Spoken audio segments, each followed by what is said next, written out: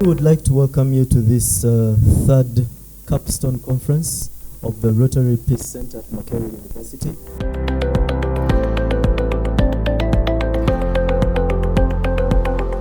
In Rotary, or Rotarians, strive very hard to support, protect, and promote dignity in humanity.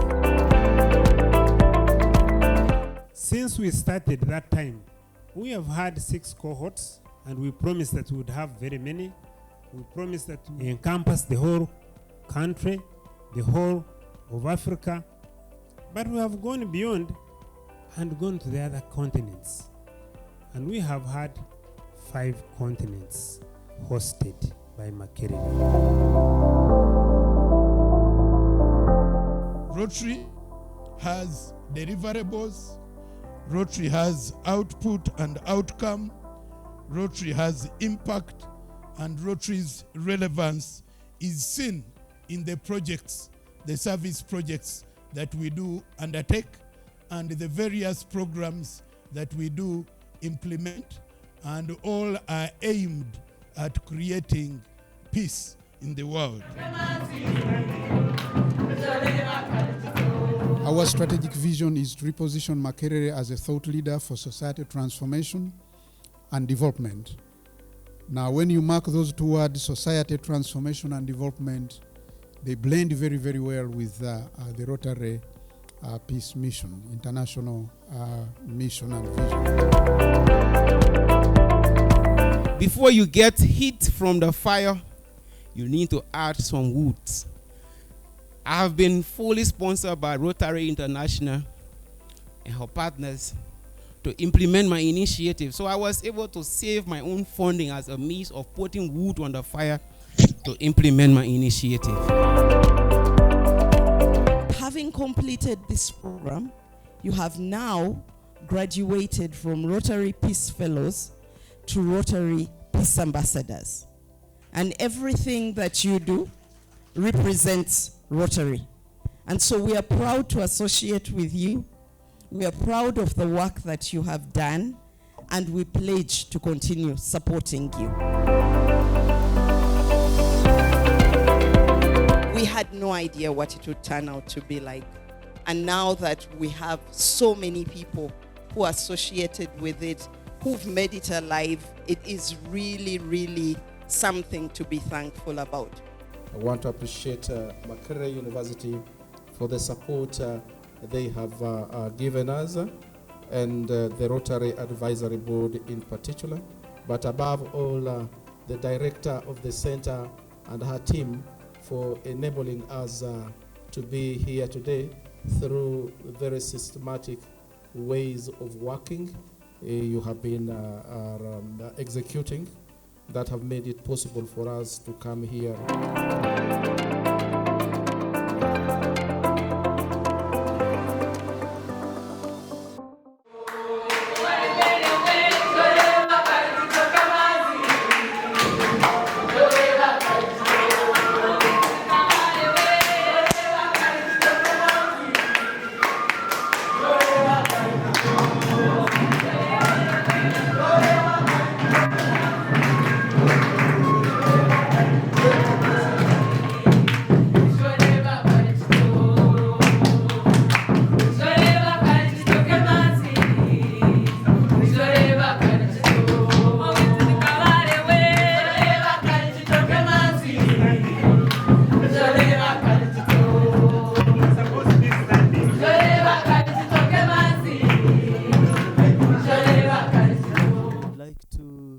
Welcome all of you to this CAPSTONE Conference held at Makerere University, and we would like to officially begin with the anthems, and then we shall proceed thereafter. Thank you very much. Oh, Uganda, may God uphold thee. We lay our future in thy hand. United, free for liberty, together we'll always stand. Oh,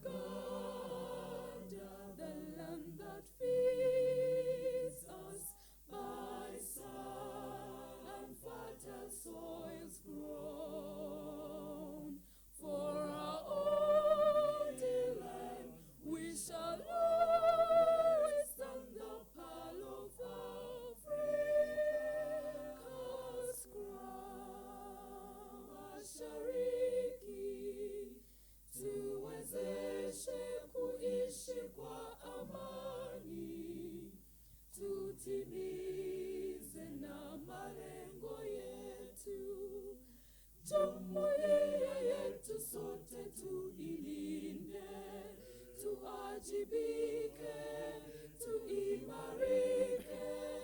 Umoja wetu ni nguzo yetu, idumu jumuiya yetu.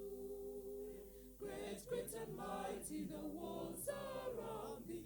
Great, great and mighty the gates beside thee. Great, great and mighty the walls around thee. Great, great and mighty the gates beside thee.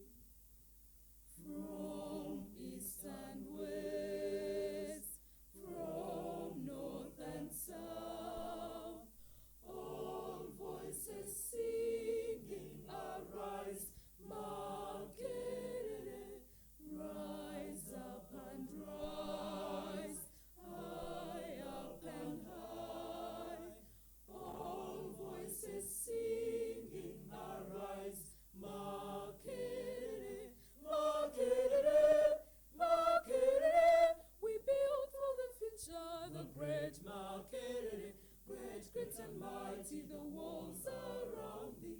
Great, great and mighty the gates beside thee. Great, great and mighty the walls around thee. Great, great and mighty the gates beside thee. Thank you for the gift of life. We want to thank you, Lord, for Makerere University and for Uganda. We want to thank you so much for Rotary International and Rotary Uganda. We also want to thank you so much, Father, for all our fellows. As we begin this celebration today, as it's a moment for them to showcase what they have done, we want to ask your presence amidst us. Give us good time, give us good technology, and give us the peace that we would need. In your name, I've prayed with thanksgiving and praise. Again, we would like to welcome you to this third CAPSTONE Conference of the Rotary Peace Center at Makerere University. I'll be your Master of Ceremonies. My name is Isaac Kizet Wasima. I teach in the Department of Literature at Makerere University. And we are truly, truly glad that you have taken time to join us and that you are part of this conference. In our midst is our Deputy Vice Chancellor in charge of Academic Affairs, Professor Umar Kakumba. You're most welcome, sir. We would also like to welcome Professor William Bazeo, and we thank you so much for joining us. Professor Bazeo is a former Deputy Vice Chancellor in charge of Finance and Administration. Our University Secretary, Mr. Yusuf Chiranda, you're most welcome. And would like to welcome the GAMSU head, Professor Nachimera Tamsuza. I prefer to call her that. And you're most welcome. Thank you for joining us. The Dean, School of Liberal and Performing Arts, Professor Mangeni Patrick. Thank you for joining us. The Head and Chair, Department of Religion and Peace Studies, Dr. Veneranda Mbabazi. You're most welcome. Our Dean of Students, Miss William, trying to remember me. You're most welcome, Winnie. Thank you for joining us. We have our Rotary Area Host Coordinator. Now trying to remember her name too. Yes, Ann Kutu. Thank you for joining us. I think I'm growing older. Eh? It's getting scary. I'm trying now to look through the room. Okay. All our fellows, we are glad that you're here, both the current and former fellows. We are thankful that you have taken time to join this CAPSTONE Conference, and we are truly looking forward to an amazing time this morning and the whole of the day today. We are thankful that you've taken time to be part of this event. We'd like to kickstart this event with the director of the Rotary Peace Center, Helen Nkabala, to come and give her welcome remarks, and she will invite the next speaker to take the podium. You're most welcome, Prof. Today is my very special day because my third bonds are getting out of the house, but not to leave completely. Isaac, is it working? Okay. our dear guests, Professor Umar Kakumba, representing the VC and in your capacity as DVC, first DVC, Academic Affairs. It's a very special day to have you here, and we do appreciate your presence. The co-chair of the advisory board, Professor William Bazeyo, the dean, my head, and all dignitaries present. We are so excited to have you this morning. I really do not have much to say other than to welcome you. As the Rotary Peace Center, we are excited. Can I see the third bonds raising up their hands? Today we are having a cohort, the cohort 3 fellows presenting. We shall have 13 physically presenting, and 4 of them will be presenting online. And we are so glad that you managed to stay resilient through this process. Friends, I'm glad to observe the presence of the University Secretary, Mr. Yusuf Chiranda. Without his signature, you cannot study. He can refuse to sign the tuition to go into the university. Mr. US, please stand up and they see you. So thank you so much for coming. The Dean of Students, who is also your Dean, dear fellows. Interestingly, she's a Rotarian. So sometimes we think she may be treating us differently, but I know that she treats all students in a special way. This morning we also have a special guest, Mama Margaret, who will be speaking to us about 20 minutes about the role of the family in peace building. And it is critical. It's very close to her heart. I don't want to preempt.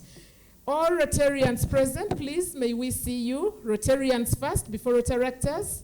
Those are our host counselors. Makerere University takes care of the academic side, and they help us to take care of the social side. And these are headed by DGE Ann Nkutu. Makerere is very, very, very pleased and very grateful that you help us on the social side of the fellows, and we appreciate that. DG is on his way, and once he's here, we shall introduce him. Without further ado, allow me to do the work that Isaac asked me to do. I would like to invite the Dean, who will invite Professor Bazeyo as co-chair advisory board, and Professor Bazeyo will invite Professor Umar Kakumba.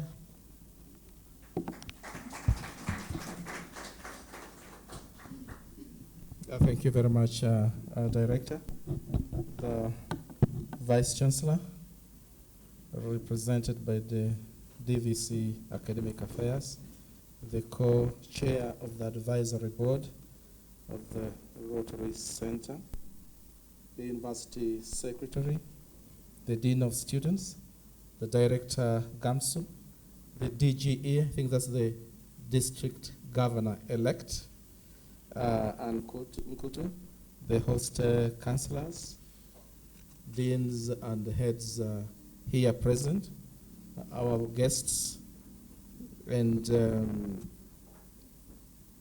fellas, it is indeed a pleasure for me to be welcoming you here as the dean of the school, but also representing the deputy principal of the College of Humanities and Social Sciences, who has not been able to be with us because of engagements elsewhere.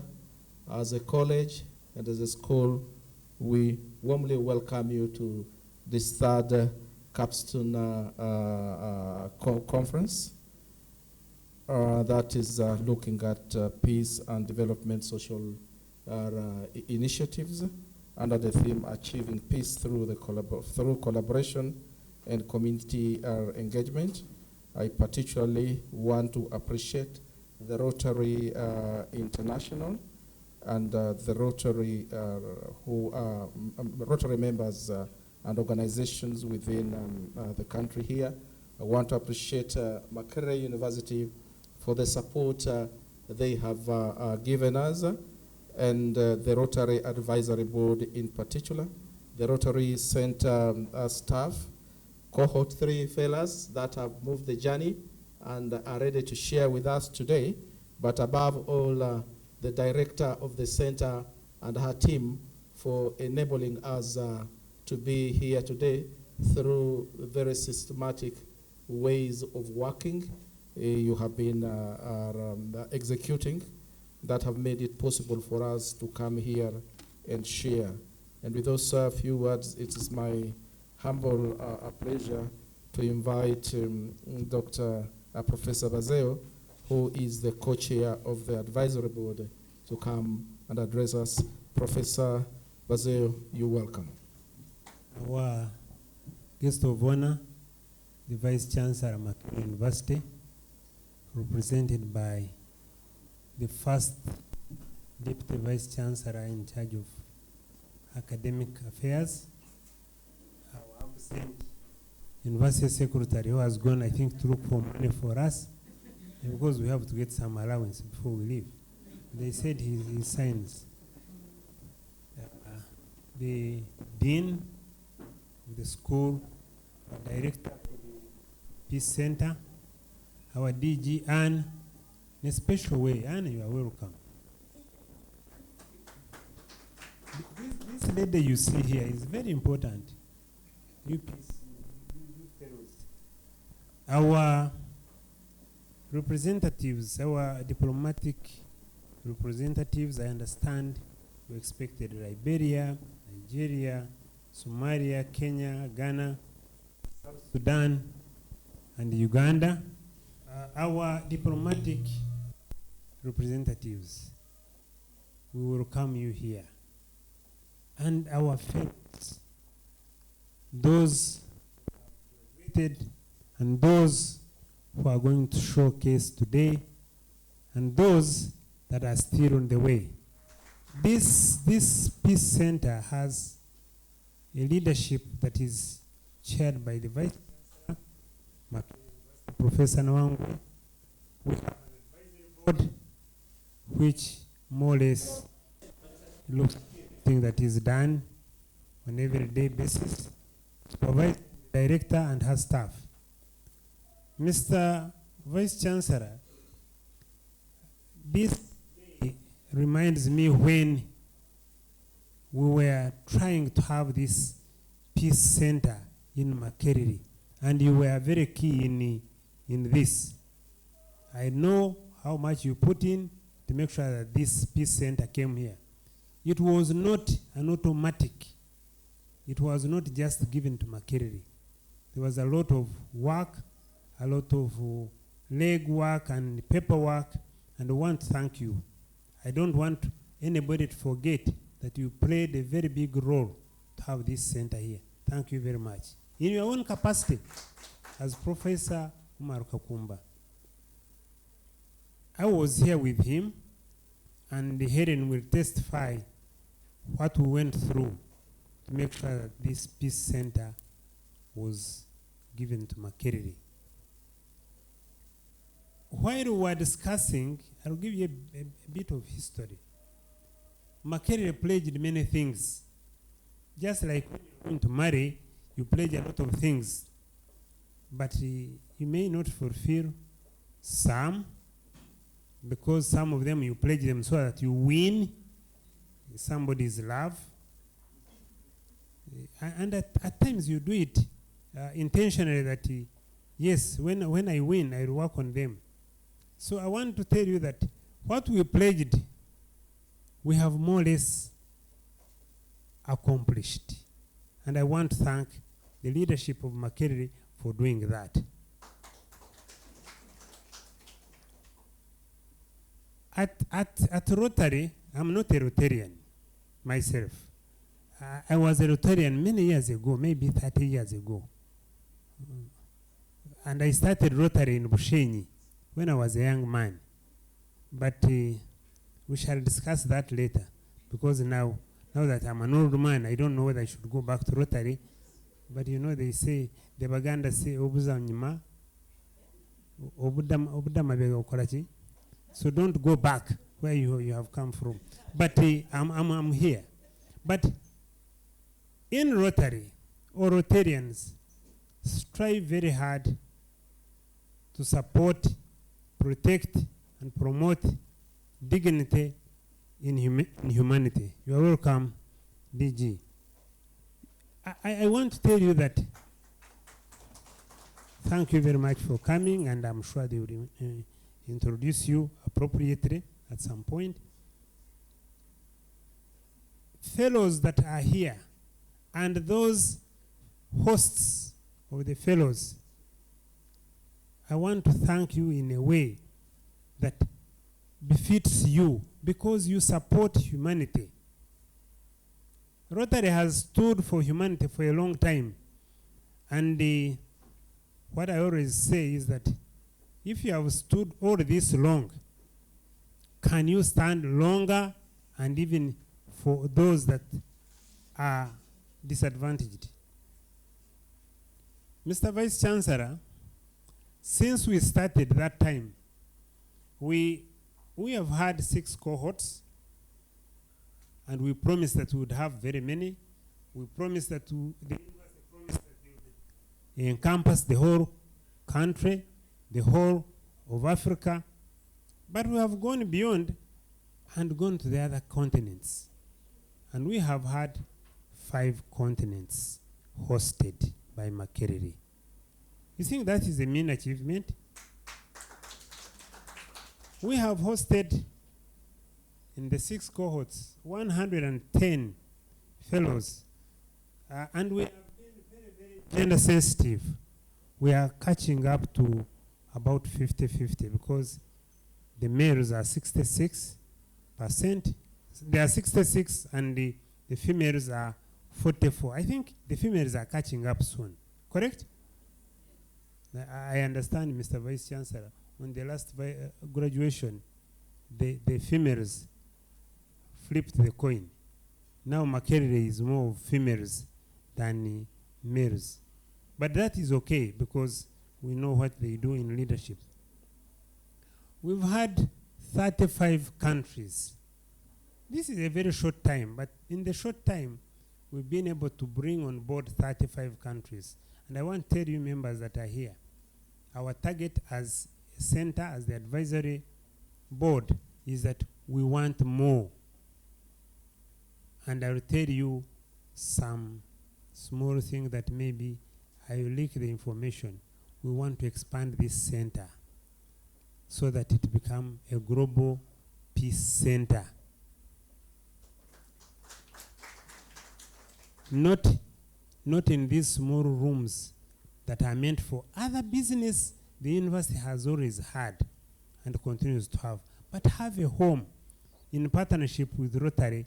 We believe that the center can actually build a bigger home on this campus. It will remain here, but become bigger, accommodate more fellows, accommodate more programs, and become a think tank and research center for peace.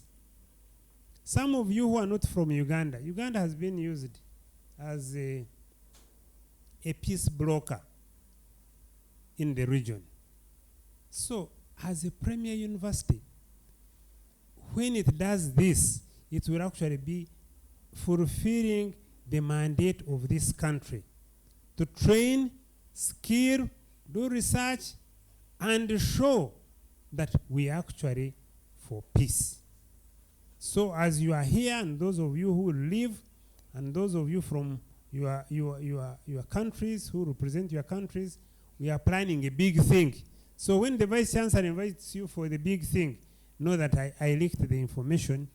I leaked some of it, so that it goes, you go thinking about it. What is it going to look like? Lastly, the university pledged that this center would be multidisciplinary, because we believe that peace is not for a certain class, either politicians or literature guys. No.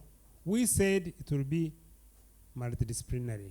And I'm happy to inform you, Vice Chancellor, that we have now had 15 professions participate in this fellowship in the cohorts.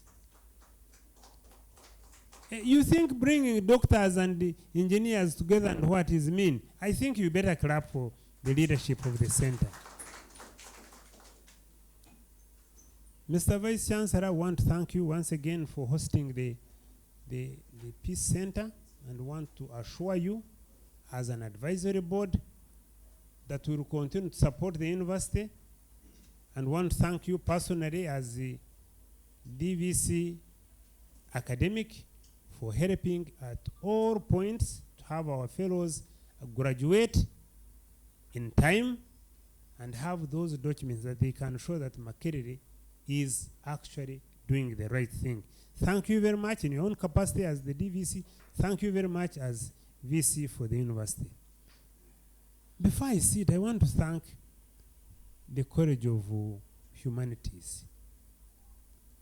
This was additional burden. You already have burden of other students, but giving you this fellowship toast was additional. We want to thank you, the Dean and your staff, for the good work well done. Thank you very much.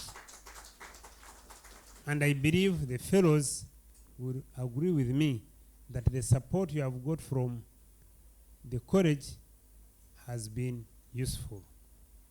Lastly, I want to thank the host, the Rotarian host clubs or persons that are here. Those who have been hosting, please stand up for recognition. The VC may not know that you are here. Margaret, my classmate, is there. You can see we are still young, although both of us are retired. So we retired early. So we are still available. So Margaret is there. Who are the others? Who are the other clubs? Maybe they haven't come, but they're online. When they present, they will be telling us their hosts, and we'll be happy to meet them. Thank you once again. Thank you all of you for coming, and I wish to congratulate the fellows that are going to present today, because I have asked and understood, VC, that the ones who are presenting today have already qualified to become graduates whom you will graduate next January. Thank you very much, and God bless you.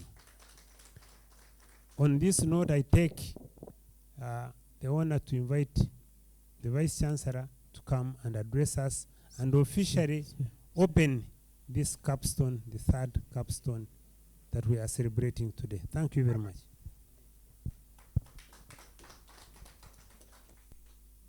Yes, my very good friend and senior colleague, Professor William Bazeyo,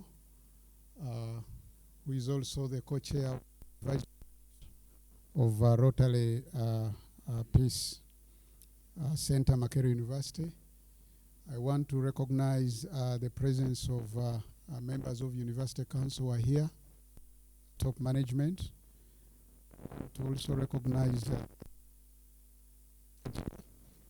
the Mike, you are welcome. DGE Ann, the leadership of the College of Humanities and Social Sciences. I can see the Dean, the head of department of Peace and Religion, the director of Rotary Peace Center,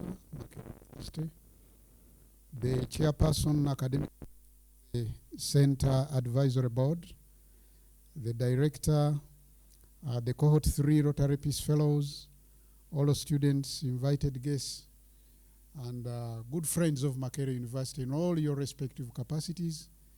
I'm also reliably informed that the members of the diplomatic corps are here from South Sudan and from Kenya, and we're also expecting others. You are most welcome.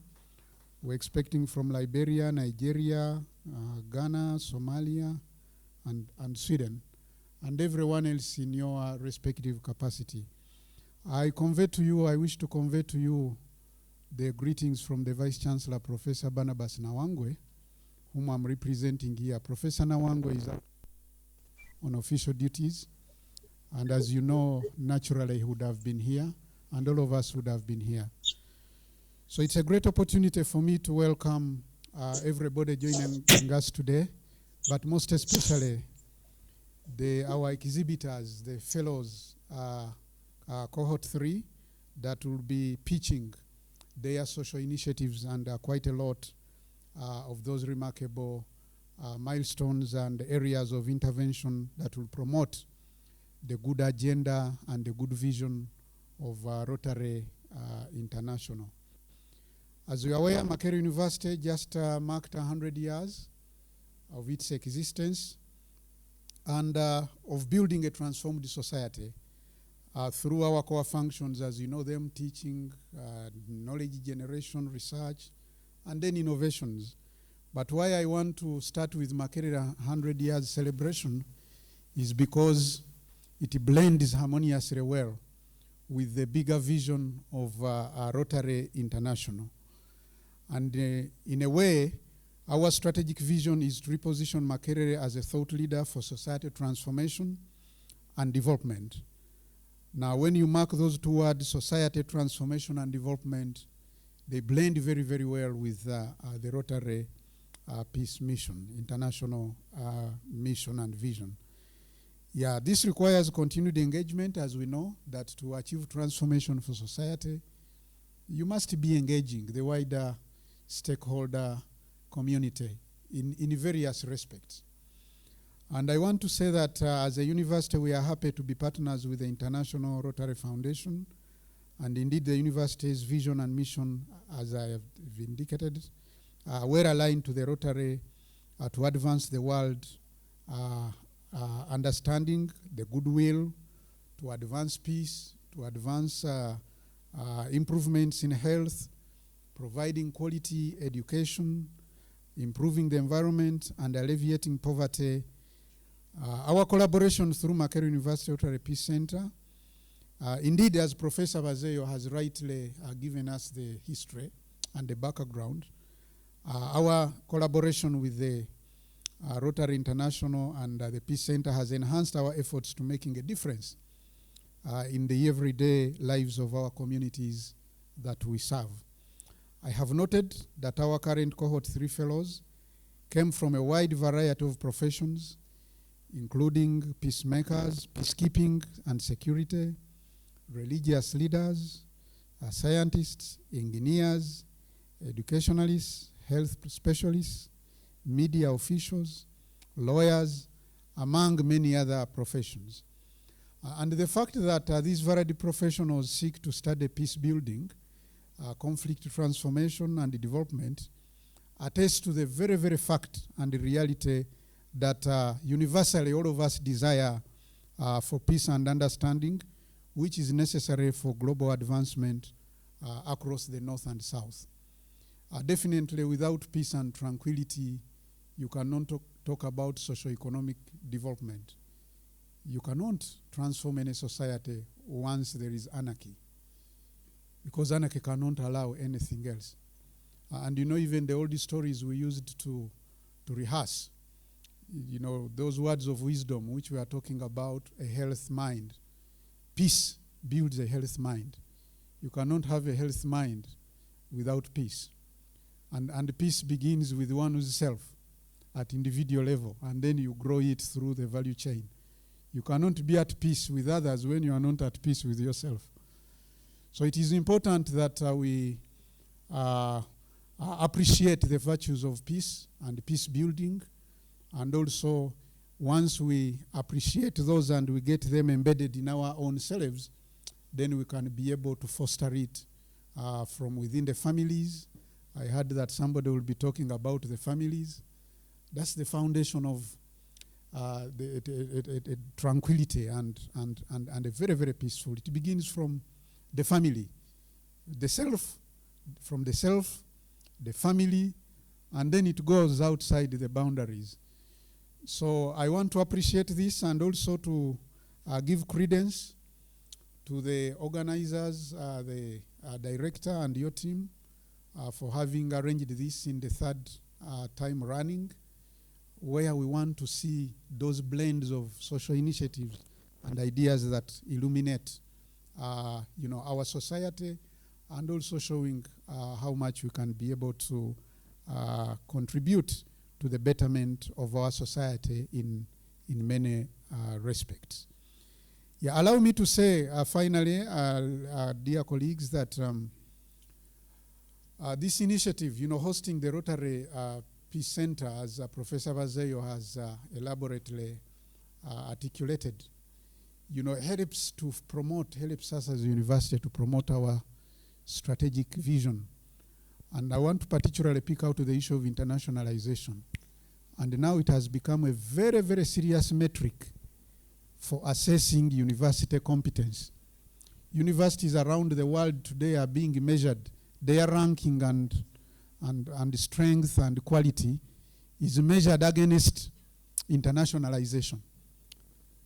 And how much do you have the blend of different societies and cultures coming together and participating in your core business in teaching and learning and research.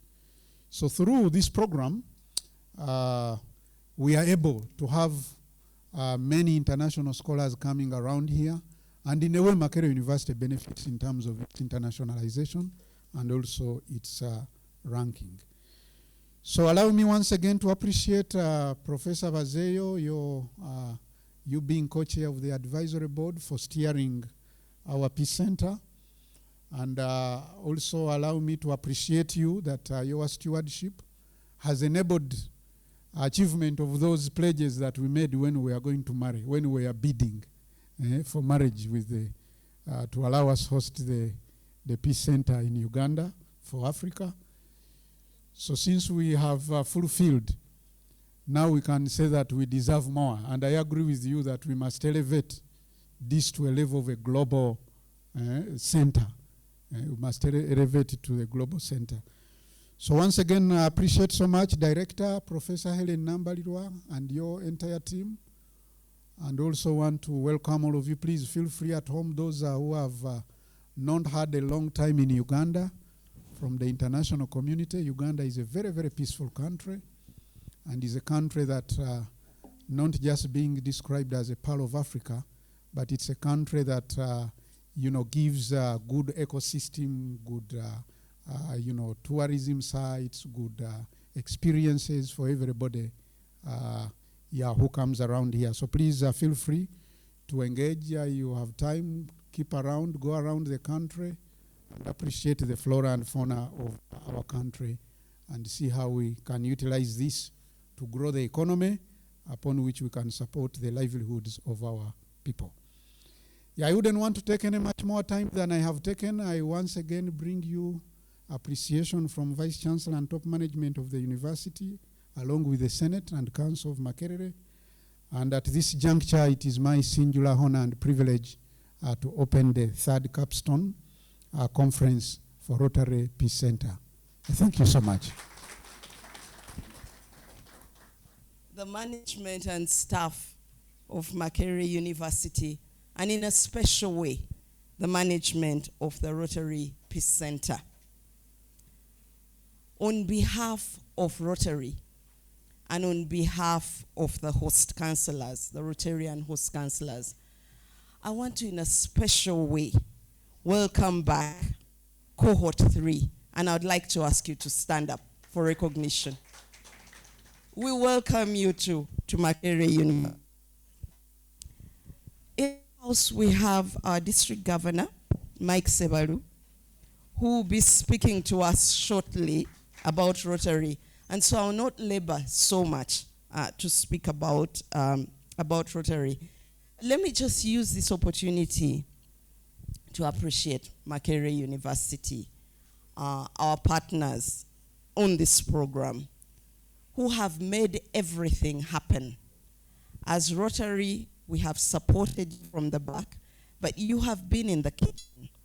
And we want to express our deep gratitude for the collaboration that we have enjoyed and for the fruits today.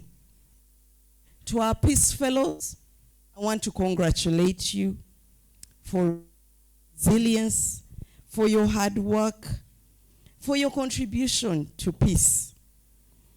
Our founder, Paul Harris, said, whatever Rotary may mean to us, to the world, it will be known by the results that it achieves.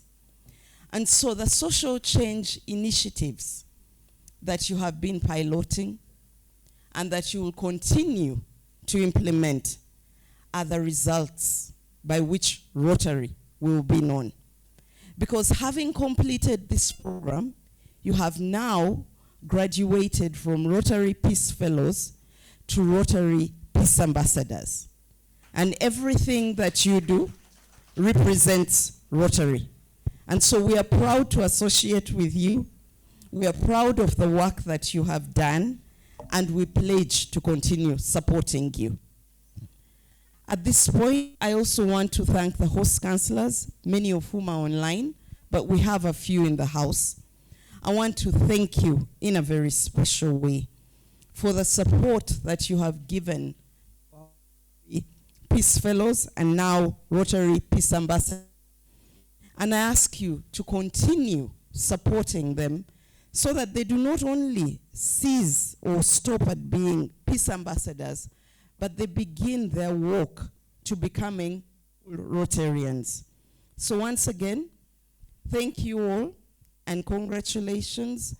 And at this point, I now want to welcome District Governor 9213, Mike, to come and make his remarks. Thank you. Good morning, friends. In the spirit of peace, I want to believe that I'm your friend, unless you have other ideas. That is the point of departure. It is friendship, it's camaraderie, it's working together. So good morning, friends. Yeah, now I can engage in a more peaceful way, knowing that I'm in good company of great friends. I'm glad to be here, and I'm glad that we do have this third CAPSTONE Conference hosted. So I would like to thank the convener and the organizers. The Deputy Vice Chancellor, representing the Chancellor of the Deputy Vice Chancellor representing the Vice Chancellor, the Chairperson of the Makerere Peace Center Advisory Board, members of the board here, council members here present, members of the diplomatic corps in our midst, the College of Humanities, and the hierarchy of the leadership at management level here present, the peace scholars, both and cohort 5, dear distinct members of the audience, ladies and gentlemen, I bring you greetings from the President of Rotary International, Jennifer Jones. I also bring you greetings from Rotary Uganda in J, and I bring you greetings, the one that I preside over as District Governor. As already introduced, I'm Mike Kennedy Sebalu, an East African of Ugandan origin. Those of you that know my passion for integration will definitely appreciate that. We are here for a worthy cause. And I've been intrigued about Makerere. I'm an alumni of Makerere, and I've always questioned, why is Makerere building only for the future? Why not for now? Because what you don't say may be assumed. So I want us to be deliberate. We are building for now and for the future. Do I sound like I'm being useful? Yeah, we need to be very deliberate about now and the future, because the future now may be hanging. So we are here to do exactly that, using this endeavor that we are doing. Rotary is an organization that does good in the world through various interventions. And the new vision statement of Rotary states that together we see a world where people unite and take action to cause lasting change across the globe, in our communities, and in ourselves. And what I see happening here this morning is confirming that new vision statement of Rotary. Because we are different stakeholders, we've come together under one roof to take action to cause lasting change across the globe, in our communities, and in ourselves.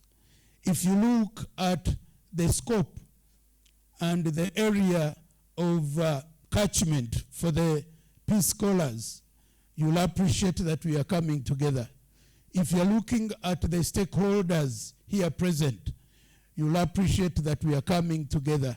If you look at the initiatives that we are undertaking, you'll definitely appreciate that we are coming together to take action. And the action is in terms of the engagements that we are going to have in this meeting. So that statement is true to what is happening, because there is no way you can cause lasting change without the peace being part of that dimension. The premium of peace is what causes lasting change. And lasting change can be as a result of the interventions you make, but also the outcome of the interventions that you do make. And Rotary has core values, which again speak to peace. First, the core value of fellowship. There's no way you can come into fellowship if you're not supporting peace as a common denominator. Second, we talk about service. Definitely service brings about peace, and peace is a premium of service. When you talk about integrity, again, you are talking about peace as a dimension, because integrity is doing the right thing regardless of whether anyone is watching you or reminding you about what you're doing. So again, the outcome of integrity is peace. We talk about diversity, appreciating our different backgrounds, appreciating our different roles. Unity in diversity is something, again, that brings peace to prevail. And finally, leadership. Peace is an outcome of good leadership. Instability can also be an outcome of bad leadership. So when you talk about peace, definitely leadership is a very big factor in determining and in ensuring peace. And those are the core values of Rotary. So you'll appreciate that Rotary is founded on peace. And indeed, what it does is to promote, champion, and cherish peace. Again, for you to appreciate Rotary more, you'll definitely appreciate it from the areas of focus that we do undertake as an organization. And all that we do is hinged around peace. The first area of focus of Rotary is peace and conflict resolution. And definitely the initiative that we are all part of is informed by that area of focus, peace and conflict resolution. Now, without peace, all the areas of focus of Rotary may not deliver the desired results. And once all the areas are handled well, both in spirit and letter, then the outcome definitely would be a peace. The second area of focus is basic education and literacy. You know, we've had a lot of challenges of our people ending up in unnecessary areas of conflict just because of illiteracy and some aspects that may be of that nature. The third area of conflict, the third area of focus is maternal and child health. Definitely, if it is handled well, you will appreciate that the outcome would be a peaceful environment. Water and sanitation is another area. Many people are talking about water being the next cause of conflict.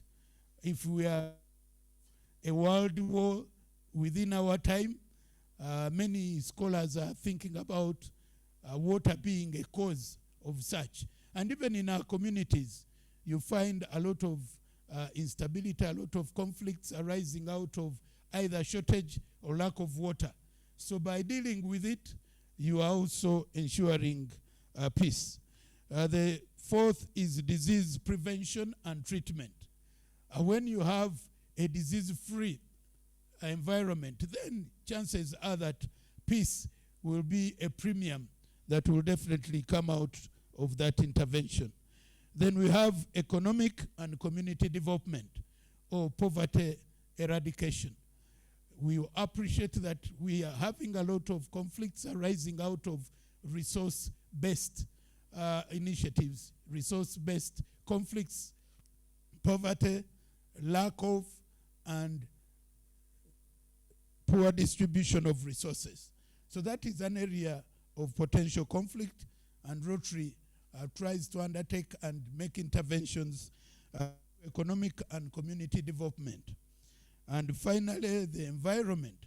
When you talk about our global warming and climate change and all the challenges associated with that, you'll definitely appreciate that there could be a problem there. And that's why Rotary takes it as a serious area of consideration. So when you look at those 7 areas of focus through which Rotary operates, and it is through those 7 that we have projects and programs that do good in the world. And through those projects and programs, we are able to deal and give a premium in terms of peace. So that is how Rotary is approaching its work, doing good in the world, through the 7 areas of focus, basing itself on the 5 core values of Rotary. But if you are to look at the 4-way test, which is also a guiding principle of a day-to-day, and if all of us were living by the 4-way test, I think we would have a much more peaceful environment in the world. Because the 4-way test goes that in everything you think, say, or do, first, is it the truth? Second, is it fair to all concerned? Third, will it build goodwill and better friendship? And fourth, will it be beneficial to all concerned? So if you are to take those 4 variables and we apply them in spirit and letter in our day-to-day lives, and it guides our way of life, definitely at the end of the day, you'll have a much more coherent, much more peaceful, and you will be able to appreciate the coexistence that we have in this world. So basing on all those variables, Rotary definitely is out to champion the cause of peace. Rotary does all it does for purposes of championing, promoting, and creating an outcome of a peaceful environment in the world, and thereby doing good in the world. And our motto of service above self, again, goes to demonstrate that whatever we do, it's not for selfish reasons. For anything, it is for selfless reasons, to ensure that all is well for everyone on planet Earth. Now, Rotary has deliverables, Rotary has output and outcome, Rotary has impact, and Rotary's relevance is seen in the projects, the service projects that we do undertake, and the various programs that we do implement, and all are aimed at creating peace in the world. And the Makerere Peace Center and all that it stands for is no exception in that regard. So we want to thank Makerere University for the partnership that was undertaken with Rotary International through the Rotary Foundation to have the Makerere Peace Center established. And so far, the impact is visible. The cohorts and the members of the cohorts that have been at Makerere, I believe, are doing good in their respective areas of jurisdiction, using their social change initiatives, and that is to make a humble contribution to the premium of peace in the world. So you and I, all of us here this morning, are part of this very big agenda of ensuring that the world is a much better and full than we found it, so that when we go to meet our Creator, we have a reason to justify our existence, having made a contribution in building peace while we lived on planet Earth. I would like to thank the convener. I would like to thank the organizers. I would like to thank the university administration, and I would like to thank the peace scholars here present, for without you, we would never talk about the Makerere Rotary Peace Center. And it is because of you that we are here. So thank you very much once again. Let's be ambassadors of peace. Let's be champions of peace. Let's be investors in peace, so that we create a premium of peace around us.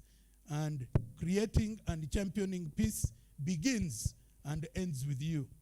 Don't ask of another person peace when you can't offer peace, and you can't give what you don't have. Begin by having peace in yourself. Have a peace of mind, so that you are in position to export and to share peace. Thank you very much for your kind attention. Thank you very much for your indulgence.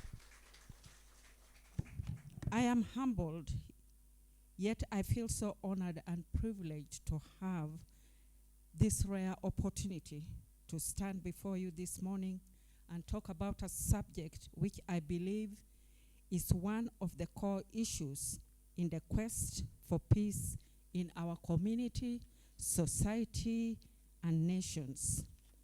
I do not take this opportunity for granted, and so I'm going to try and make the most of it, and hope by the time I am done, I will have communicated and given you homework. My name, as you've heard, is Margaret Mande Opolot. I'm 69 years of age. I had 4 grown-up children. I lost 1, and so there are 3 who have given me 10 grandchildren.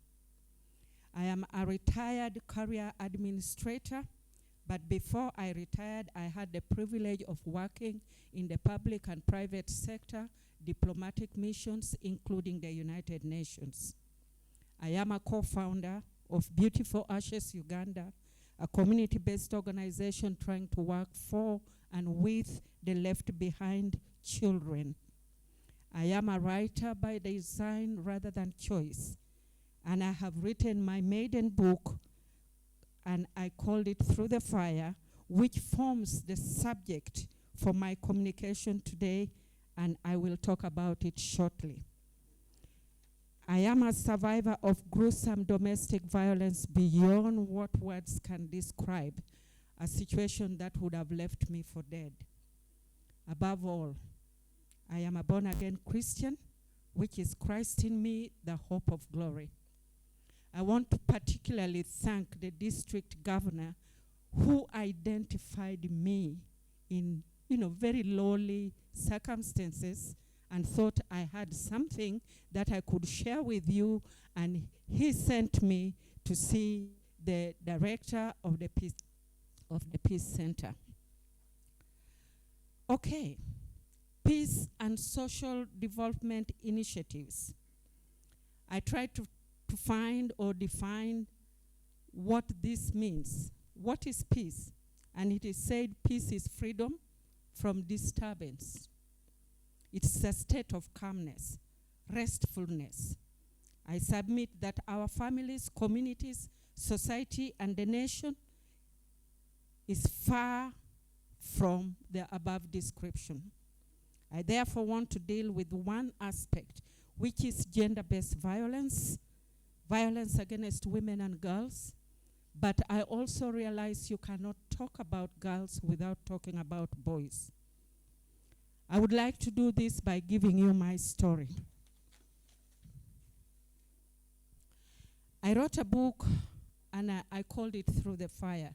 This is a book of a near-death true life story, which in the first instance I never wanted to share with the world, because it's a story that brings into remembrance the pain and anguish that I went through and unearths bitterness into play.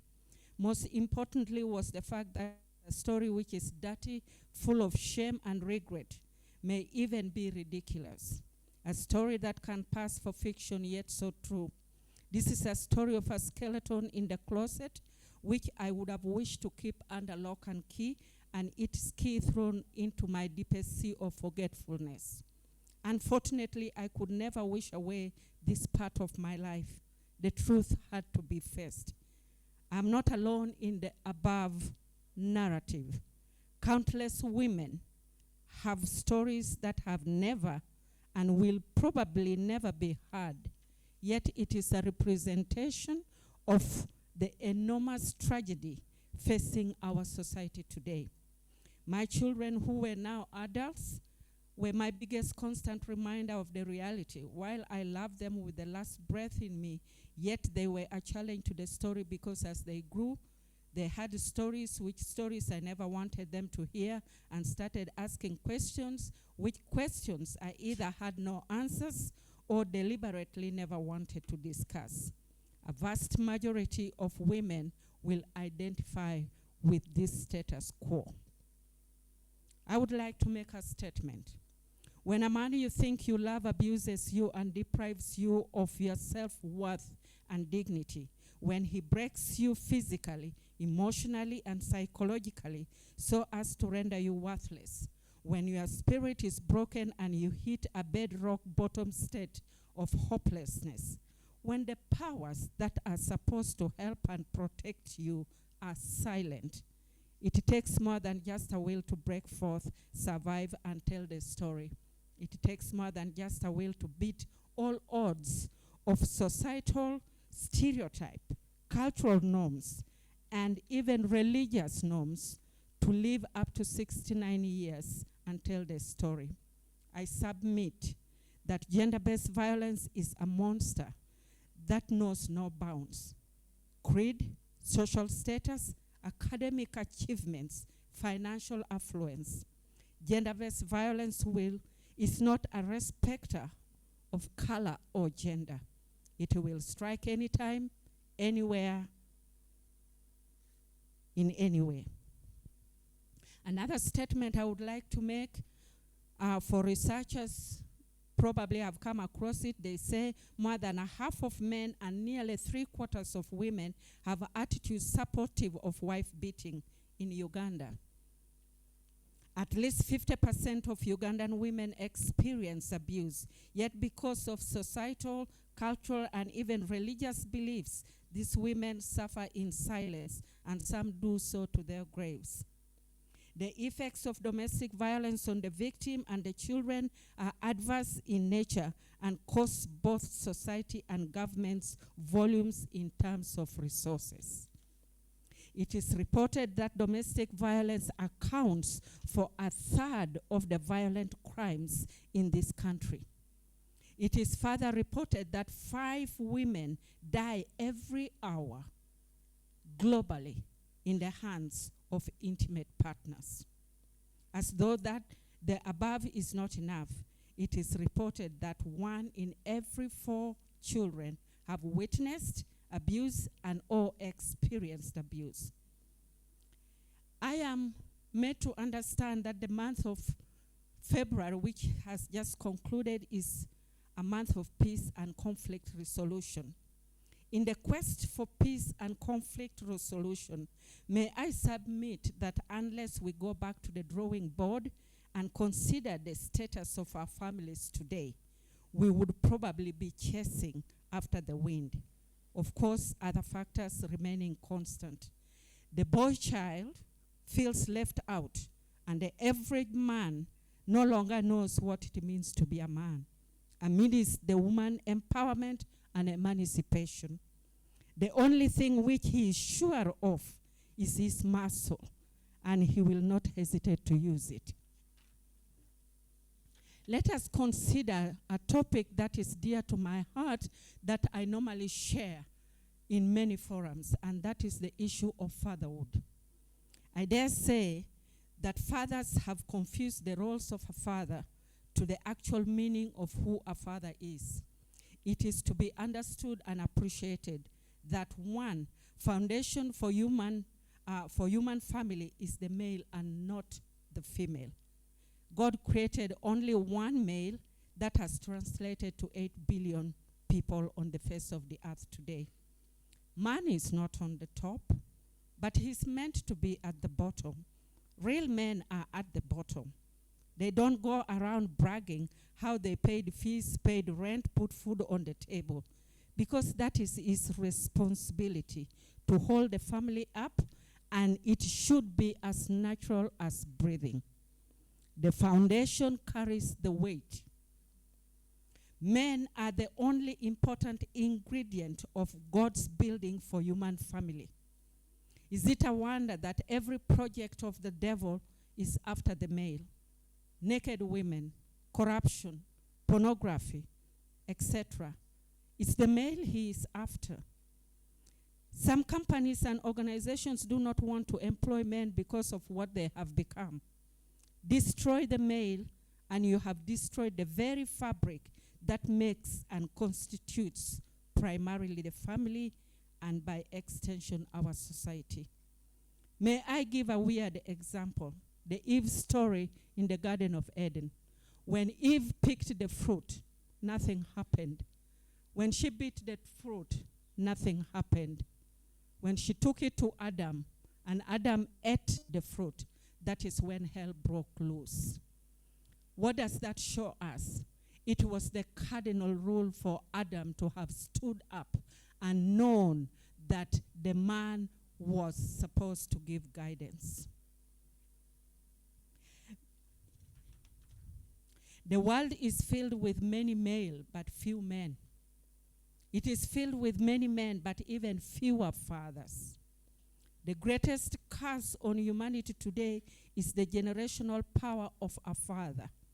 Everyone in this room today is affected directly or indirectly by their great-great-grandparents. I want to give an example of my own case. I understand my great-great-great-grandfather was the author of brewing the local brew called Congo.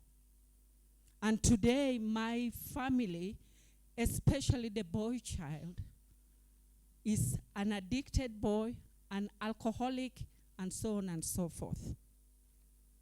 May I give, as I try to conclude, some quotes from Time magazine. Time magazine conducted a research, and this is what they came with. The dad is destiny. The presence of a child's biological father determines destiny.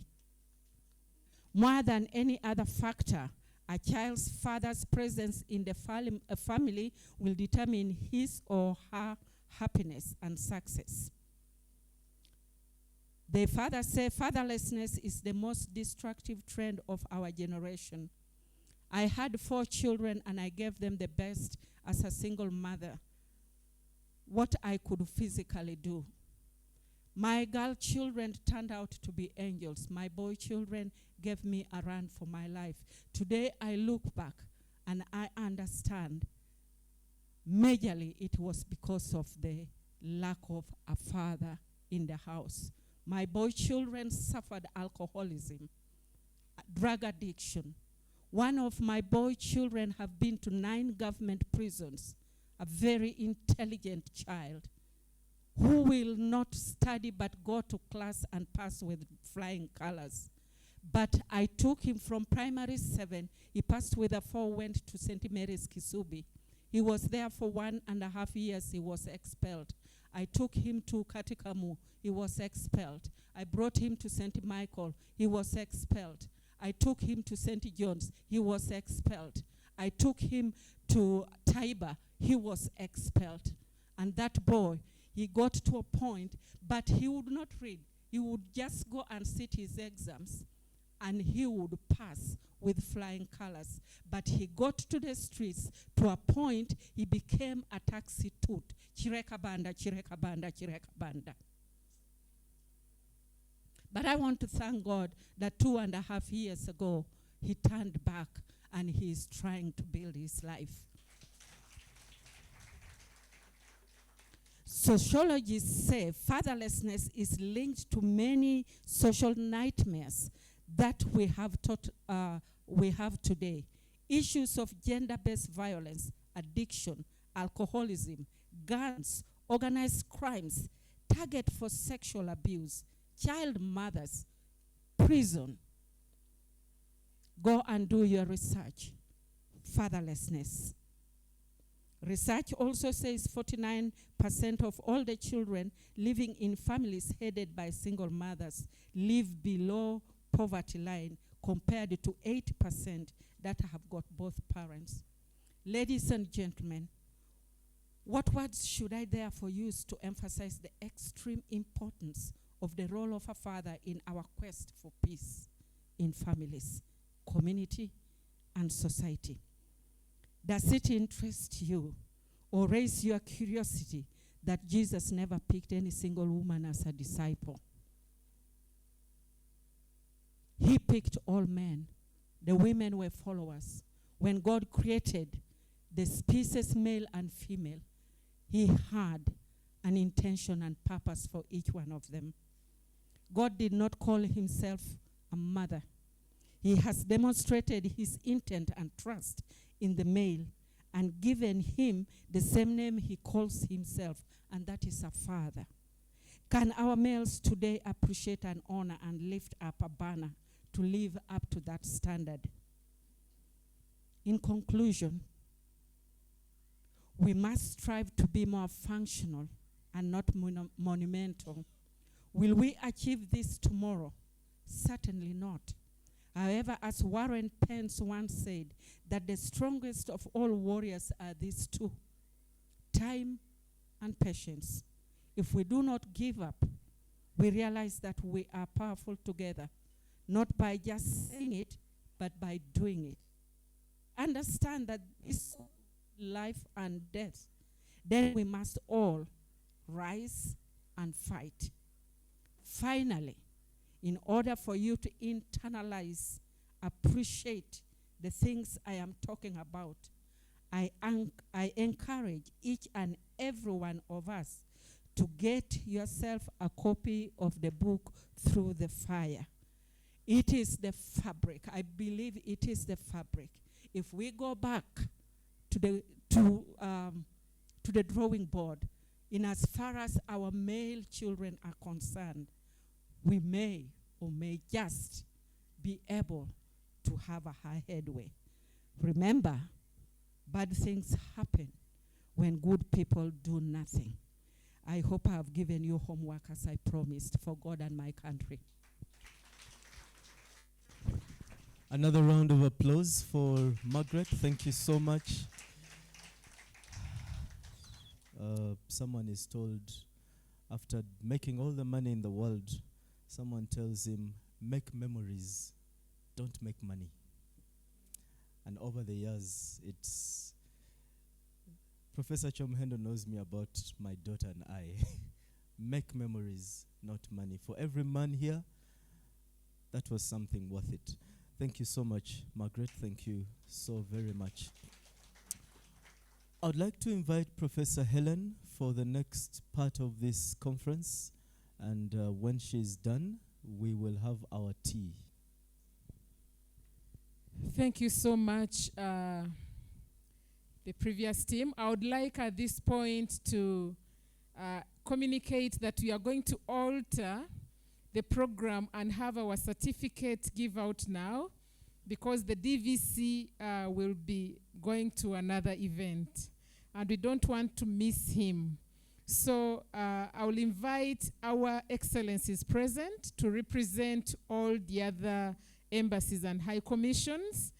They will shake the hands of the fellows that are finishing, and then after shaking their hands, the dean will be present. He's critical. After the dean, we shall have the and the co-chairperson advisory board and DVC. DVC, I hope you remember to tell the people that you are actually a member of the advisory board yourself, and we are here legally.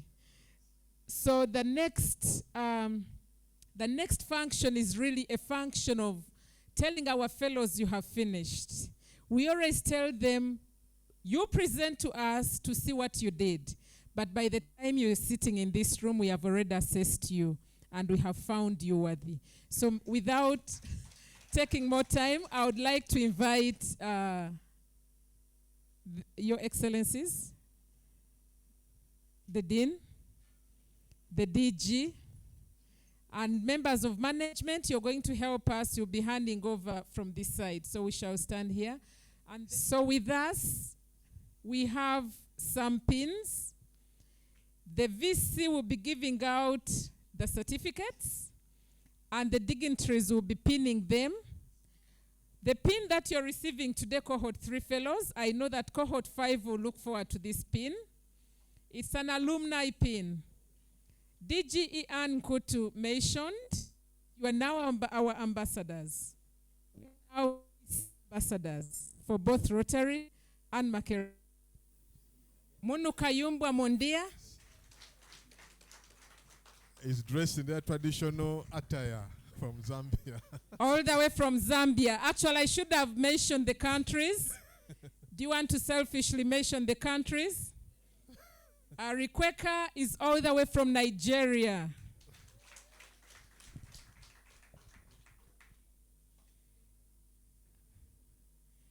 Amundia is all the way from Zambia. Next, Luther Mafale, get ready, please. Luther, I've been advised that they need to hear your voice, so all the way from Liberia.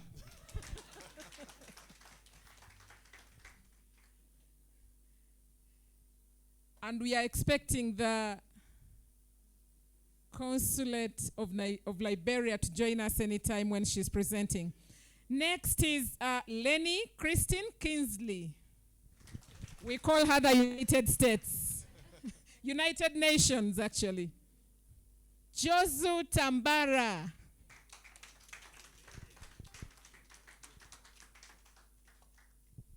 From Mozambique, advisor to the governor. All the way from Mozambique and the advisor to the governor. That's critical for us.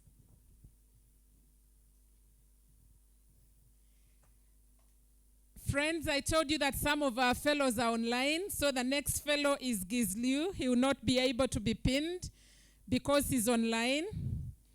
But he comes from Ethiopia. Next, we have Cleto Makado.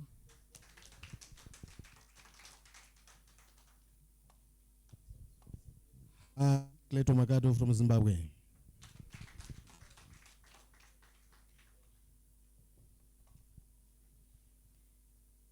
In the meantime, Clara Valentine, please get ready.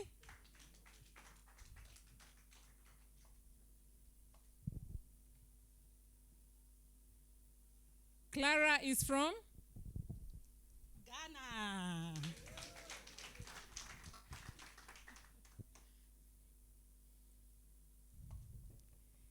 Next, we have Fon Achobang Christopher.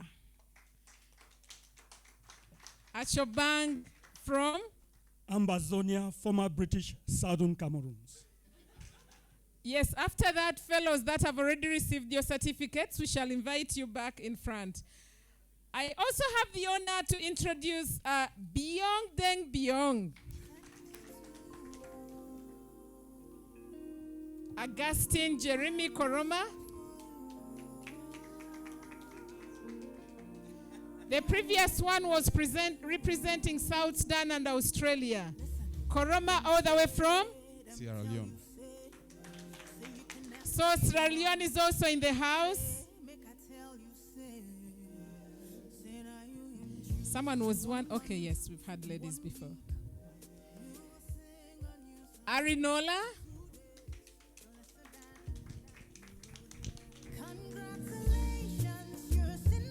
An East African from Mapatgol, Kenya.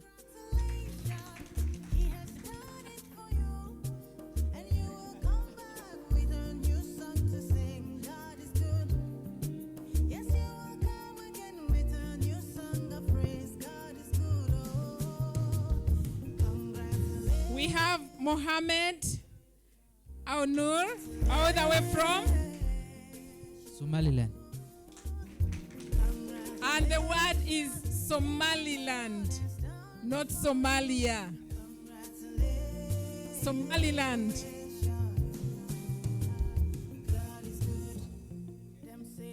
Online, we do have Rehab Salah. We have Rebecca Nansubuga Muchivi, who also represents both Uganda and USA. We have Mary Ann Ekon, a journalist from Nigeria. She could not make it because she was at the center of the elections. And finally, not in any specific order or in any specific preference, we have Dr. Ong Tan O. All the way from? I'm from Myanmar. My name is Dr. Ong. Did we hear that? He's all the way from Myanmar.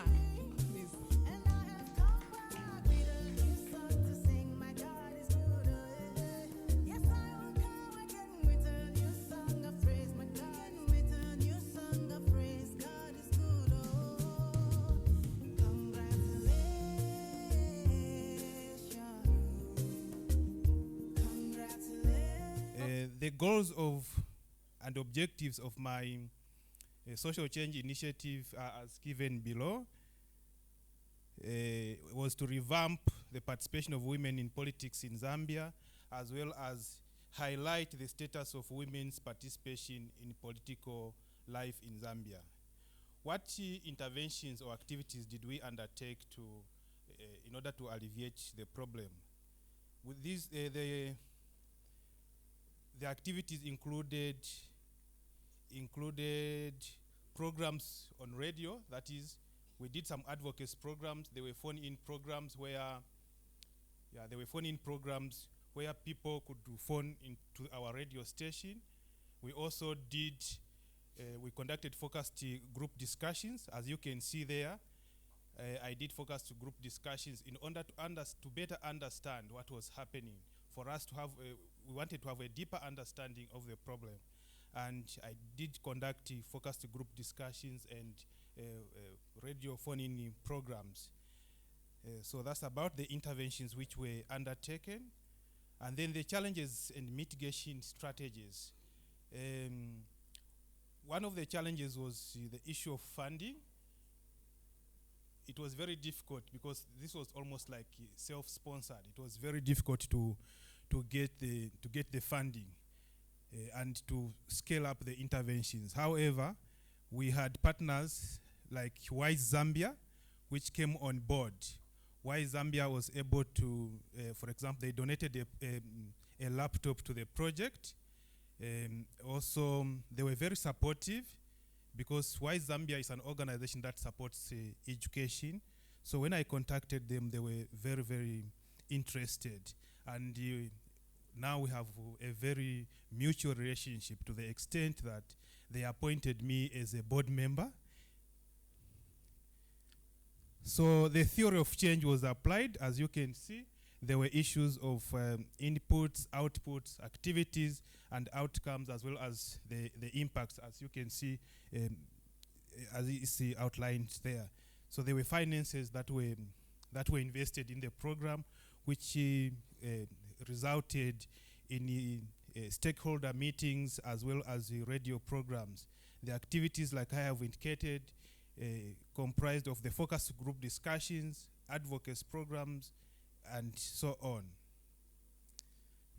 Then the key findings, stroke or impact of this intervention was that we realized that women in Zambia do not participate in politics because of the violent nature of our politics. Politics seems to be so violent, that's why women shun it. There is cultural violence attached, there is the issue of psychological violence, there are issues of structural violence. So we need to make politics so peaceful so that our female counterparts can also participate. For now, it's very difficult for women to engage in politics because of the violent nature of our politics. And analyzing the data that I collected through the interactions that I had with various stakeholders, with the community, through radio, and so on, it was noted that peace education is actually the way to go. And after this realization, we decided to mobilize a few resources to undertake some training for community-based women peace champions. So who can help this project to go further so that we can try, although it's a long journey, but we can try to make politics more peaceful for women to undertake. When I talk about the violent nature of our politics, the audience may wish to know that the now current Vice President of Zambia, when she was in the opposition United Party for National Development at the time, her helicopter in which she was traveling was almost brought down by then members of the ruling Patriotic Front at the time. That was in 2020. So you can see the extent of this violence.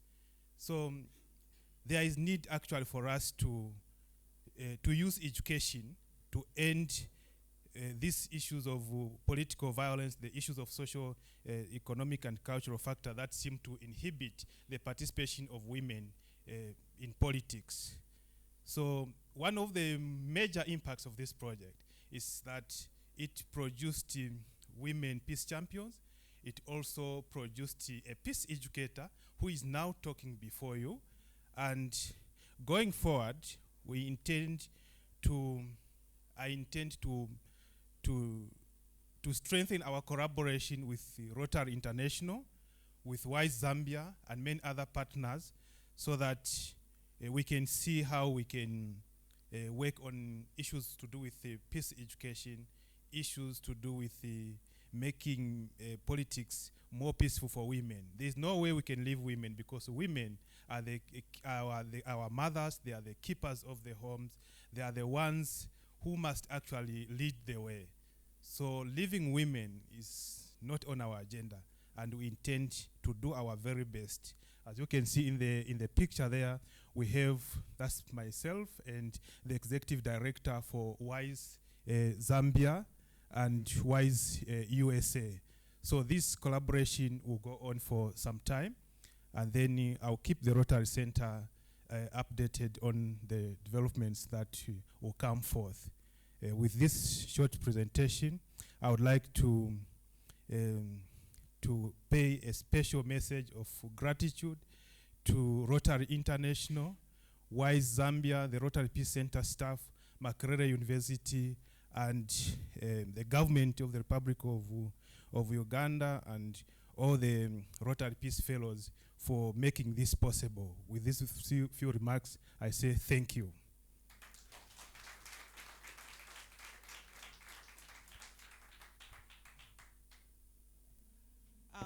Arinola Elizabeth Knight, a Rotary Peace Fellow from an East African country, born in Kenya. And I'd like to build on the facts and a few figures that were given by Mama Margaret, because I almost felt like we did the social change initiative together with her incognito. So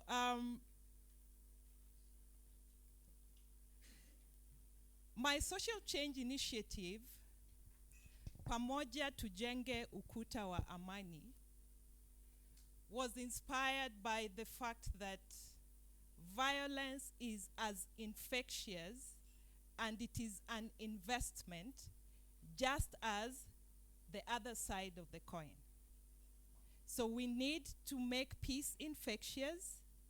We need to invest in peace.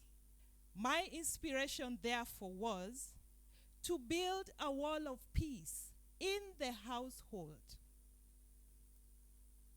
Before you leave the door of your house, are you peaceful? Is every member of your household peaceful? Build a cemented wall in your heart. That symbolism is where the wall of peace came from. Can you imagine? One of the 5 women dying globally could be your mother, your sister, your girlfriend, your fiancé, your grandmother. Can you also imagine one of the 4 children globally who is witnessing violence? Could be yourself, could be your son, could be your daughter, could be your cousin, your brother, your sister. And just a few facts and figures that were similar to what Mama gave. We realized, therefore, that domestic violence was already a global crisis before COVID-19. We joined this cohort at a time when we were still very, very ripe in the effects, and we did not know what COVID-19 had in store for us. What is the problem? Why do we have to be keen on these issues about violence in the household as peace builders? We are aware of escalating cases of this violence over the media. As much as technology is changing, the dynamics of domestic violence is also changing.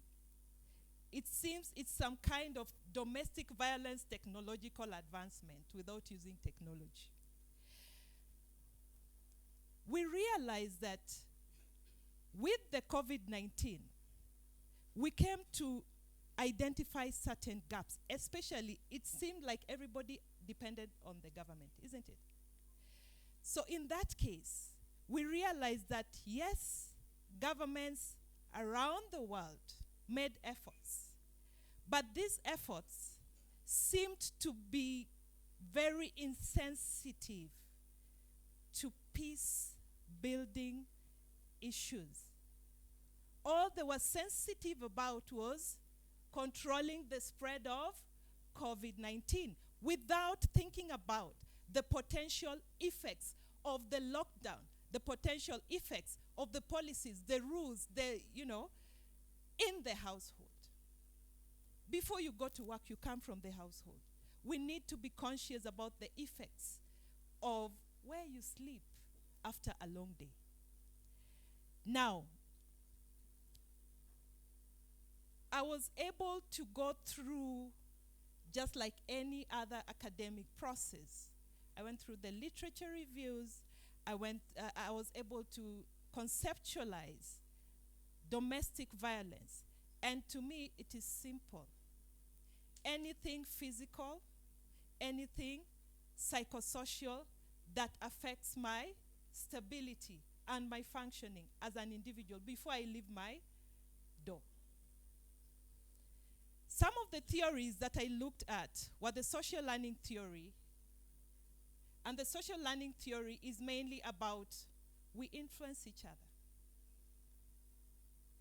It's very possible for me to do something because I saw a fellow friend, a colleague, an acquaintance doing it. And this is something, cohort 5, you're going to see. You will be participants of the social learning theory. And with that, I was able to craft. I knew the problem. I knew what I wanted to do. But then for the purpose of this presentation, I had to craft a problem statement to consolidate and bring together everything that I wanted to talk about. So I wanted to identify, and having been imbued to the positive pillars of peace, I wanted, therefore, to identify a model that would help, that I would be able to pilot to control violence in its various forms, especially in the household.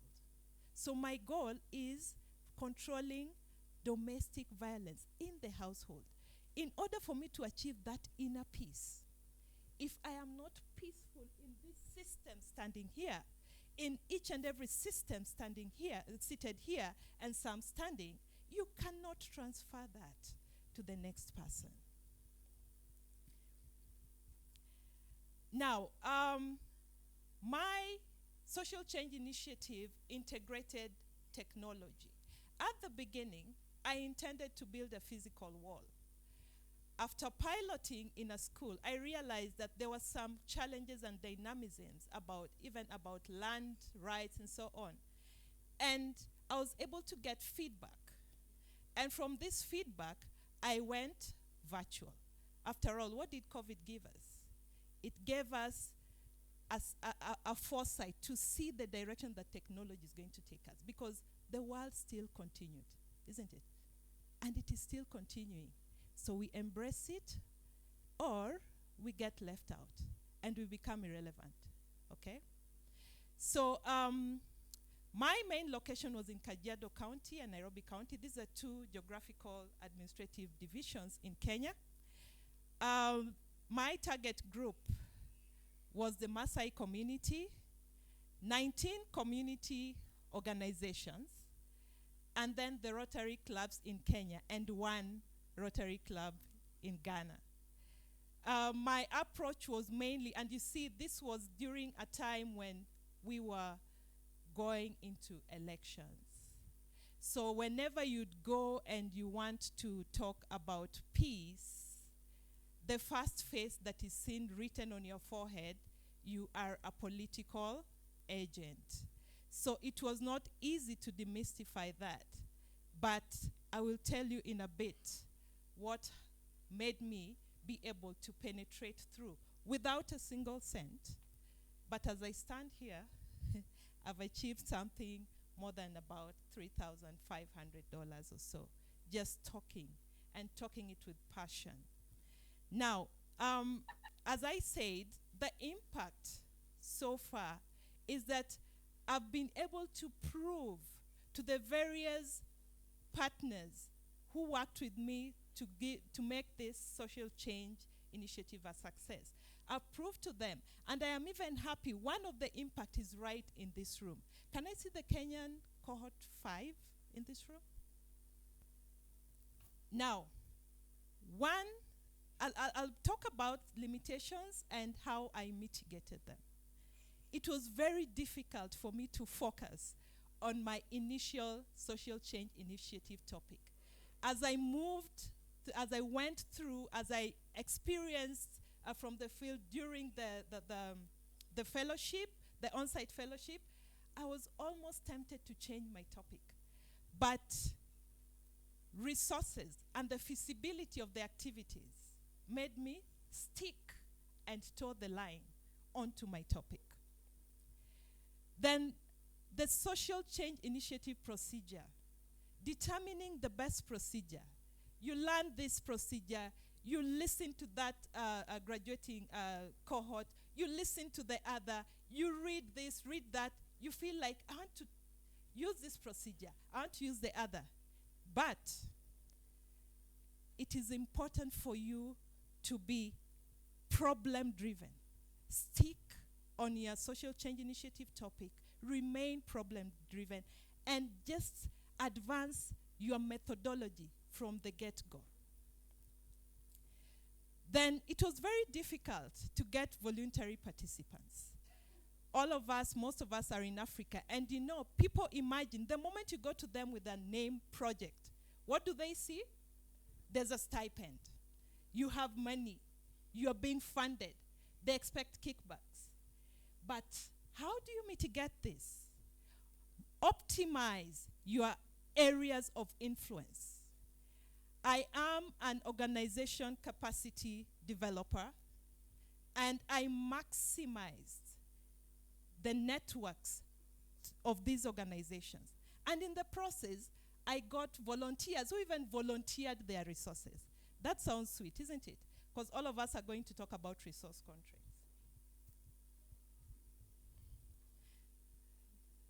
I said all of us. I didn't say some of us, isn't it? Resource constraints. Now, when you have a passion, let your topic be something that you're passionate about. Because then, without any other person's support, you will still forge ahead. Okay? You see where I'm facing? I'm facing that side. I hope you're learning something.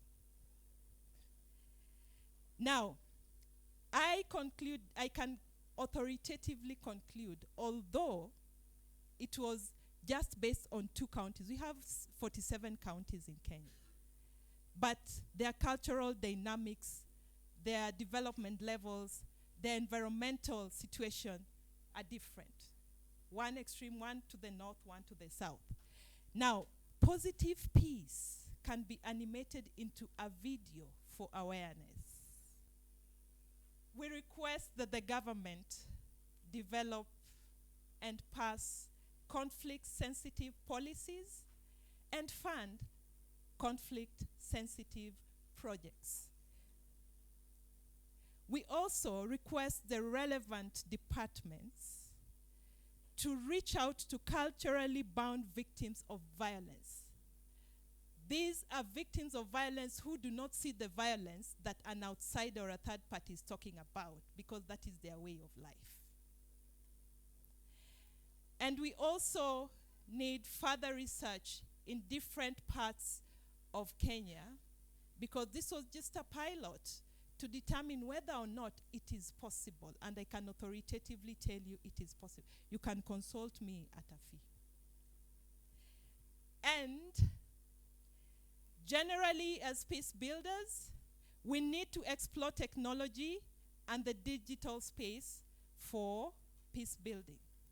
And the police officers sitting in this room, if you have ever turned away a man who was beaten by the wife, or you've turned away a woman who was beaten by the husband, or you've turned away a child who did not get pocket money for breakfast, kindly try and implement policies for local family dispute settlement. So this was the young game. Most of the Peace Fellows understand it. And where do I want to go after this? I'll just give you a sneak peek of it. The previous Wall of Peace was only Kenyan, and I'm taking it beyond Kenya to global peace. I want to work towards Earth 3 for peace, and as I stand here just yesterday, I won a token to be able to bring my sustainability plan to fruition through the Rotary East Africa Peace Activator Fund. Thank you. Over the years, some of these unemployed people have formed themselves into criminal gang organizations or criminal gang groups that are often used as tools to perpetuate political violence or electoral violence. And these unemployed youths are so disenchanted with the political class that they are even disinterested in political activities, some of them. And so the only reason they would like to participate into political activities is to be used as, tools for political violence and then get some incentive out of it. And since we had a civil conflict, we also have a very large group of ex-combatants and ex-servicemen who were not properly reintegrated into society. And so there is a combination of a large group of unemployed young people and then this ready-made army with vast weapon handling experience who are often used to cause political violence, especially whenever there are. So, as I mentioned earlier on, with the help of a couple of colleagues, some of them Rotary Peace Fellows, not from the center, I was able to deliver positive peace messages and create a community of peace ambassadors among these criminal gang groups. So we targeted 20 of them, very influential of them, and gave them peace education on the 8 pillars of positive peace, first of all, and then on political tolerance, and then on the dangers of political violence, because they are often used as tools, but they are also, most of the times, they are also the victims of political violence. And so the change theory here is that, based on the objective to increase awareness about the voter registration exercise, and also to see how best we can contribute towards ending political violence within the political context of our country, I distributed voter registration flyers online and sensitized people on the need to participate in political activities in a rather peaceful manner. And then I also provided positive peace education, as I mentioned earlier on. And the result is that we now have a cohort of young people who, before now, were criminal gangs, who champion the dissemination of positive peace messages to their ranks and files, and who are also quite motivated to participate in the voter registration exercise. So the SCI had a couple of challenges, like my other colleagues have already mentioned. I struggled to mobilize funds, so I had to self-fund. And as you may be aware, there is always a high expectation when you mobilize criminal gangs. They always want to know what is in it for them. They expect resources, they expect financial incentives at the end of the day. And I was able to self-fund to provide them with transportation refunds whenever they come for the positive peace education. And also, there was also the challenge of time management. As you know, we have very busy schedules in our different workplaces.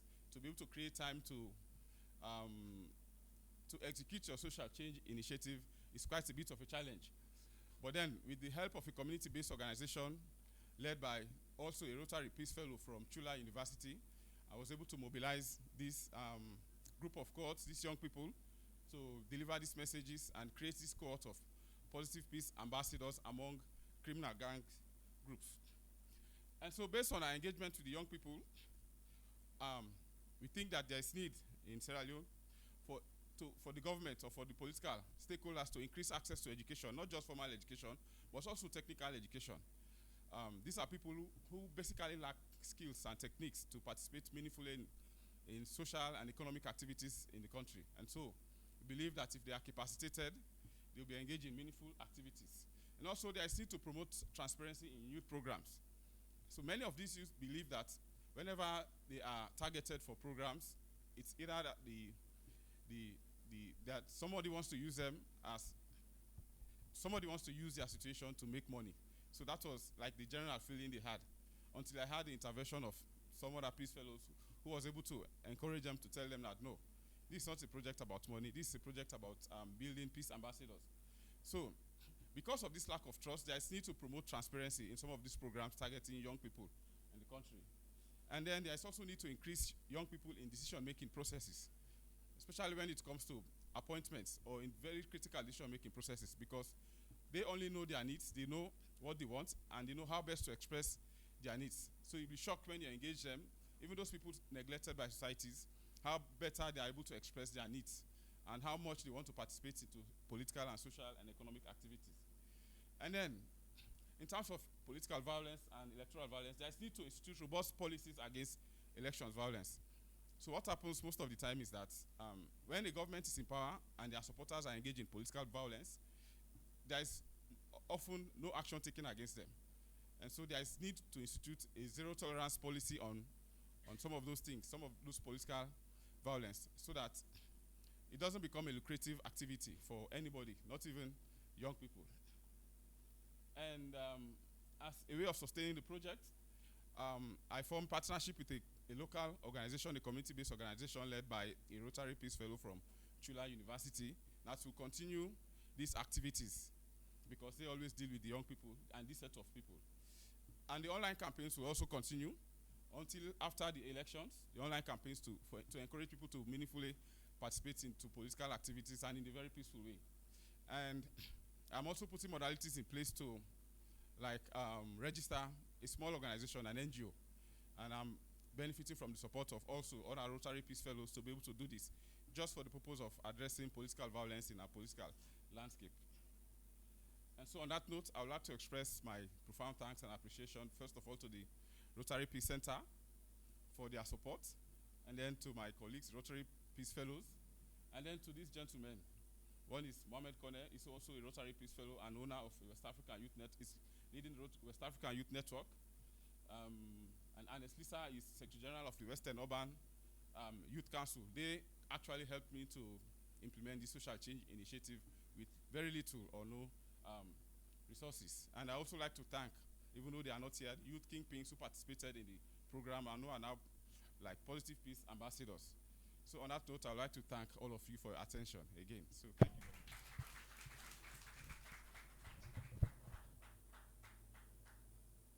you. In the last 6 years, the people of Ambazonia have been targeted in what is being called today genocide, with over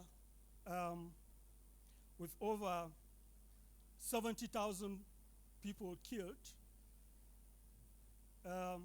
thousands of houses burnt in a scorched earth policy implemented by the Republic of Cameroon,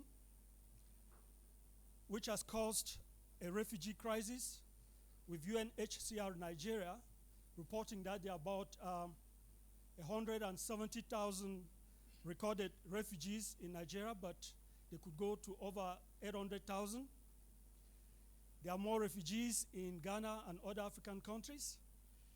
And I'm one of those refugees found here in Uganda, coming in from Guinea-Conakry, where I escaped to, fleeing from the persecution of activists, journalists, and reporters by the Cameroon government.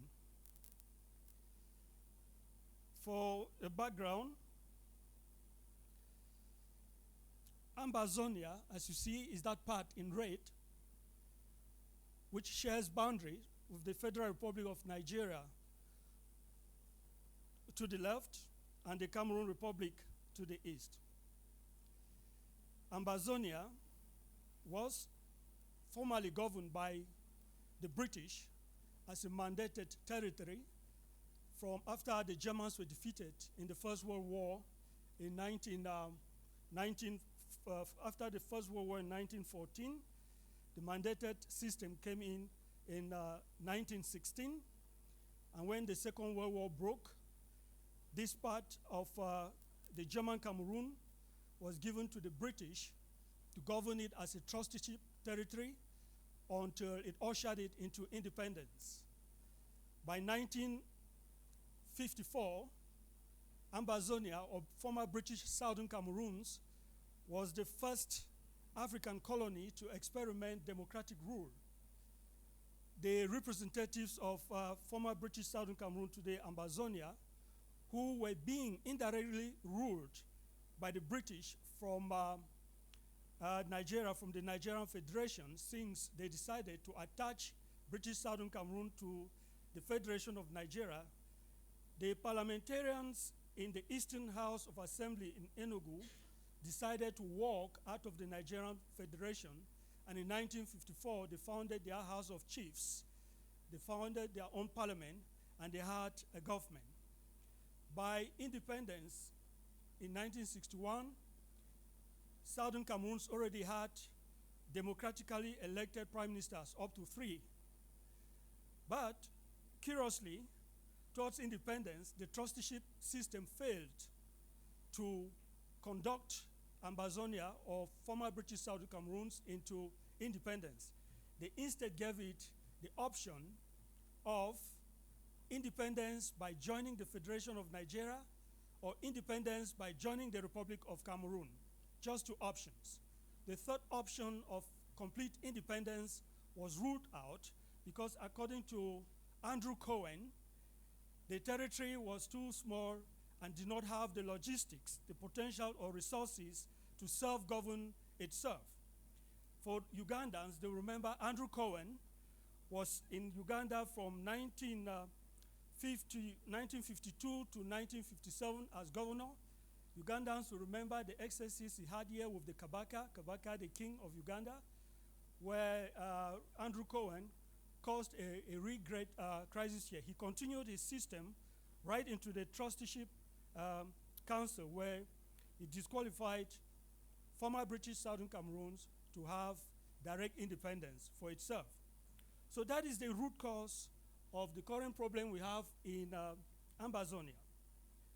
There are lots of people who don't know where Ambazonia is found, or they don't even know what is happening. I'm sorry, some of the images will be quite shocking, so I will crave your indulgence to bear with me. So for my problem is that there's information gap. I know very many people here don't even know there is something like a war in Ambazonia. That information gap is because journalists are persecuted. Some are killed as we speak.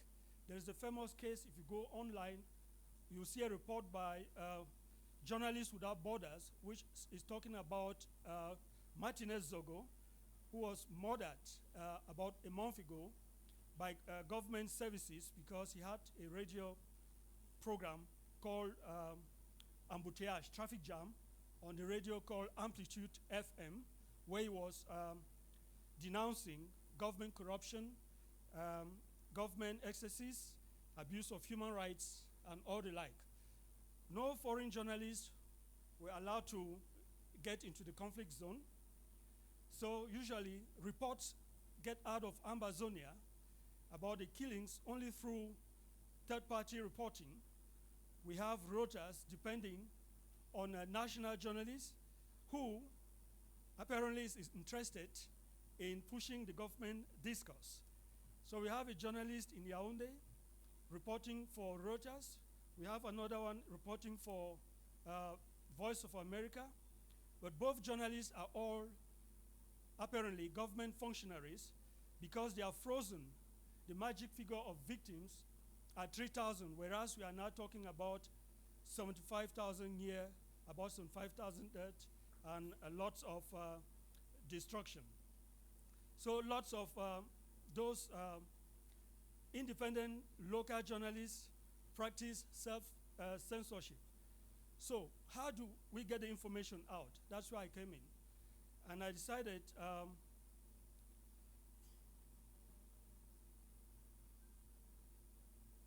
minute.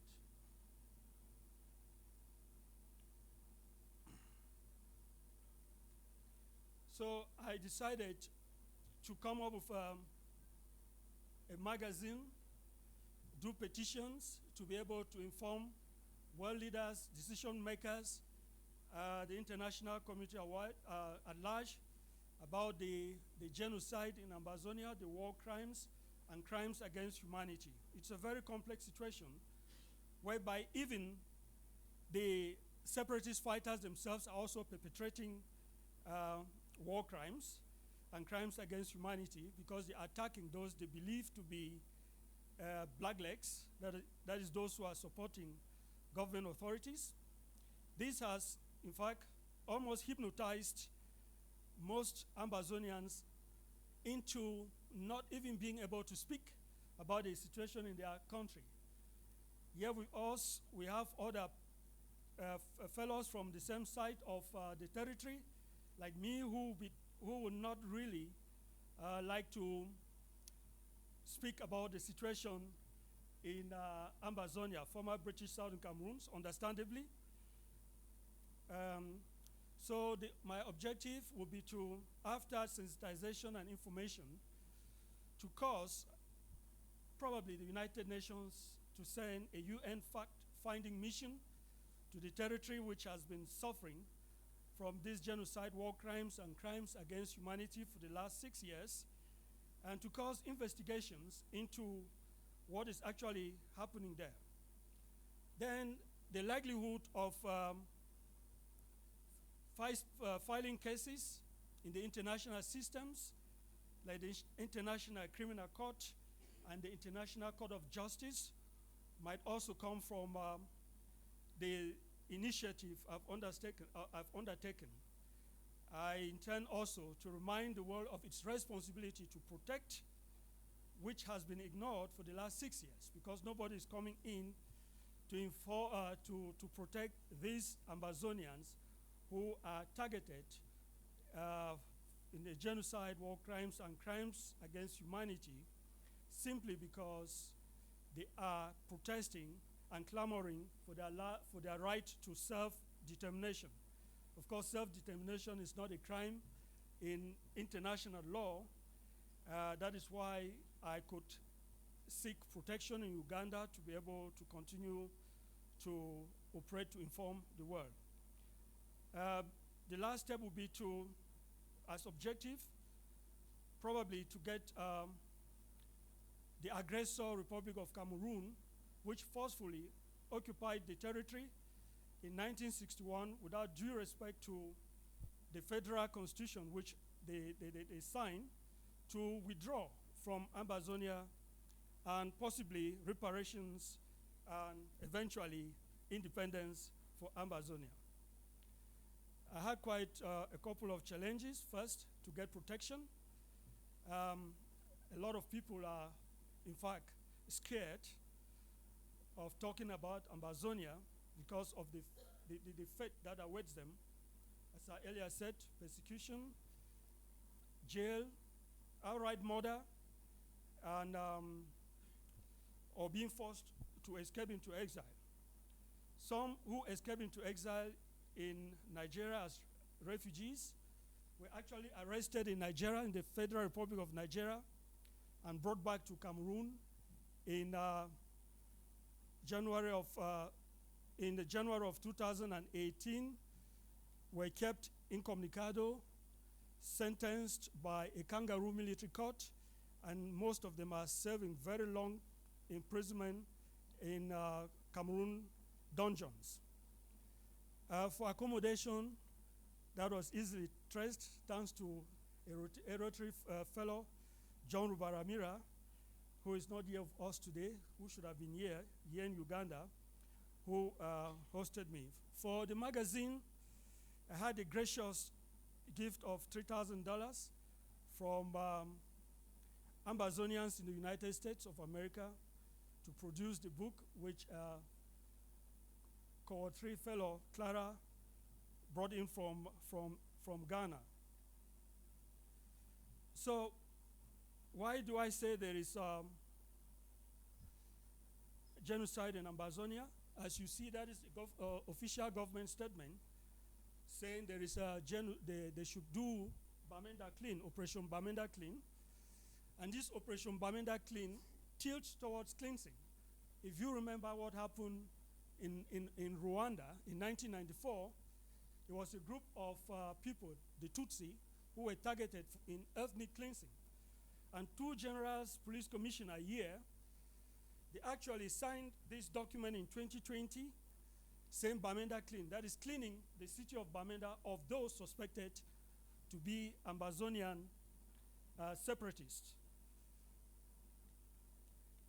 For my activities, I was engaged in TV debates. So on chat night,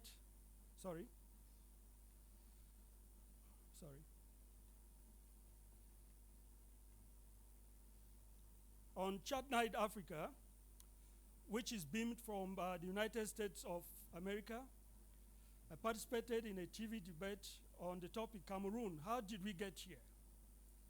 Was the 1961 plebiscite a scam?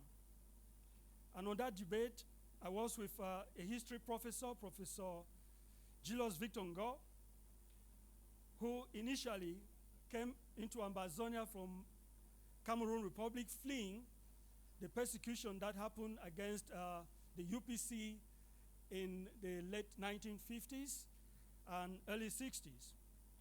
But while in British Southern Cameroon, so Ambazonia, he has been writing history which revises the history of British Southern Cameroons. I was on the panel with Barrister Lisinge, who joined from London, where he practices as a lawyer, and were able to educate the international community and Ambazonians themselves on their rights to self-determination, on their rights to know their real history and to be able to prosecute their war of independence without much fear. So this link is active. The debate can be viewed on that link. Possibly we will share it. It's almost getting to break. People are getting tired and getting ready to have some to have lunch. So for tweets, as you see, Antonio Guterres tweeted a message saying that Holocaust was a terrible thing. And I sought to inform Antonio Guterres that yes, Holocaust was horrible, but it's an ongoing genocide in Amazonia where over 5,000 people have been killed. By the same tweet, I was informing Joe Biden, sharing with Joe Biden, tagging Joe Biden, Michelle Obama, hopefully, with the millions of followers to know exactly what is happening in Amazonia. I also tagged Jan Engeland of Norwegian Refugee Council to remind him of the plight of the children who have not been going to school for more than 6 years now. I'm sorry for the gruesome pictures down there. You see there, those are children, some on their way to school, who are murdered, shot through the brain, simply because the parents are Amazonians. Whole villages some villages have been burned down, old women burned down in their homes, children killed indiscriminately, school children killed on their way to school. How did we get there? It is believed that government forces commit some of the actions and target on Amazonian separatists to discredit them in the world community. So here we are recollecting data and trying to re-sentence the focus. Professor Hannah Gary is an American law professor who is instrumental in US Senate. From the tweets and information we got out, she's able now to seize some international jurisdictions to start approaching the conflict in the Cameroons or the territory of Amazonia as human rights crimes. But it has moved away from human rights crimes to real genocide. I did online articles, some which were published on Modern Ghana. The articles could be accessed following that link. In this one, I was, in fact, summoning the consciences of the Commonwealth. The last Commonwealth Games, which held in Birmingham in 2022, Cameroon was allowed to participate in the Games. That flies in the face of the Commonwealth principles of human rights, governance, democracy, and accountability. Cameroon is a violator of all Commonwealth principles. So in this article, I was questioning how the Commonwealth would allow such a violator of basic principles and basic rules to take part in games organized by the Gentlemen's Club. By the Gentlemen's Club. I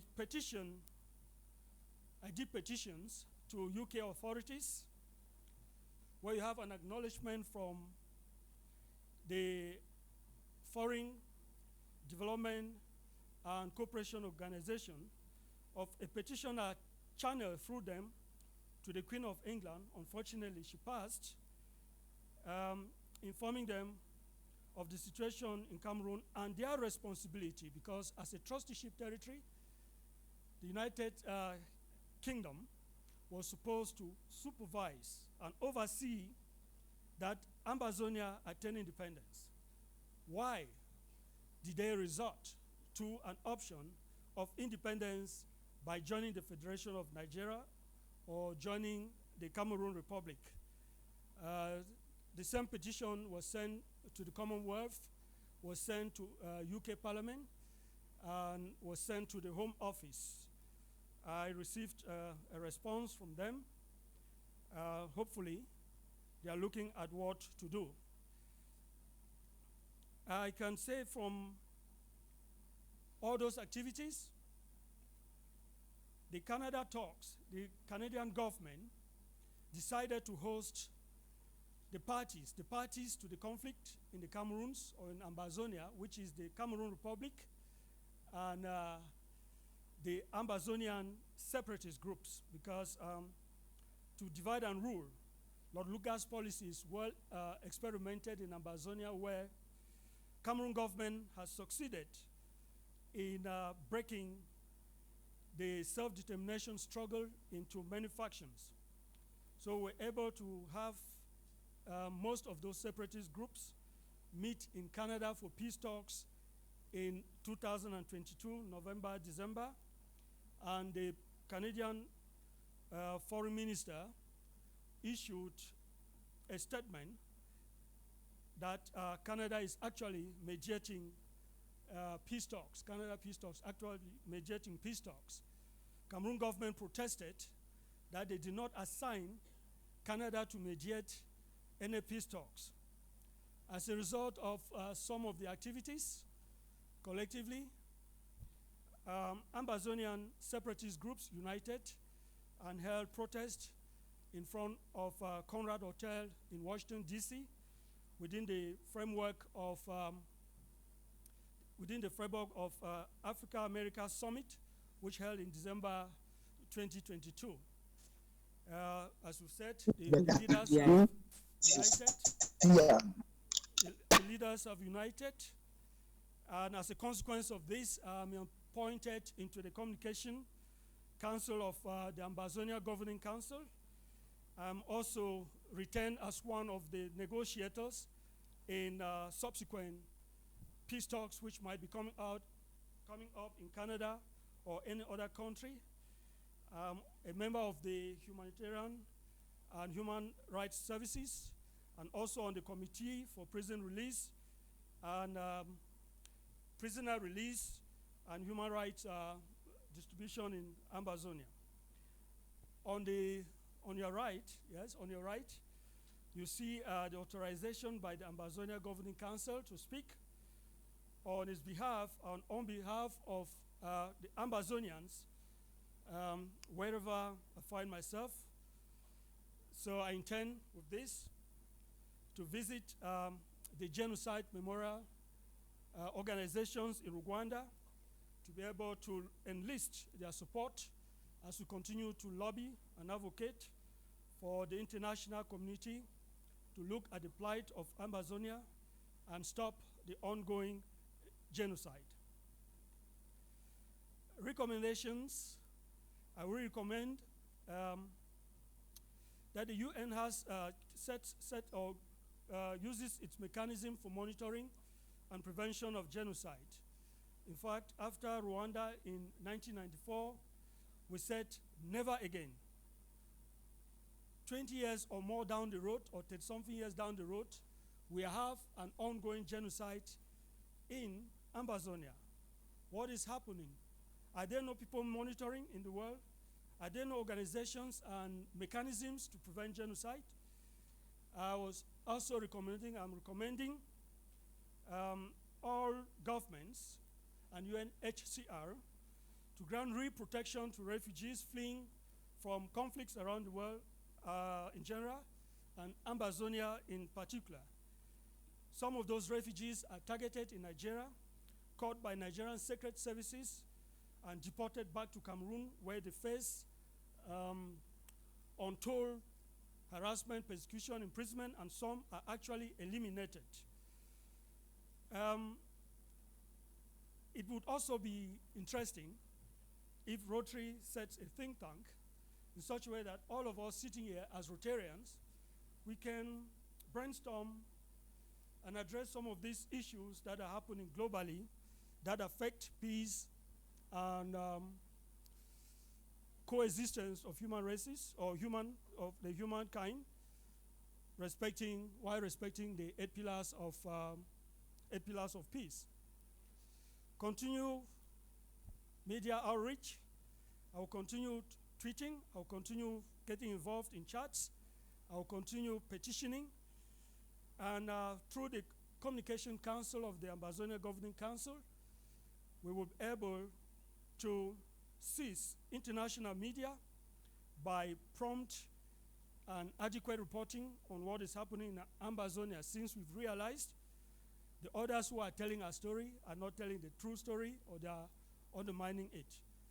I don't understand how the magic figure of 3,000 killed is maintained since 2018, when the figure first came out, published by UNHCR, Amnesty International, Norwegian Refugee Council, and others. So I wish to thank you all, especially Rotary International, for making it possible for me to be here. Thank the government of the Republic of Uganda for giving me protection as a refugee in Uganda and making me feel free to go around and continue my activism and advocacy for the people of Uganda. I would like to thank John Robaramira, who is called 3, unfortunately is not here amongst us, for his exceptional hospitality and giving me a food start in the Republic of Uganda. I would thank all the donors, they are listed here. Thank my housemate who has maintained contacts with me. I'd like to thank all our fellow free cohort members, Mo Abdi, and I will say may peace prevail. Thank you.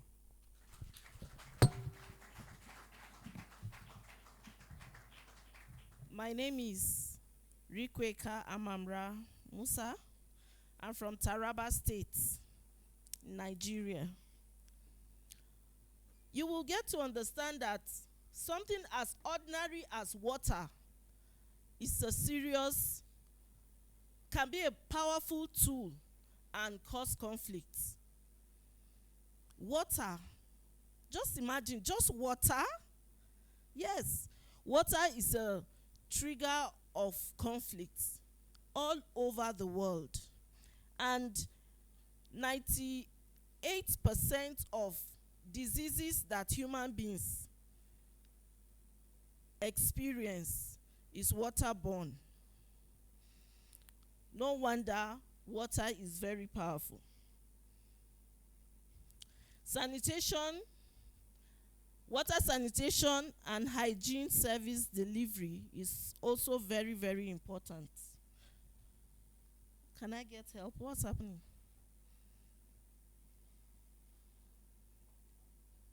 Oh, is the time? Problem statement. There's a community where I come from that it's a taboo for boys to fetch water to be used in the house for household chores.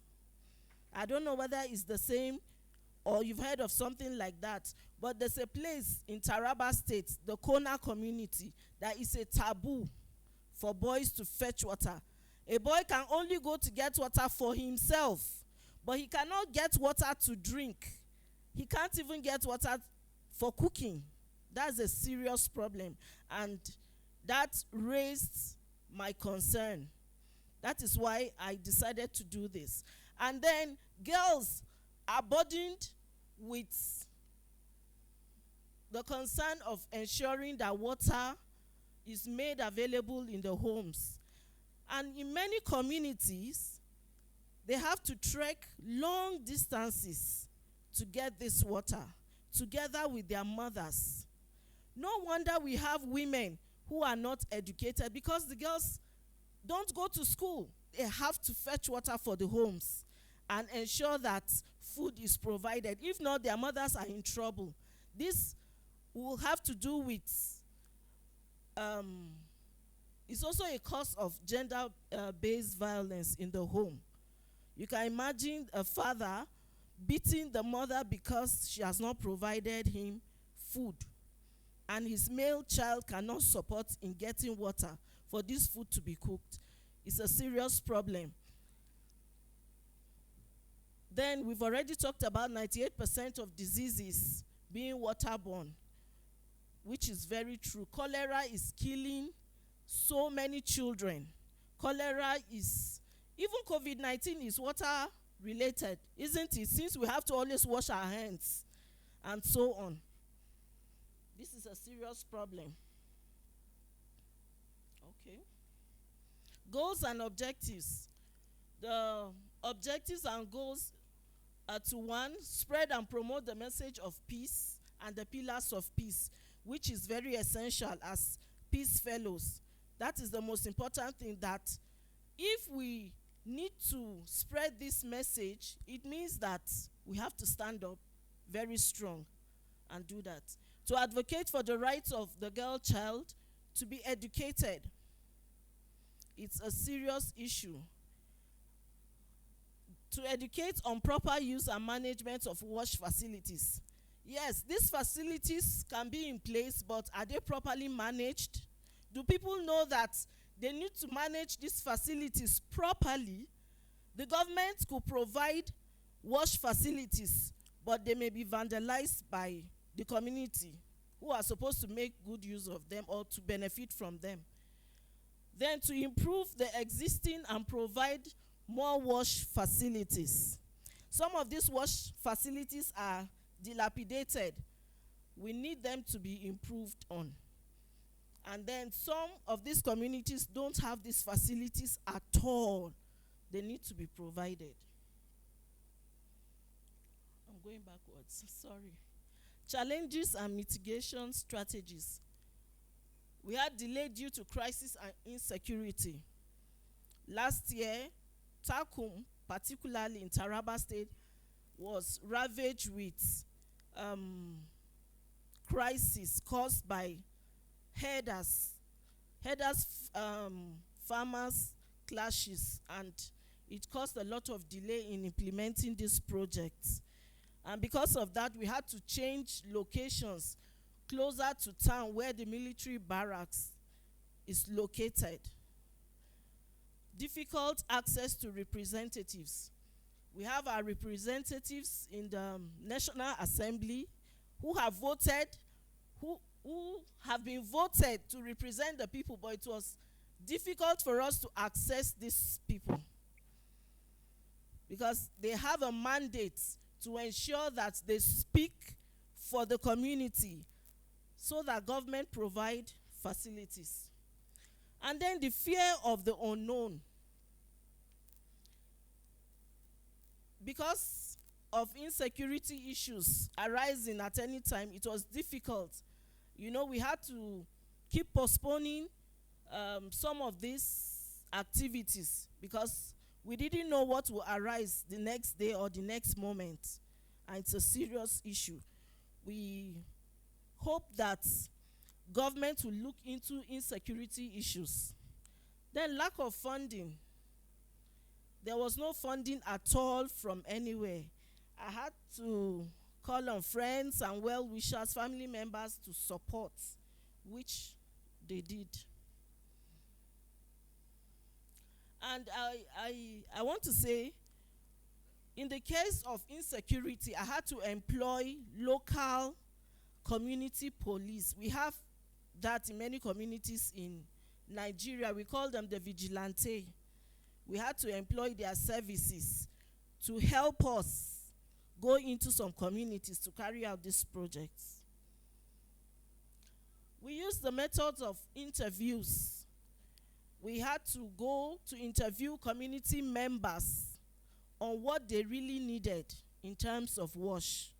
Why WASH-related conflicts kept arising always. And it was through this that we're able to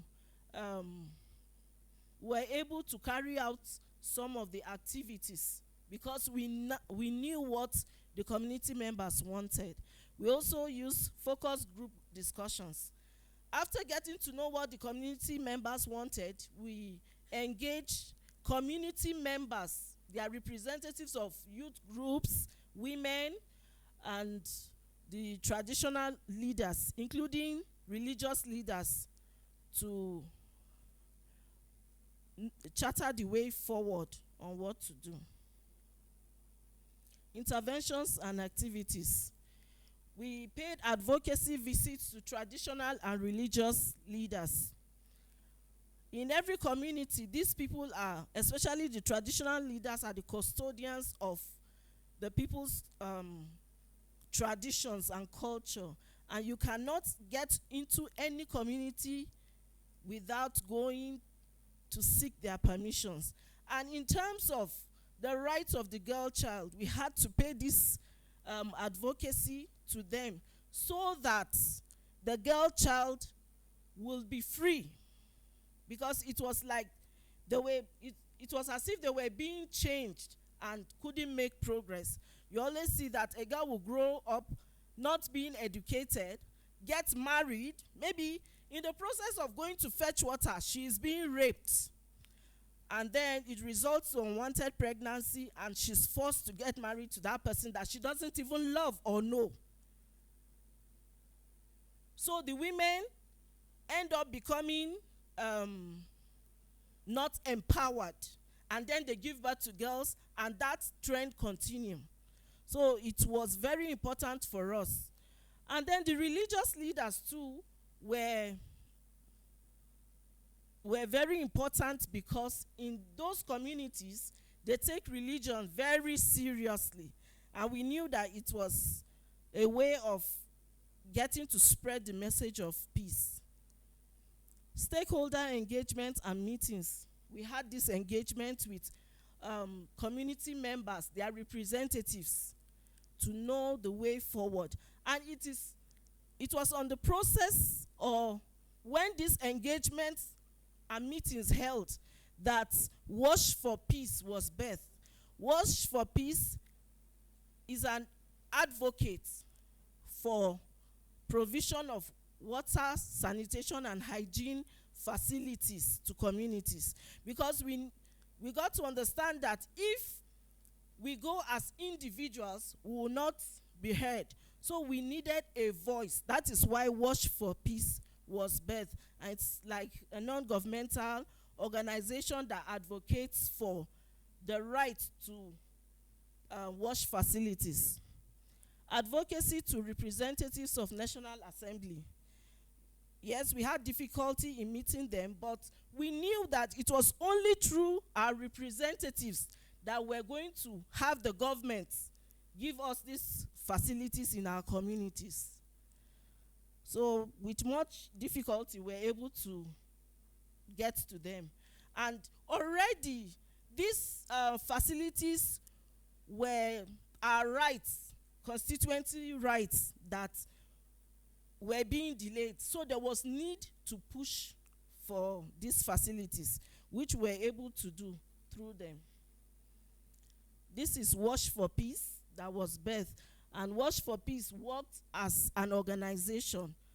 It was no more Rikweka that worked as an individual on this SCI, but as an organization.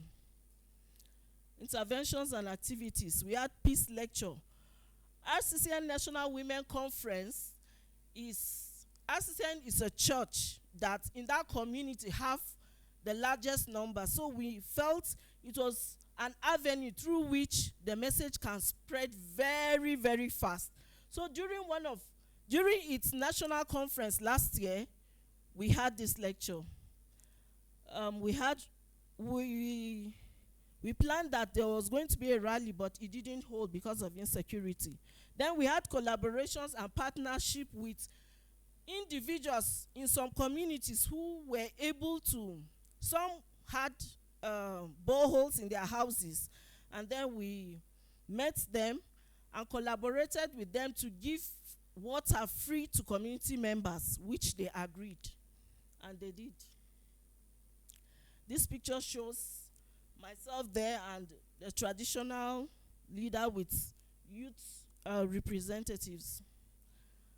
This is me with stakeholders in communities discussing. And that is RCCN conference. What we did was to teach some women who are leaders or who could teach the other women in a larger group. That was what we did. We educated these women, and then I summarized. I'm the one standing there. I summarized after 40 minutes because we're given 1 hour to hold the lecture. These are facilities that were provided by the government, and the other one there was renovated. This is one of the community, this picture shows one of the community members giving water free to the community. And you can see that boys are now involved in fetching this water, and they do so gladly. Recommendations: community should own wash facilities, because if they own these facilities, they will protect them and better manage them.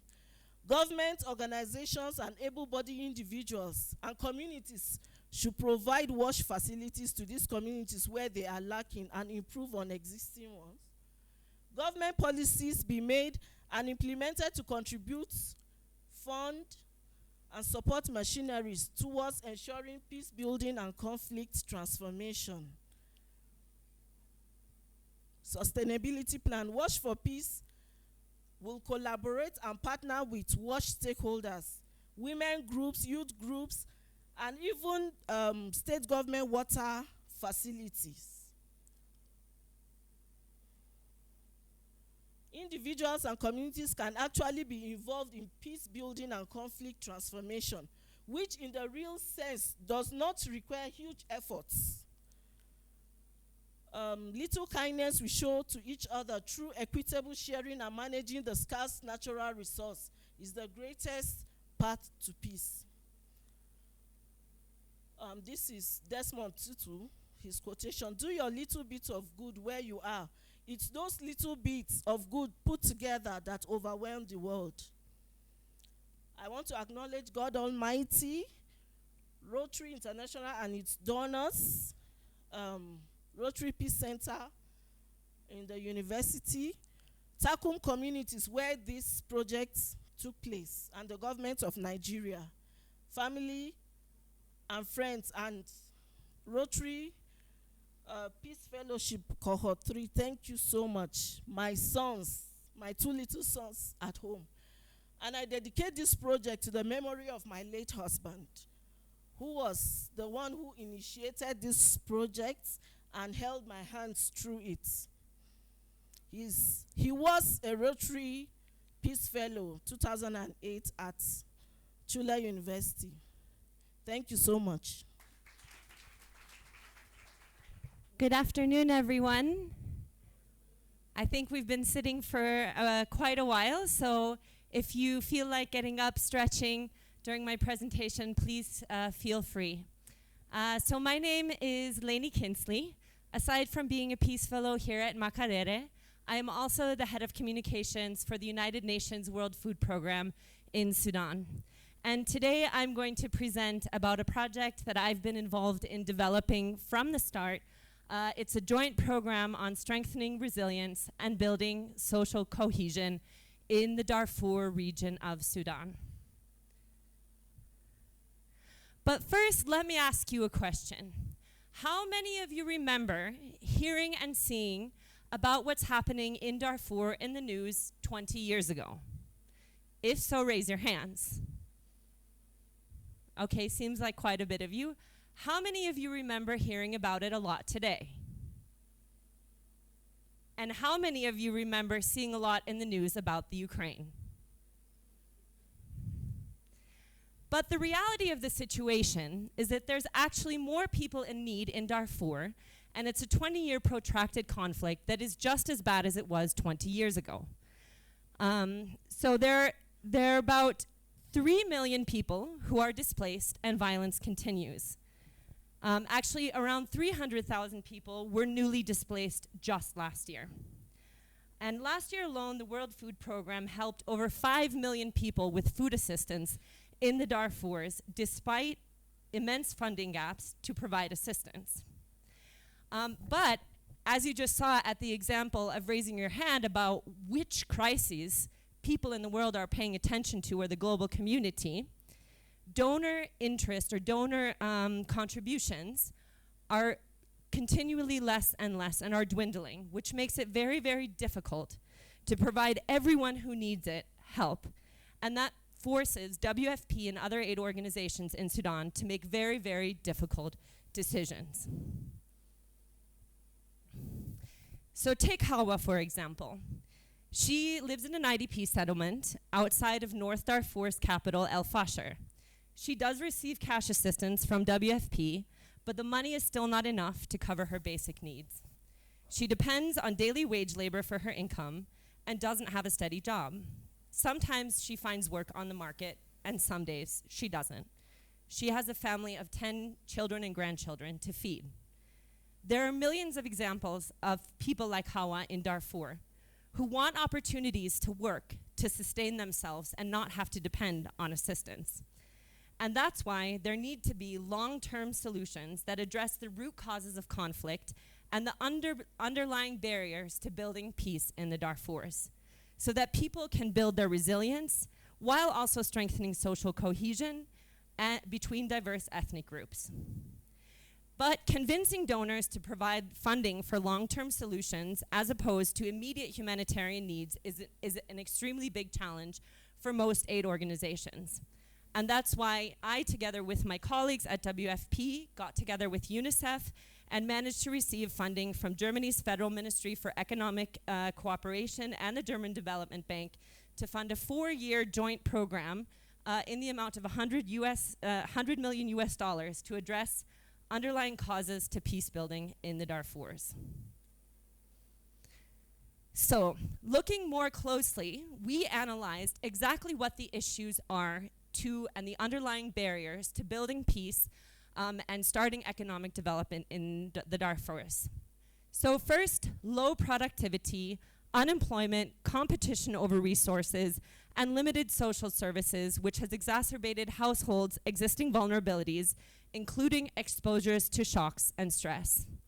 And low capacities and insufficient governance at all levels has limited the fulfillment of rights, impinged ownership and thereby sustainability, and led to a lack of measures to prevent and mitigate crises such as floods, drought, and conflict. And lastly, a lack of ownership and equal representation to isolated social groups has contributed to low levels of trust between communities and with government, driving tensions and conflict between groups with little capacity or commitment for peaceful resolution before escalation. So what does the project look like? So the project aims to have a holistic long-term solutions. It's covering 3 states in the Darfur and 6 different localities, and will run from 2022 until 2026 for 4 years, and aims to reach 300,000 direct beneficiaries. There are 3 project outcomes. Sorry, this is very technical program speak, but 3 program outcomes, a total of 8 program outputs, and 22 activities. And these are the areas that will be covered through the program. But what is much more important before we go into the details of the activities is that all of these activities were planned in consultation with communities.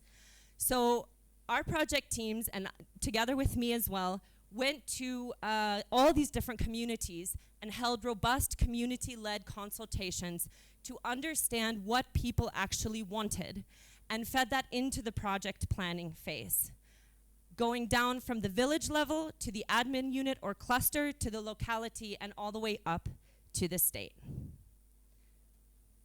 Some key milestones of the project.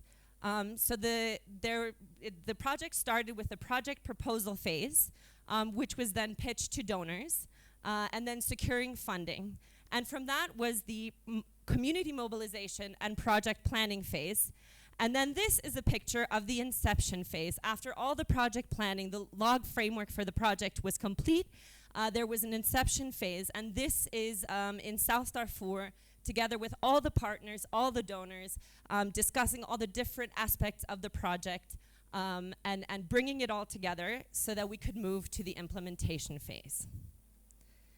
And this is, and I'm not gonna go too much into detail of this, also because I only have 3 minutes and 45 seconds left. This is the results framework. So these are the different outcomes: enhanced food systems, strengthened systems and institutions at the locality level, strengthened culture of inclusive dialogue and ownership and engagement, and then lastly, also internal learning. So key stakeholders of the joint program have the evidence at the right time to inform the program and its development. And what exactly does that mean, especially pertaining to food security, is that households with resilient livelihoods have resilient livelihoods and access to basic services. And instead of going into all of these technical details in depth, I thought I would just show some pictures of what that actually looks like. So livelihoods and income generation. This is a woman in South Darfur who was trained to sew, and then also how to access markets, how to sell her products, how to earn her own income. And this is very, very important because that's the first step in people being able to be resilient and not depend on humanitarian assistance. So this is just one example, but there are also parts of the activities where women are learning how to make stoves out of clay and a variety of other trades. And very, very important is improving infrastructure. So this is a well, also in a small village in Darfur, and you can see that the well needs to be rebuilt. And as we just heard from Rikweka's presentation, the access to water is a huge driver of conflict in the Darfurs. So part of the project works with people and actually in a cash for work fashion. So the community decides in their own village what kind of community infrastructure they want to rehabilitate, while they then receive cash for work from the project. So they get an income for doing work on something that they wanted to build in their own community, also receiving guidance and technical advice in terms of engineering from WFP. Another aspect of this is productive safety nets. And what exactly does that mean? That means improving agricultural productivity by, for example, establishing irrigation systems and also training people on how exactly to process the land and how to farm. And also part of it is related to the infrastructure of water and ensuring that there's water for their fields. Another activity is reducing post-harvest losses. So actually this is a super interesting one because it's a very easy solution that helps smallholder farmers. So basically what you see in this picture are what are called hermetic storage bags. And it was established that farmers in Sudan lose about 35% of their crops after storage because they put them in a kind of bag that isn't airtight or hermetically sealed. And this different kind of bag ends up saving them about 30% of the crop that they would lose if they use a regular jute bag. And so that means that a farmer has about 30% more of his crops to either feed his family or sell on the market, thereby generating his income. And then lastly, nutrition. The project also contains activities to treat and prevent malnutrition for children and women children under 5 and pregnant and breastfeeding women. And lastly, school meals. So providing lunches for kids in schools, which is something that incentivizes kids to come to school. And all of these activities together being done at the same time in the same communities in an integrated fashion helps to address the underlying barriers to access to basic services, but also the underlying causes that are causing the conflict. And so it's not seen as like one activity against another. It's all in a broad continuum of care. And so, what's next? Implementation through 2026.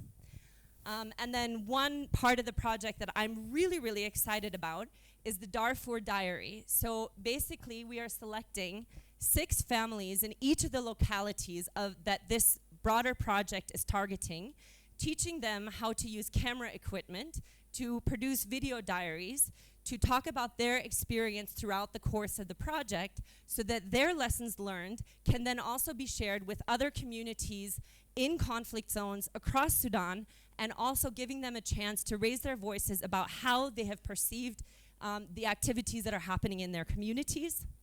Obviously, ongoing evaluation or project activities of the project activities, and very important also specifically for me in my position and my role in this project, I don't know what happened, is advocacy and communication, which means these are the kind of projects that need to be happening, not just the one-off quick humanitarian assistance, because in the long term, it doesn't address the underlying need. And so advocacy and communication is very important to encourage different donors to invest in these long-term projects and actually help people recover, rebuild, and sustain themselves. And what matters the most? The human impact. So this is a woman, Halima Tibin. She's 60 years old. She was forced to flee her home village, which is called Otash, to an IDP camp in the nearest big city, the capital of South Darfur State. But part of the project in her village, they set up an irrigation system which provides water to grow crops, including tomatoes. And when Halima heard about this, she decided to go back to her home village, return from her IDP settlement to go back home. And she started to work on the farm.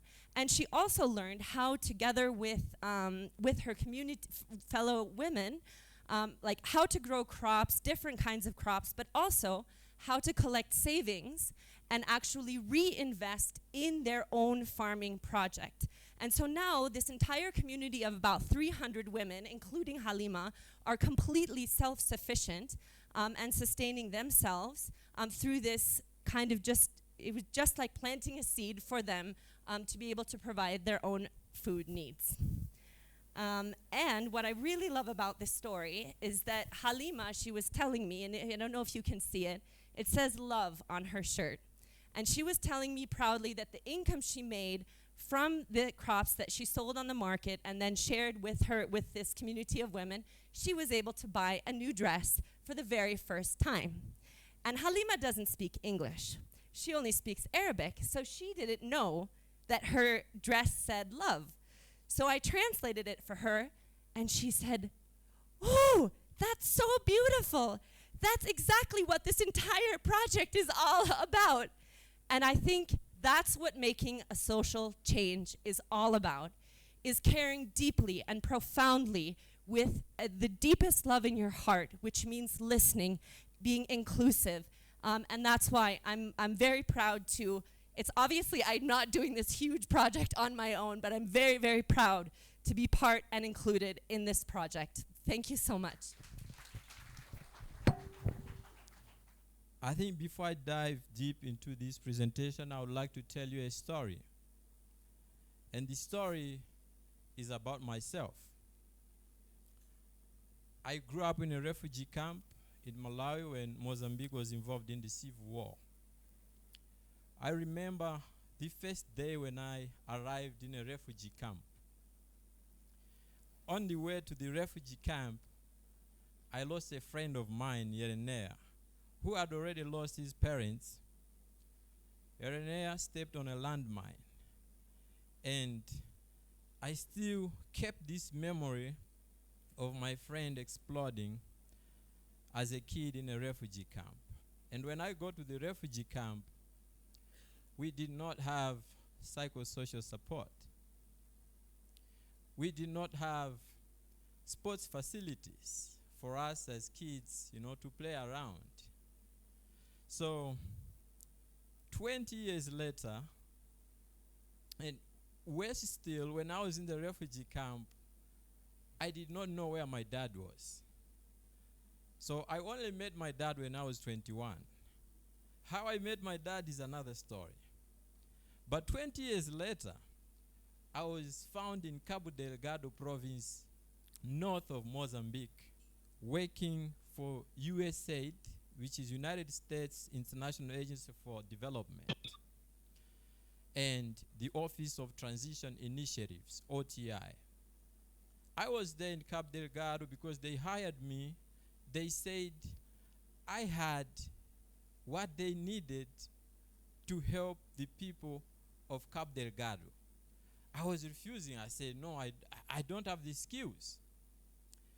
But strangely, that was the time when I received a Rotary message through LinkedIn, and I applied. And my application was adopted by a Rotary club called Kino in Tucson, Arizona. And those are the ones who interviewed me, and they backed my application until I got to this place.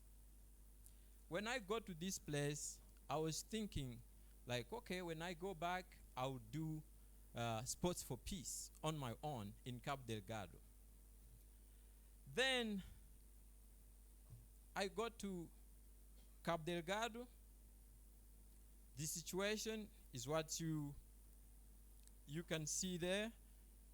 When I was working with USAID, over 1 million IDPs now flocking to different places, leaving the northern part of the province. And I was in the city of Pemba, seeing people arriving. The image you are seeing there is from Medicine Sans Frontières. Then when I see these people arriving, I remembered myself, how I arrived in a refugee camp. I thought of doing something. The only thing that came to my mind was the youth. Because when I was a refugee, sports was not considered as a tool for promoting social cohesion among community members. And in Pemba City of Cabo Delgado, the situation was the same. My objectives were to promote social cohesion through sports and to create basketball and football clubs, as well as unite people through football and basketball games to create positive pathway for young people.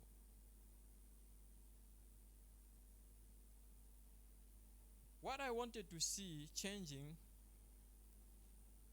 as I already said in my objectives, the theory of change I wanted is if basketball and football clubs are created and serve as a positive pathway for young people, and people are united through games, then social cohesion among community members will be promoted through sports. But then I was faced with a challenge that everybody has mentioned here, funding. So I changed my mind.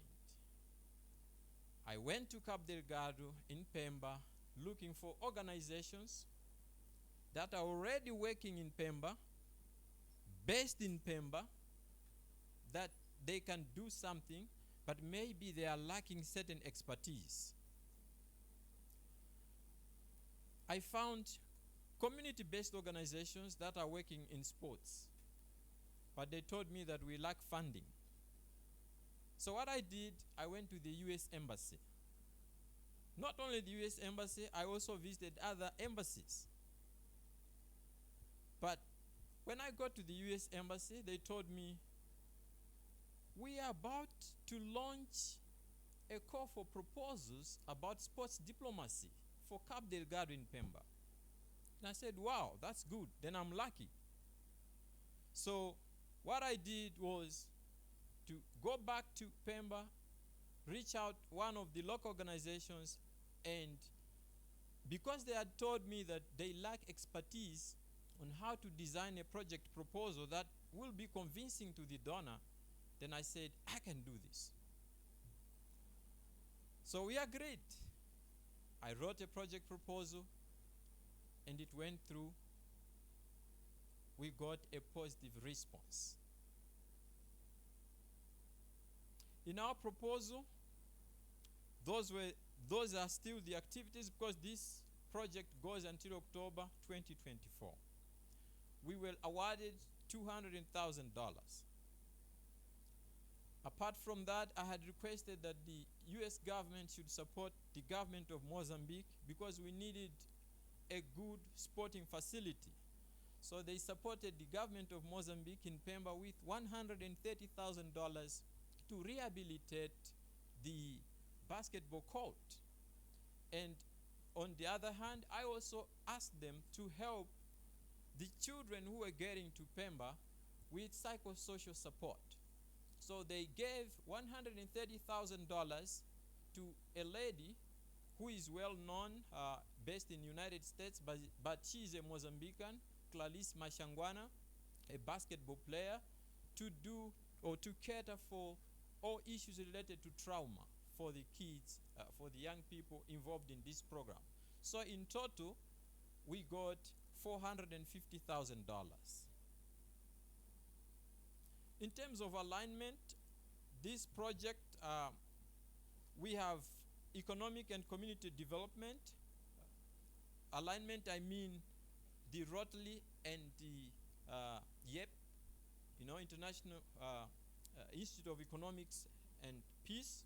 So we have economic and community development on the Rotary side, the areas of focus for Rotary, and peace and conflict resolution on the Rotary areas of focus. And we have the well-functioning government. Remember I said the government, they also got some funding. The reason for that is for to create a well-functioning government. And on the IEP, also acceptance of the rights of others. We have,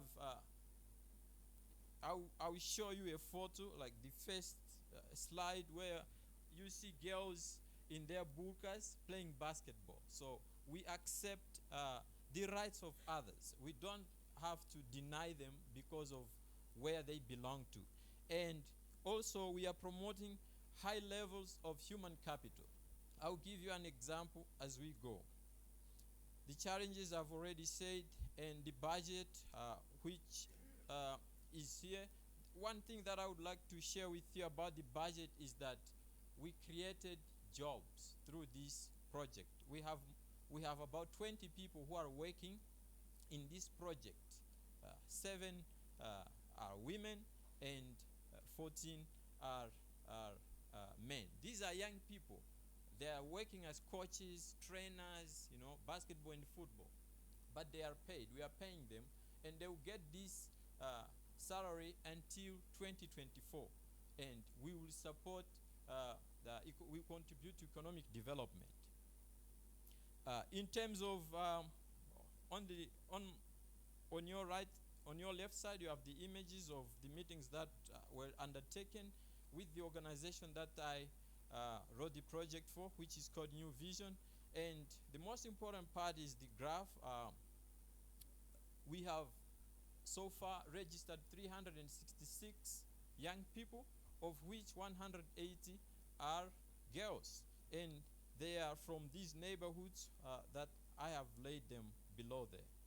And in terms of sustainability, the government has accepted me to register a company. They have given me the authorization. I have all the papers. It's called IMS. IMS is a Portuguese acronym, which means Inicia Mudança Social in Portuguese, but in English it means initiate a social change. So I have already initiated, and we have a success story of that young man carrying that ball there. His name is Thomas Fijamo. Thomas Fijamo is the fruit of my work. 3 days ago, Mozambique played against Zimbabwe in a big game in Zimbabwe, and we beat Zimbabweans. We beat Zimbabweans, and this young man was there. He was selected by the Mozambican national team to represent Mozambique in this basketball game. And to end my presentation, I would like to say I have a short video there.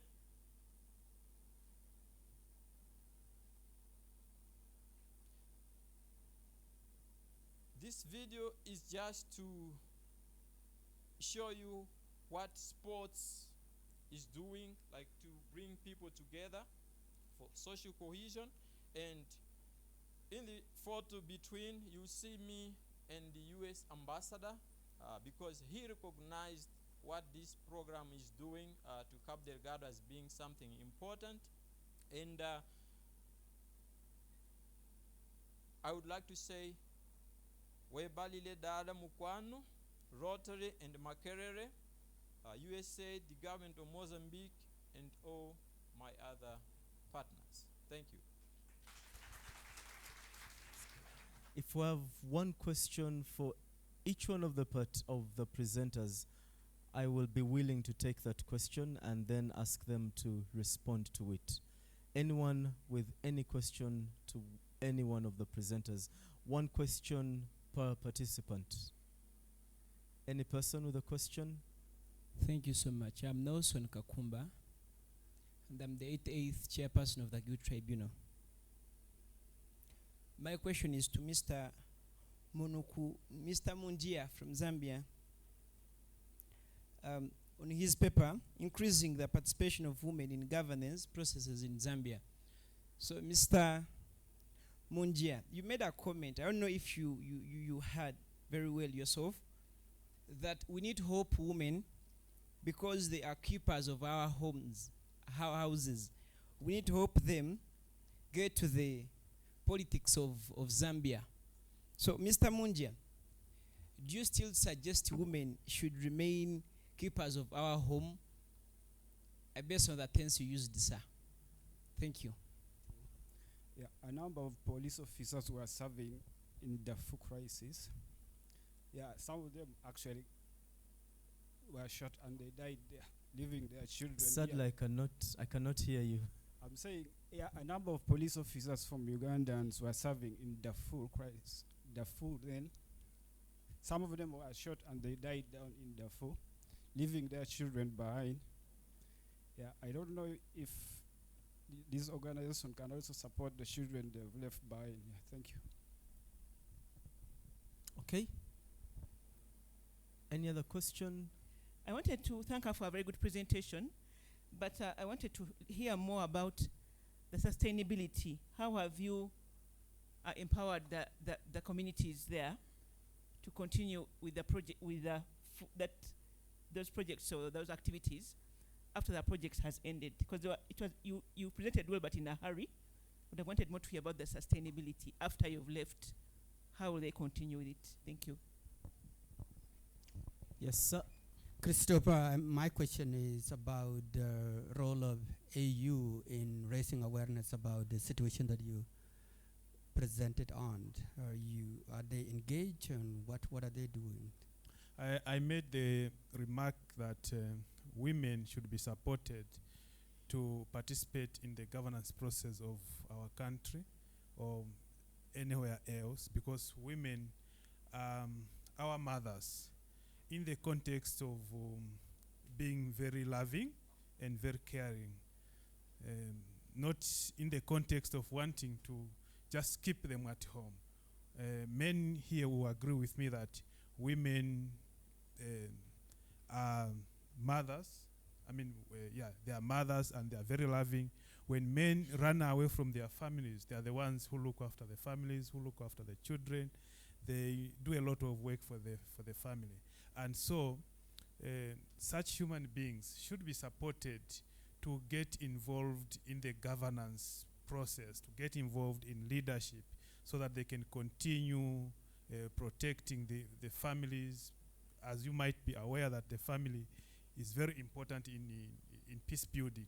So it's actually critical that we support women to participate in the governance of our country at all levels, actually, so that they continue to care and love for their families. Thank you. On the question of what the OAU is doing or the African Union is doing, Cameroon is ruled by a dictator who is 90 years old, who has been in power for 40 years. It is believed he has cast a spell over Cameroonians, and the same spell he has cast over the international communities. The African Union, United Nations, represented by Antonio Guterres, each time they come to Cameroon and visit the president, a bronze statue is given. And it's believed that the bronze statue completely puts them under a spell and they stop acting. Cameroon is one of the most corrupt countries in the world that stopped the Transparency International charts for corruption for more than 10 years. So they're using the same mechanisms to corrupt journalists and corrupt organizations. Thank you. All right, so first I'll respond to the question. So it's Ugandan police officers who have left who worked with UNAMED, who have orphan children who are left in Darfur. Correct? Okay. So To be very honest, this wouldn't fit into the scope of this project. I mean, this is a child protection issue, and I think it could be brought to an organization like UNICEF or Save the Children. I think, it could be possible to see and identify if these children are already part of the project. But I can assure you that there are a lot of child protection programs and different kinds of support going to children like that in the Darfurs from different organizations. Then on the second question of sustainability, so sustainability is actually an integral part of the log frame for this project.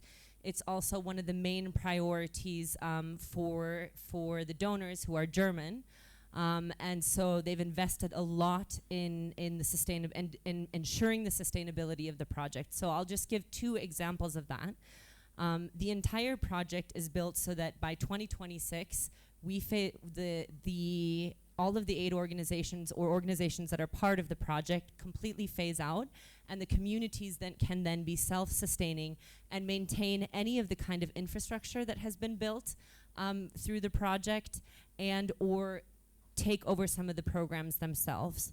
So what exactly does that mean specifically? So for example, if there's a water well where the water is pumped out through a generator, we've gone into detail to ensure that the community has a mechanism to replace has the mechanism and vicinity to a nearby city to purchase any kind of the tools or things needed to maintain that generator, fix it if it gets broken on their own, and that they've also come up with cost-sharing plans to keep these kind of maintenance in mind is a community sharing asset. And the other example is on the school meals project, the ultimate goal is that it's actually the local farmers who have improved their productivity, that they're the ones bringing the different kinds of crops to the schools so that the teachers and the parent-teachers associations themselves provide the school lunches for the kids. But it takes a process to get there. I hope that answered your question. So these are the key factors involved in my project. I have persons with disability from the Ningo Pram district, the Ghana Federation of Disability Organizations, the National Council for Persons with Disability, the LEAP Management Secretariat under the Ministry of Gender, Children and Social Protection. And then I worked with the Social Welfare Department of the Ningo Pram district. These are the stakeholders who were involved in my project. So when we talk about social protection, who do we think social protection is for? To me, when you mention social protection, we are looking at the poor, we are looking at the vulnerable, we are looking at those who have risks and vulnerabilities.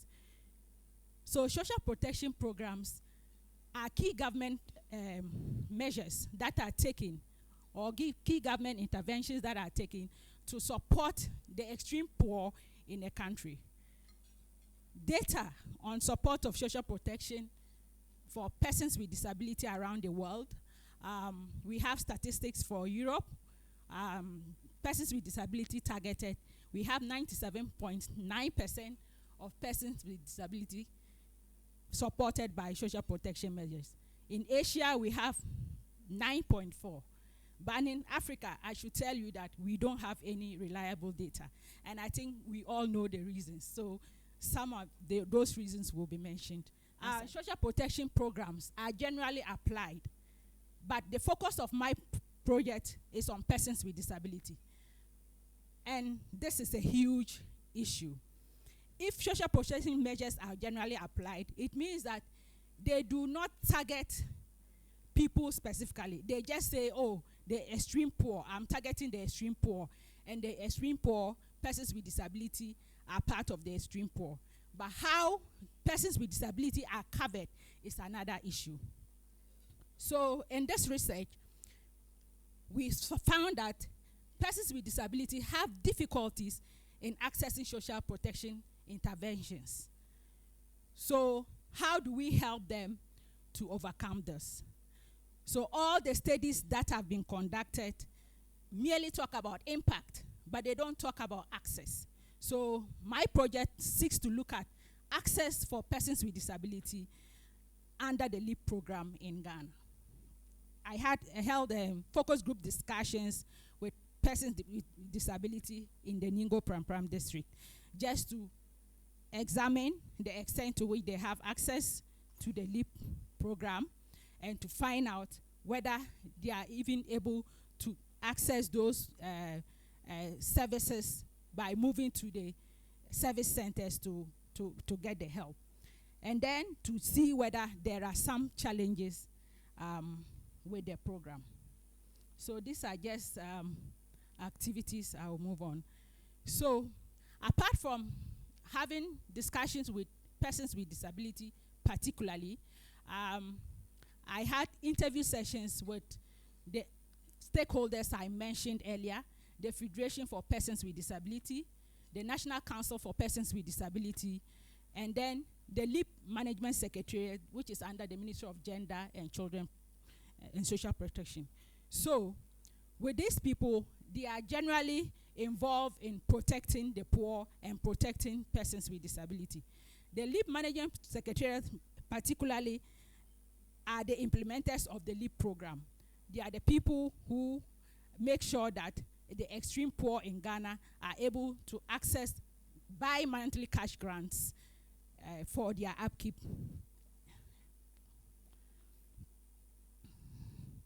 So apart from that, I also held stakeholder discussions to go deeper into the issue of access to the LEAP program by persons with disability. So I merely wanted to find out, to just corroborate with the issues that were raised in the field, to find out what other stakeholders are saying about the LEAP program. So key findings, my key findings were that I've just summarized, but one major key finding was that there was quite an awareness of PWDs about social protection interventions. Why is this so? For instance, for the LEAP program goes with other interventions, such as education, such as health insurance. So when you are enrolled on the LEAP program, you must, for the households that are enrolled on the LEAP program, they must send their children to school. That is a condition, a precondition for being enrolled on the LEAP. And then the National Health Insurance Scheme, they will register them free to access health care. So as part of my project, I wanted to really find out whether they are aware of these other benefits, these other social interventions that are being run. And then there was quite an awareness about the program. The second finding was that with access to the LEAP cash grant by persons with disability, it was found that persons with disability were quite left out. Why were they quite left out? I think that some of them raised the issues of they never heard of when the program started, when they are registering people, and the criteria for being enrolled on the LEAP. So they don't have much information. Secondly, they have problem with moving, because for persons with disability, if you are blind, if you don't have a caregiver to take you to the service center, it means you are left out. If you are physically challenged and you live in a remote area, you may not even hear of that program, not to talk of movement to receive that particular program. So access was quite a huge challenge. So I think I left that. Out of 22 persons with disability interviewed, we found that only 5 had access to both the LEAP cash grant and the Disability Common Fund. So remember earlier, we talked about other social protection measures. One of them is the Disability Common Fund, where persons with disability have access to it. So 5 of my participants had access to both the LEAP program, LEAP cash grant, and then the Disability Common Fund. And then 14 were on the Disability Common Fund. So they were not on the LEAP program. And then 3 of them had no access to any of these 2 programs. So you can find that access was a challenge for persons with disability. So key recommendations. So what I found out from the field, talking to the directors, the various directors of the directors and implementers of social protection, I found out that there was the need to build synergy to intensify awareness about social protection programs in Ghana. And then, secondly, the priority was to make, for the LEAP program, was to make service centers very close to, in communities, so that persons with disability who are on the program can also access the services very easily. Also, we found that there was a challenge with funding. So we wanted, we looked at the stakeholder, the chain of stakeholders in the vein. So we had the Ministry of Finance, the Controller and Accountant General Department, Ministry of Gender, Children and Social Protection. Then we have the LEAP Management Secretariat. We found out that they have to what? Improve upon the LEAP payments, because payments were not done on schedule, and then there were also prolonged delays sometimes. So another recommendation that I thought of was to look for increased support from donors for the LEAP program. Already, donors are supporting the program in providing, helping government to provide cash grants to the extreme poor in Ghana. So we are asking for more. Oliver Twist would ask for more. So we are thinking that funds should be devoted, particularly for the enrollment of persons with disability on the program, because their enrollment on the program is very low. Also, we want government to review the grant amount to beneficiaries. This has been on the board for some time, and just this January 2023, government announced an increment in the grant amount. So if somebody was taking in Ghana cedis, let's say 130 Ghana cedis, that 130 Ghana cedis will be doubled. So the person may receive 260 Ghana cedis. So this is what government has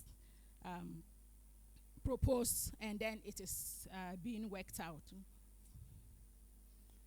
Sustainability plan. Because we are advocating for persons with disability, I found that there needs to be a lot of collaboration by stakeholders to improve the implementation of LEAP, because this program runs through ministries, different ministries. So I can count like the Finance Ministry, Controller and Accountant Department, Ministry of Gender, and then you look for the National Council for Persons with Disability. So linked to the building institutional synergy. So when these people work together, they identify the gaps, they improve on the gaps, and then they achieve what the LEAP program seeks to achieve. And the LEAP program basically seeks to cushion the poor so that they do not fall back. It is an inclusive program that aims to lift up the poor in Ghana. So as I already mentioned, advocacy, and funding for enrollment of persons with disability on the program, because their enrollment on the program is very low. In summary, in conclusion, what I found out was that basically persons with disability are aware of social protection interventions in Ghana.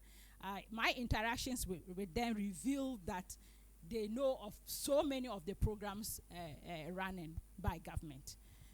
And as I reiterated, there's low enrollment of persons with disability on the LEAP program. There needs to be something done. And then it is the enrollment is very unsatisfactory. So that government has to look at that. And basically, the LEAP has challenges. As I mentioned, one of them is funding. And for the vulnerable and for an inclusive society that will involve everyone, including the poor, this project or this program has to be funded very well. My appreciation to Rotary International staff lecturers of the Rotary Peace Center, my mentor, Dr. Imbabazi, who gave me all the mentoring to undertake this project, the district social welfare officer, the persons with disabilities in Ningo Pram Pram, the directors of the various units, the Lead Management Secretariat, National Council, the Federation, they were very helpful. And then my good friend, Mr. Tapegnu from the NDPC, and then my family. Akiali, Nagode, Medasi. Thank you. Good afternoon. My name is Luther and I'm father from Liberia, and my social change initiative was titled Actions for Positive Peace, implemented at the University of Liberia for student leaders to build their capacity on positive peace and how to mitigate conflict at the university before they turn to violence. And I will share with you briefly what I went through, because I saw the red thing blinking somewhere. The University of Liberia, where I graduated also, is the largest state-owned university in Liberia, and it is the oldest university also in Liberia. Over the last decade, there has been at least one violent protest at the University of Liberia for many reasons.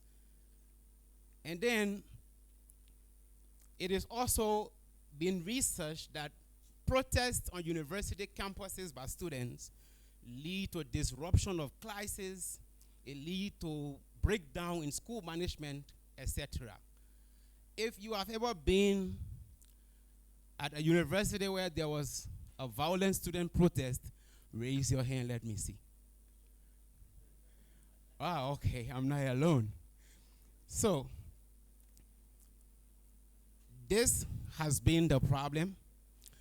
And then, based on this problem, as you can see, this young man, in 2021, he was badly wounded in one of the student protests. You can find that online from the New Dawn in Liberia, a newspaper that prints both online and in print, and you can see the caption and the title of that story. The goals and objective. I intended to contribute to the reduction of violence at the University of Liberia by 50% back last month, February 2023, based on my little philosophy that a dim light is better in a dark place than a bright light in a bright place. Therefore, I set up to build the capacity of student leaders at the University of Liberia so that they will get inspired and mitigate conflicts before they turn into violence at that university. My theory of change was that if student leaders' capacity are built and they are willing to mitigate conflicts at the University of Liberia before they turn into violence, then there will be reduction in the recurrence of violent conflicts at the University of Liberia, and there will be serenity on the campus, and academic calendars will go as planned. Students will graduate based on the normal academic periods prescribed. For the activities, I decided to engage the university stakeholders through meetings. I also did voluntary recruitment of students, because when I approached the student leaders, the question of, if we come to your workshop, are we going to be paid some certain fees? I told them, no, I'm not going to do that, but you have meal, you have notepads and pens, and many of them begin reluctant. But with the voluntary recruitment, I was able to recruit to train 18 students. After 30 persons have signed up to come to the workshop, although initially I had planned to do 40 students. So I had one day positive peace workshop for those students. And as we can see, the young game that one of my colleagues talked about was also one of the activities we had at that workshop. I then did a pre and post assessment before running to the workshop, and these are my key findings. 65% of student leaders lack confidence before this workshop to initiate projects that help build peace in their communities, and it is the same for the campus. 71% of the participants did not know about positive peace. Imagine student leaders at the university before the workshop. I managed to put that in the graph, for instance, like what you see. 53% of them were uncertain about what positive peace is. Then we had, of course, 12% of them don't know at all, they didn't know at all. If you add that up, it goes to 65. Then after the workshop, the confidence level increased up to 71% that they were now able to initiate peace-building activities. So for that take us to the achievements.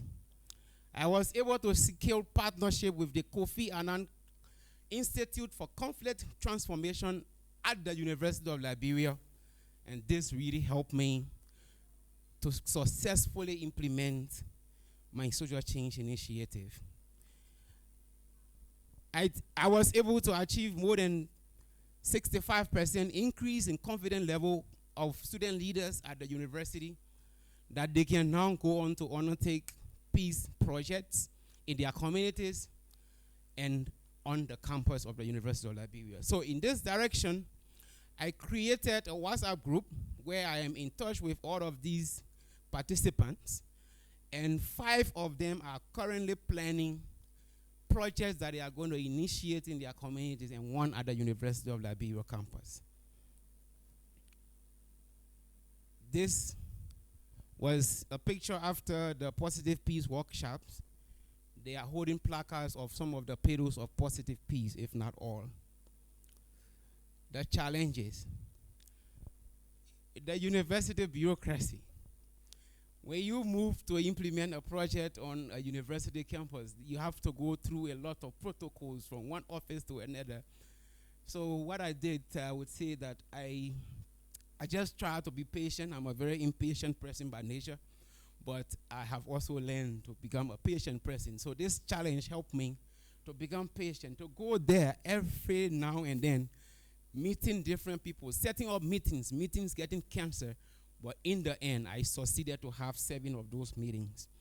The prolonged closure of the university. So last year, the students again went on protest, insisting that the University of Liberia be renovated before they go back to school. And so the school was closed for more than 3 months. So what I did to mitigate this challenge, I just walked to the president of the university. I said, if you don't open it, something is going to happen. I'm kidding. I waited. I just waited and kept following up and kept having underground meetings, preparing for my initiative. My own failure to secure funding for my initiative was a challenge. But this was a deliberate challenge because it is said that before you get heat from the fire, you need to add some wood. I have been fully sponsored by Rotary International and her partners to implement my initiative. So I was able to save my own funding as a means of putting wood on the fire to implement my initiative. This is how I got funding for my initiative. This was me and, at one of the meetings with faculties of the university trying to negotiate that something has to be done. The sustainability plan, I want to continue engagement with those student leaders so that they start to become ambassadors of positive peace on the campus and also in their communities. I want to organize annual peace awards where student leaders who are initiating peace activities will be awarded certificates of recognition in their services to have peace on the campus.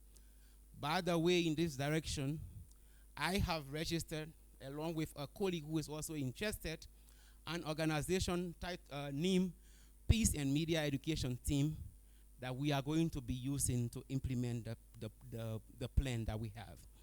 I also intend to expand the project based on the recommendation of the participants to other universities and even abroad. So in Uganda, if you have universities and the students do go on violent protests after this presentation, contact me.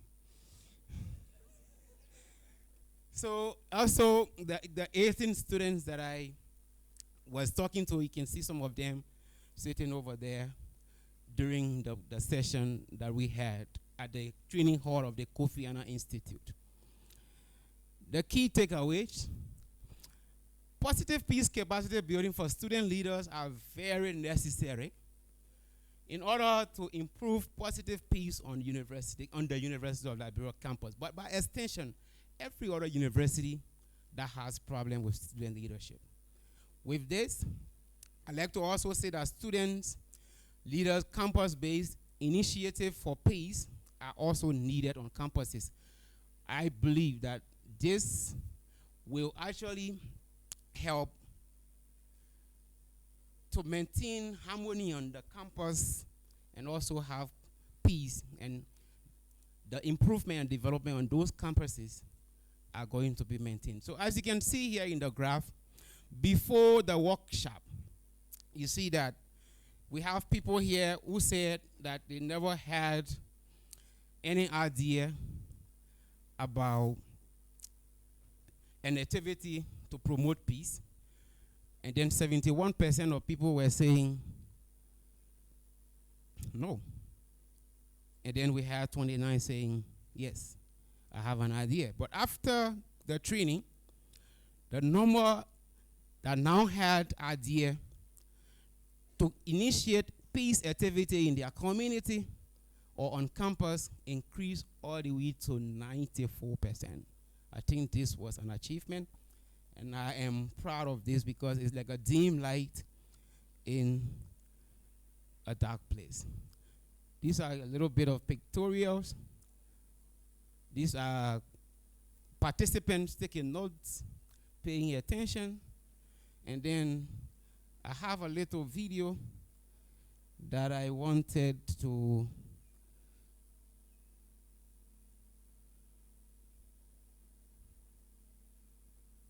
studio. Are we good? Okay, sorry. I think no volume. So he is the assistant director of the Kofi Annan Institute of Conflict Transformation. They were all involved in my project through the synergy and partnership that I forged with them. He was basically doing the welcome and then encouraging us that this is a great initiative and we should keep it up. And so because there is no volume, I don't want to bore you with this. So I want to say thank you to the Rotary International, our host counselors, our lecturers, the Rotary Peace Center, the faculty and staff of Makerere University, my fellow cohort 3 colleagues, and everyone who has supported me to come this far. Thank you very much. I stop here and say, I submit. Yes, thank you for attending the CAPSTONE program, for listening my session. Today I would like to share my association initiative program. This is one of the activity in Myanmar supported by DI and USA grant. And working together with the Rotary District Grant 2350, I'm having for the local CSO partner. My suggestion initiative is promoting the peace building and social cohesion by interfaith dialogue. at the local community, especially at the grassroots level, because I will explain why I choose this social change initiative in the background and the problem statement. At first, I would like to introduce the Rotary Fellowship Program is initiated at a greater impact as well as on the academic and also field practices through the human rights education and empowering our society, and also favoring the innovative development, because peace and education is a need for innovative solution for community development. This suggestion initiative is aligned with the Myanmar conflict situation and promoting of the peace building in Myanmar. But also United Nations mechanism, 43 General Assembly United Nations adopted the 3 solutions. Culture of the peace, highlighting the need to fostering the inter-religious dialogue and moderate the social media to reduce the hate speech. Next slide is next slide is explaining about the value of the interfaith dialogue and the power of the dialogue, consideration in the conflict resolution, and also make the more just and the peaceful society. In our daily life, interfaith dialogue, informal dialogue is happening. We do not notice about this. Therefore, dialogue is very important than the meeting. Background situation, Myanmar, as you know, 2021 is the military call again. So many years under the military call, and democracy year is only the 5 years. Military rule in the Myanmar since the independence, also after independence, also running the civil war and the migration issue, Rohingya crisis, and the low socio-economic status. Different society group is happening the hate speech because due to the military propaganda. Therefore, we need to make the assessment for social change initiative through the social cohesion and the interfaith dialogue session, because Myanmar is dominated by the Buddhism, and therefore other religious interfaith group is need for the social cohesion activity. In Myanmar, most of the violent conflict is caused by the religious and racial discrimination, and also gender inequality, and culturally dominated by the Buddhists. Another factor is therefore, I have to choose the suggestion initiative through the interfaith dialogue and transform the leadership, create a positive peace and impact and initiative in the local community using the local society CSO. This slide is explaining about the geopolitical analysis. My suggestion initiative activity is targeted in the Yangon, Myanmar, and the Rakhine, because this is the most conflict-sensitive area of the Myanmar, and also religious tension and violence. And from the 2012 to the 2015, in the religious violence is happening also in Rakhine. It is happening to the Rohingya issue. The outbreak of the inter-community violence in the 2012. Harmony and no harmony, a lot of the trust between the religious group due to the military propaganda, and community has a narrow mindset about for social cohesion and interfaith dialogue activity. Program statement is leading to creation of this social change initiative and for no hate speech movement in Myanmar. Most of the violence in the Muslim community, especially in the Rakhine state, and this area is the conflict zone, Rakhine, Yangon, and Mandalay. According to our country history, community does not involve in our dialogue activity. Therefore, we have to push the community through the religious leader encouragement. Young people is empowerment in our activity. We provide the training. I will explain how we approach the methodology and the design in this activity. My suggestion initiate the goal and the objective to unity of the different faith groups through the interfaith dialogue and the peace education program. Objective is the four part. At first, we have to analyze and the documentation of the event or conflict in Myanmar. Another is the promoting of the peace building in the role of the interfaith dialogue. Another is one of we are finding the innovative solution in Myanmar, how we can do and promote the community involvement in our dialogue activity. Another first is the youth empowerment. We have to change the mindset of the youth to negotiation and cooperation with the religious leader and improve the community knowledge and awareness how the dialogue activity is important in the future.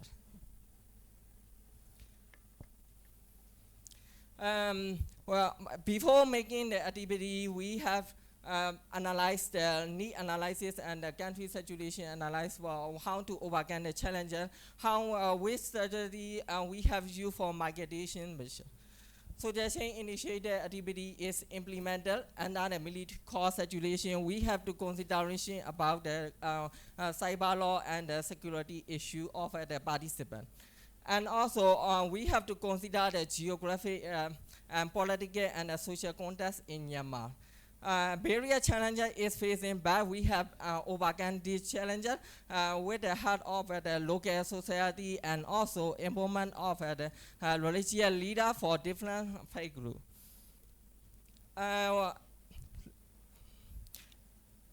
One of the challenges is the religious identity interface with the ethnic group and the national identity, because where 2008 national constitution is not aligned with our national ethnic identity.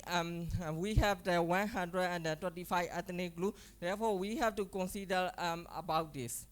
And also we have considered about the gender issue, because the dominant of the male dominant in our every state or activity in the past. Therefore, we have to make the integration of women empowerment and also invitation of the women participant in our project activity. Migration strategy, another we have considered the polarization and the religion of the politics and the same happened to polarization theory consider. And also another we have used the reserve management framework impact. In a greater impact, we have to do the analysis of the activity, import, outcome, and impact. This is a reserve framework. We have also integration of the human rights-based framework. We have to address the root cause of the violence, as I explained in the later past Rohingya issue as well as the religious issue. We have also used the bandit approach and the threat analysis and also conflict analysis for migration strategy. Project activity also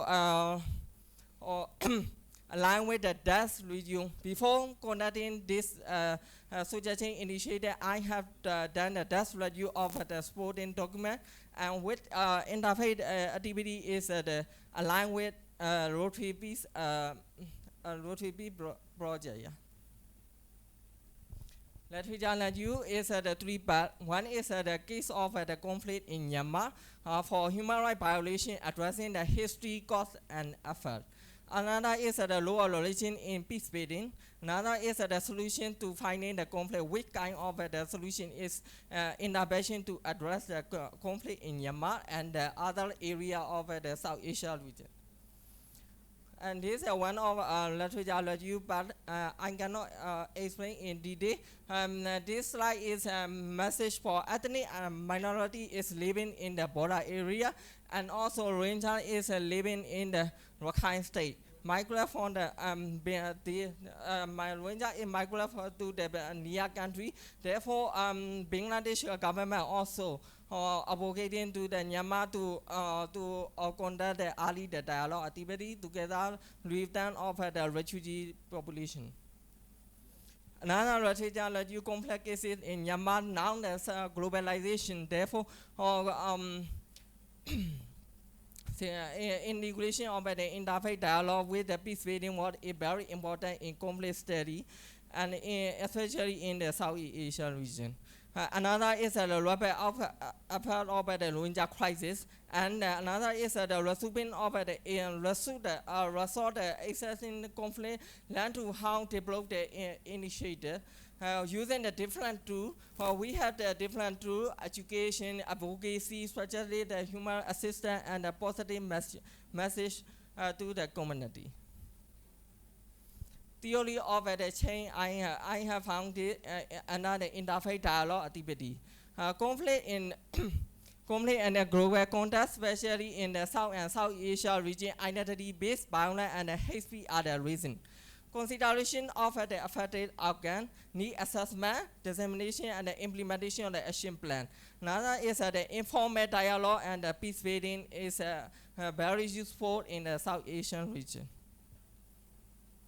Scope of study is the fiber Chainmaker initiated to the small grant to the Rotary International Foundation, and also Rotary International Foundation is the peace building raising awareness campaign, and also interfaith forum for TOD Burmese interfaith facilitator using that.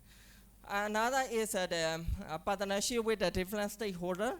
Another is the multi-religion and inclusive network, KAIC, and other UN United Nations framework or religious network. Yeah.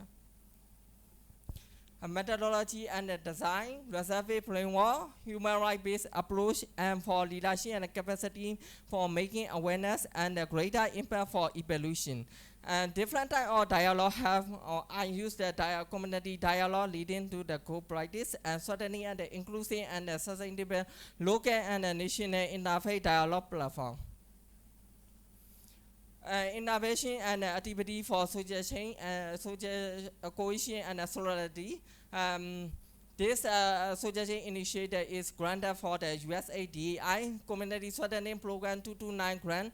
Activity is the 8 activity. I already finished up to 6 activity.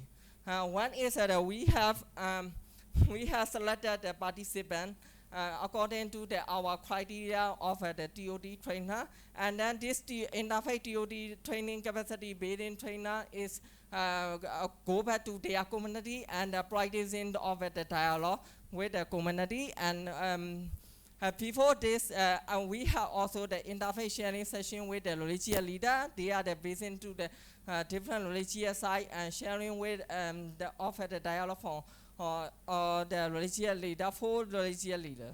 This is one of the activity, the capacity building training at the CSP of the Yangon region, because we have the cyber security of another military. Therefore, we cannot describe all photo in detail. This is one of the TOD peace with the Chainmaker conducted in the 10 January to 40 January 2023 in person training in the city of Yangon, Myanmar. Because due to the DEN grant is the low approval, later approval of the grant, therefore our activity is late back. Our activity is also on time, maybe finished in the May 2023. This is one of the activities visited to the religious side. Key evolution and impact. Evaluate the capacity building and leadership of the dialogue activity, bring the differences and building the society. Engagement with the religious leader, gain at the new side and understanding of the possibility of the other. Due to the capacity building, interfaith dialogue for the peace building, awareness and the sanitation of the cooperation and the problem solving. Social change initiative positively affect the relation between the people. Exchange of information to foster the mutual understanding or harmony. Conflict and peace building transformation impact is the increasing the capacity for interfaith dialogue, knowledge and skill through the pre-test and post-test during the training. Conclusion for the interfaith co-practice, reanalysis, interfaith and intercultural dialogue is most important aspect of the civil society development to reduce the tension and also common code to reduce the further violence in future.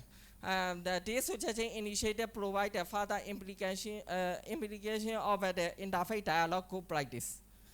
Another recommendation and policy and is sustainability capacity building, combating the incident or tolerance, protect the society, and has the adaptation of the universal periodic review according to the UN mechanism. This is one of the roadmap sustainability plan for social cohesion need the dialogue practice. Local community for solidarity initiating of the co-practice is leading to the interfaith dialogue theory to practice. We can reference for the implication of the policy, maintaining the human rights approach in the peace building and the dialogue program.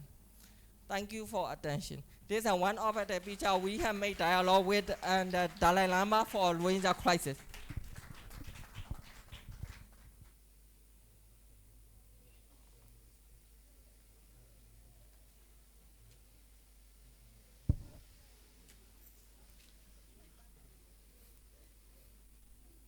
I got this invitation for the ambassador quite late, so I didn't really get the preparation. But I'm glad to be here. You know, we keep learning every time. But the moment the ambassador told me it was Rotary that was organizing it, I was excited because being a former Rotary actor myself, I feel at home here already. Thank you so much. I've learned a lot. Hopefully the next one and the next one I'll probably be around if the ambassador permits. Thank you all. The leadership of the Rotary Peace Center, the third cohort and participants who are here. As earlier mentioned, I'm Senior Commissioner of Police, Kafero Moses. I head the Senior Command and Staff College in the country. Have for many years been in the city here as the command of Kampala Metropolitan Police, which gives me a good opportunity now to combine the field work and the academia. I thank you so much, the presenters, for such very, very thoughtful. Oh yes, and I was supposed to end with the best, but let me start with it. But of course I intended to tell you I'm a proud Rotarian. I've been in Rotary for very many years, and I started with the Rotary. I even put the badge here. This one is. Yeah. So it's good, the presentation that have been made. I really thank you so much. They are very thoughtful, well researched, and above all, they are impacting on lives of people and peace and conflict resolution, transforming societies towards the peaceful society and coexistence. So I thank you so much. There is a lot to learn because much as you come here with your topic, but again when your colleagues present, there is a take home. I only appeal to you that when you go back to your countries, in the process of implementation, let it, like the researchers, the snowball, let this be a starting point, then it moves on another area and another. Of course, I thank Rotary International for this good initiative, because whenever you have such interventions, they help us as security leaders, the society.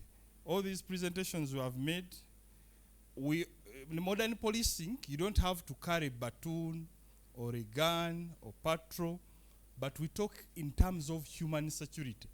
Security is comprehensive. So if Rotary is helping you in projects like water and sanitation, then for you as a district police commander or regional police commander, you are being relieved of the criminals which would come to the station. If research has been made in gender-based violence and their recommendations, so the Child and Family Protection Office is also helped, and so many interventions. There was here a presentation on water and conflict. So whenever we have peace initiatives, beyond only patrolling with a gun, a baton, as security agencies, as police, we welcome it. If there are people planting trees, and therefore there is no environmental degradation, Therefore, there will be no drought, and people will not fight over the little fertile soil is left. So there's always a multiply effect. There are also implied effects whenever an intervention is made, like for Rotary. So I thank you so much. Personally, I'm a scholar of peace and conflict studies. I got a master's there. And therefore, peace and conflict plays a big role in the well-being of mankind. I end here by again thanking you so much for being very attentive, thanking cohort 3 for the presentation, the lecturers here, Dr. Vena, Dr. Kanakulia, they lecture at our senior staff college too, because at the college we also offer, there is a master's of peace and conflict studies offered by Makerere, but taught at the senior staff college. So I thank you so much. The Makererians who are here, the alumni, I'm also an alumnus here. I was here 27 years ago, doing Bachelor of Science with Education. I mastered in mathematics, and I was a good student. There could be riots here, but me, I would not participate. Thank you so much. Hello everyone, good afternoon. My name is Mohammed, Rotary Peace Fellow, and my social change initiative is about conflict arising from clan 14 behavior, and I'm from Somaliland, which is in Horn of Africa, as you see there in the red corner in the horn, and here you can see, I think. And my project location is in here in Somaliland, and the area and the size of, the size is 1,076 and 120 square kilometers. The population is 4.5 million people. They all speak Somali, and they are all Muslims. Okay, the problem in there is there are clan 14 behavior, clan militia, clan conflict, and as you see the picture, those in the lines, they are going to vote, and they are in that lines, so they vote in a peaceful, but unfortunately, after the announcement of the result, they take weapons and guns and fight. So that's the challenge I want to do interventions and do what I can do in my efforts.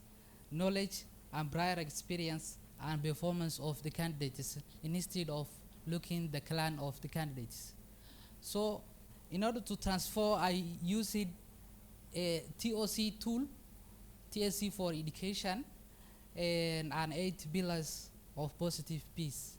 That is the two methods I want to use to transform my community. Okay, the goal and the objectives of my social change initiative is to empower and address the impact of clan 14 behavior in my community, and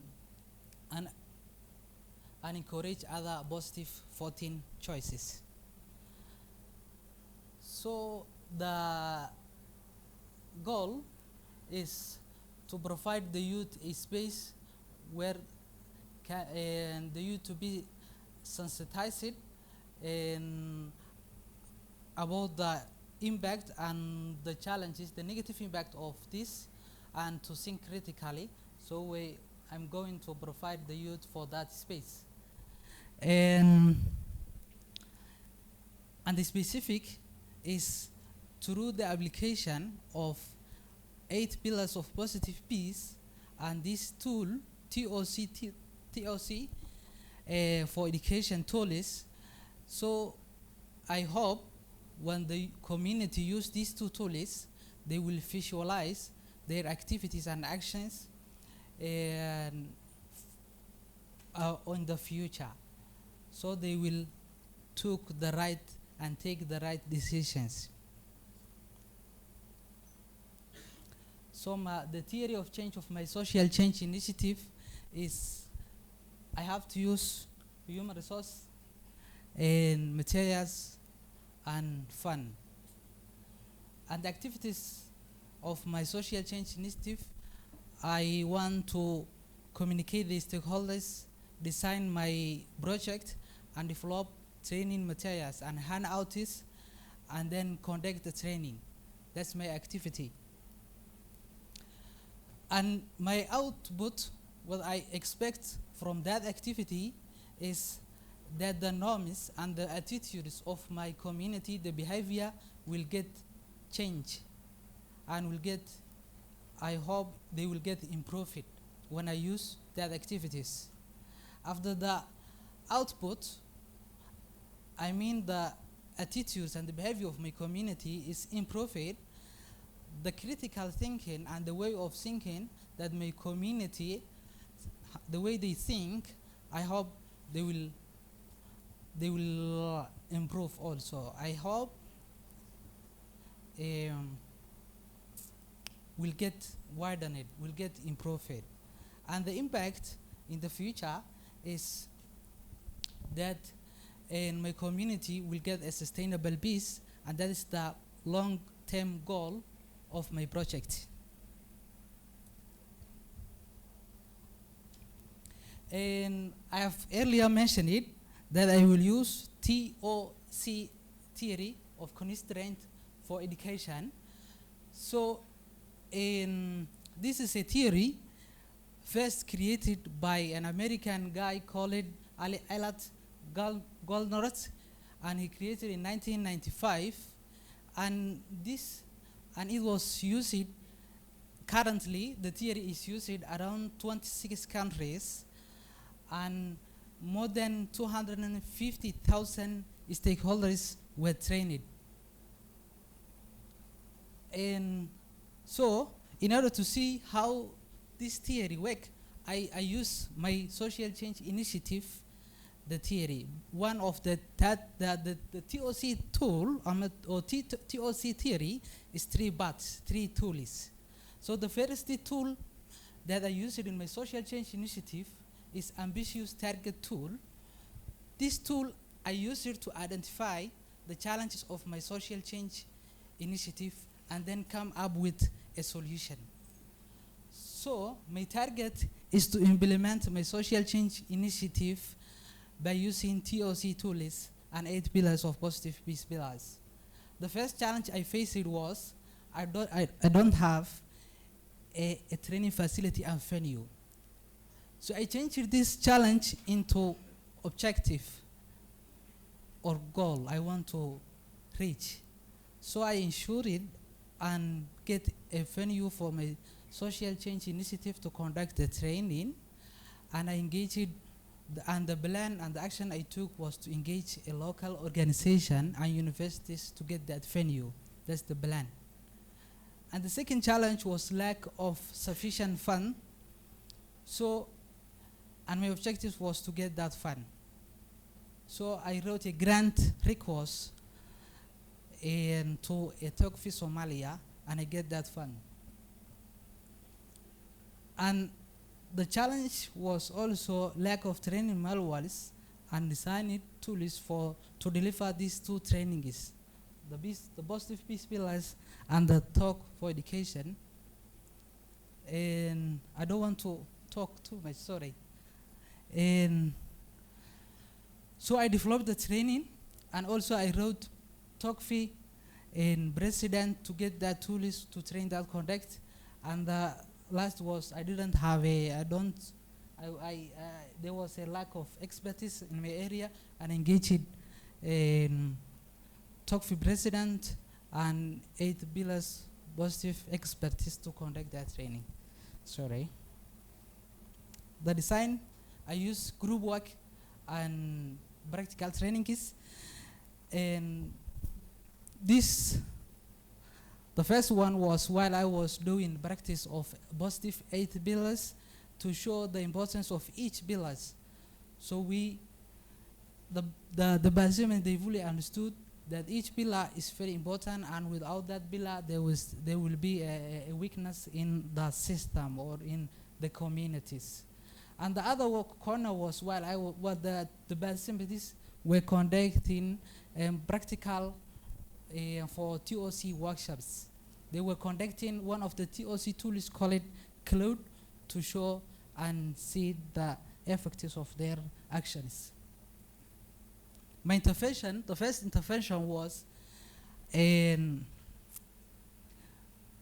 first signed MOU with the Royal Academy, and also I communicated talk with tools. That was the first activity. Then the second was developing and organizing the training manuals. So the corner one was the 3 TOC tools. I conducted a manual about TOC tools and 8 positive peace pillars. And the third activity was, while I was conducting my training, is I conduct training 40 participants, and so the participants presented their presentations, and they done also group discussions. And the fourth activity was compiling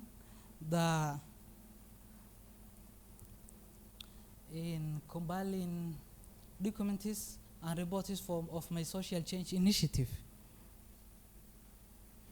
The findings, youth were sensitized about the impact of club voting behavior.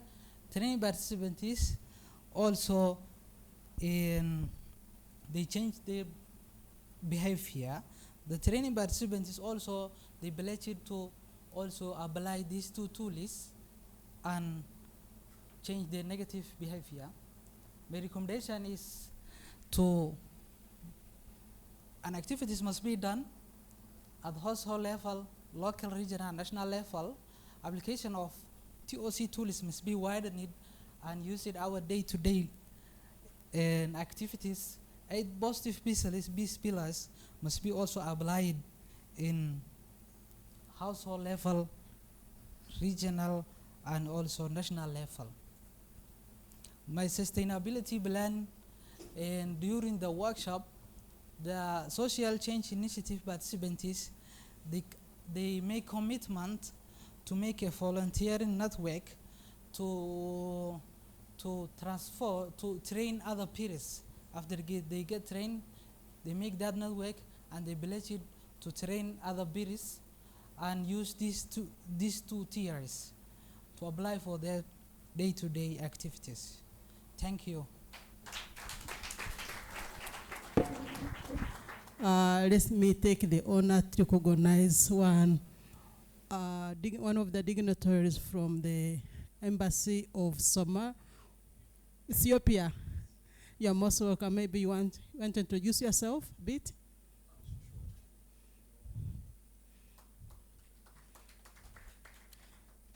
Thank you so much. As we wait for Kanakuria, maybe we can continue. On the list we are supposed to have Deng. You are most welcome. I'm honored to be here today. It's been a long journey, but it feels good to be here concluding this journey. My name is Byong Deng Byong. I'm a South Sudanese by birth. I'm Australian citizen by migration. My project title, the social initiative title, is the Belong Project, and it's anti-racism campaign. And it's based in Australia, Melbourne, Australia. My journey in life has brought me to this project because I was a displaced person as well, been to a refugee camp because of conflict and ended up in Australia almost 20 years ago. And when you talk of racism, racism is a form of discrimination which isolates you from others. So the project itself is to counter that isolation by making you feel belong. Mostly it's designed to counter racial discrimination that's happening in Australia against African Australians. It's a topic that sits in my heart because I'm part of it. Seeing the damage that has happened for people in Australia, and make no mistake, Australia is a very good country, great country, a diverse country, which I love dearly, but you cannot adopt a child and then you allow your children to bully them. That one is unacceptable. And that's the case of African Australia. So for the last scene Crown came, this narrative I've drawn, and I've countered it in a different form.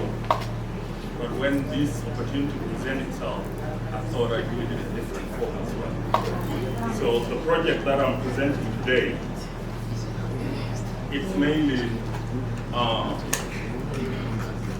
countering the negative stereotype that's placed on African community, but I've narrowed it down to South Sudanese community because of the scope of the issue. It's a complex issue, need a complex solution. The presentation will go through those few places that's already described the project. I'll talk of the actors, the core issue, the intervention, the achievement, and the impact that we have made, and what we have found, and also the recommendation. And just to finish off what I was saying about Australia, Australia is one of the most multicultural countries.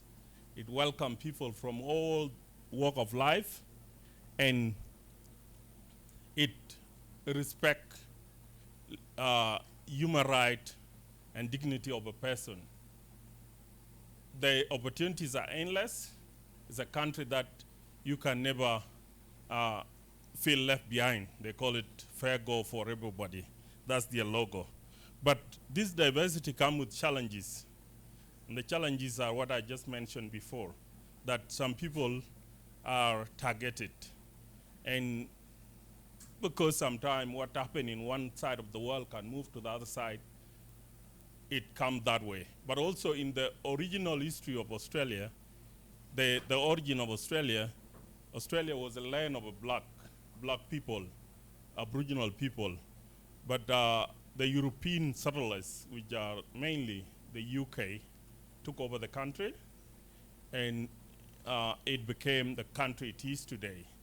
Through that process, there has been some horrible things that have happened to the local indigenous people, and that's the genesis of the discrimination that has happened and has continued to happen in different form going forward. So taking this one on, I had already taken on before, as I mentioned, through other forms. I was running a community organization that countered a lot of this. I participated in community association that have faced all this. One example was during the COVID. The Islamic community was targeted, that they're spraying the COVID. They were locked down, strictly locked down, that they could not get out of their rooms. We had to advocate for them to come out. South Sudanese community as well were also targeted indirectly, which was sprayed by media all around, and later we found was a lie. We had to counter the media until that person apologized and it was withdrawn. The other one was two young ladies. One was from Zimbabwe, one was a South Sudanese. They breached the COVID rule and traveled to another state, and the paper headline was "Enemy of State." You become enemy of state and you are a citizen. Doesn't make sense. So those are the issues that come with the diversity. So looking at the actors, which is African community, I focus on South Sudanese. Mainly, as we speak, a young person died every week in that community in Australia. It could be them killing themselves. It could be suicide through mental health issues and other things. The media, I've just mentioned, they print two young girls' face on the front page, putting their life at risk for same breach that other Australians have done and ignored. Australia government, of course, is responsible for implementing the laws, for supporting initiatives that fight racism, and some politicians within the government have also made remarks that have encouraged this to grow. And also the wider community where all these perpetrators are involved. I've mentioned the core issue is persistent racism against South Sudanese or African Australia. You can see the title there. It's media preaching it, but also the politician saying it and the media magnified that one. When we investigate, there's no gang. It's just young people being young people, and they are called gang. So a lot of that has happened. You can also read from down there that the UN has also confirmed that there's a siege for African descent people in Australia, racism against them. This caused a lot of economic disadvantage, long-term disadvantage in social, emotional well-being of people. Some are not able to get employed and all that. So that's the core issue. What am I doing about it? So the anti-racism project that I entitled Belong is to counter this by preaching positive story. Very simple. Chamamandizi from Nigeria said a one-side story is very dangerous. When you allow somebody to speak on your behalf and you don't say something about them, they end up become the reality about you. So this project is to counter that, and also to put out what contribution South Sudanese is doing in Australia. They are one of the most educated community in Australia. Most of us are working in a very privileged jobs. We are also contributing at a very what is needed areas of the society, including medical fields and all. During the COVID, our doctors have done a lot, but nobody's talking about that. They're talking about this one child that has broken a window of a car somewhere, and that becomes the face of the community. So the Belong is to put out those positive stories. And how are we going to do it? Are those 4 areas mainly: the social media campaign, the cultural event, and engaging them in engaging with mainstream media so that they can air positive stories, and engaging with the government to support projects like this, and also to implement the laws for those who are breaking them. The social media campaign is mainly interviewing those who are doing great things in the community through maybe Facebook Live. We have done that through Facebook Live, other social media avenues, and then shared across. And nowadays, you can target your target group, which are the extreme right, who are against the visible African community in Australia. Cultural event is to demonstrate our culture so that the people knows the other side of us. Of course, engaging media to tell real story, not propaganda. So those are the 4 ways. So far, we have achieved partnership with South Sudanese society. These are professional advocates in Australia. It's an association that have done so much to defend the right of people from African background. So we have partnered with them, and that partnership has also been supported by the government, which has given funding of about 51,000 to support this project. So we have recruited a coordinator that is lobbying the government, lobbying the media, airing the social media campaign, and also doing any other recruitment of volunteers and training. I've gone back.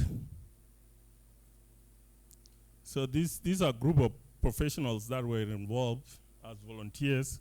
We make it strictly African background to support African because of cultural reasons.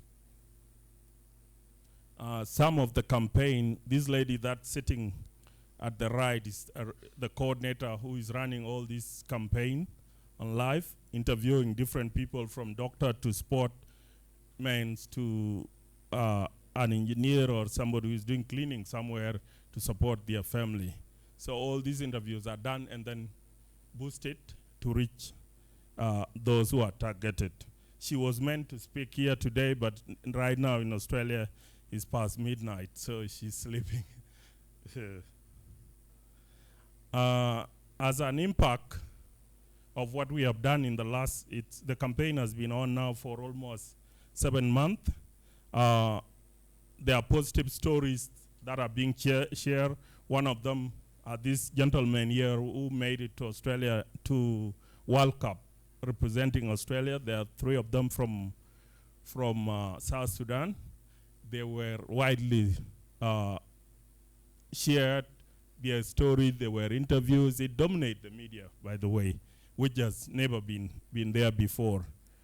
But the issue still remains that there are people that are still pushing it. There are drivers that this social initiative doesn't encounter, like drug traffickers and many others, racism drivers that could recruit and use young people for bad things, and then they are used later to prove that point. So some young people also have joined us on social media to preach their side of the story. So those are what is coming out as an impact. And our findings are when we started the stakeholders and also the volunteers, we found out that they are exposed to culturally unsafe conditions during the course of the project, especially when you're lobbying, when you staging an event that is physical. There are also counter outcomes, so we had to train people in that area. Also, we underestimate the scope of the magnitude of the issue, so we had to collaborate with others to be able to make impact. Otherwise, the storytelling only become one part, but those who are not held accountable by laws, those who are not told off by the certain association will continue to do that. Many aspects of the project require funding, but we got it as well. I applied for funding and I secured that funding. Impact are long-term, so we realized that we had to adjust our expectation because this is a long-term campaign. There are other drivers that are coming up, the new issues and all that. Last week, 3 young people were killed by a drive-by shooting. First time it's happened in Australia. It'd been knife, it'd been different things, but now they have gone to guns, so it's going to next level.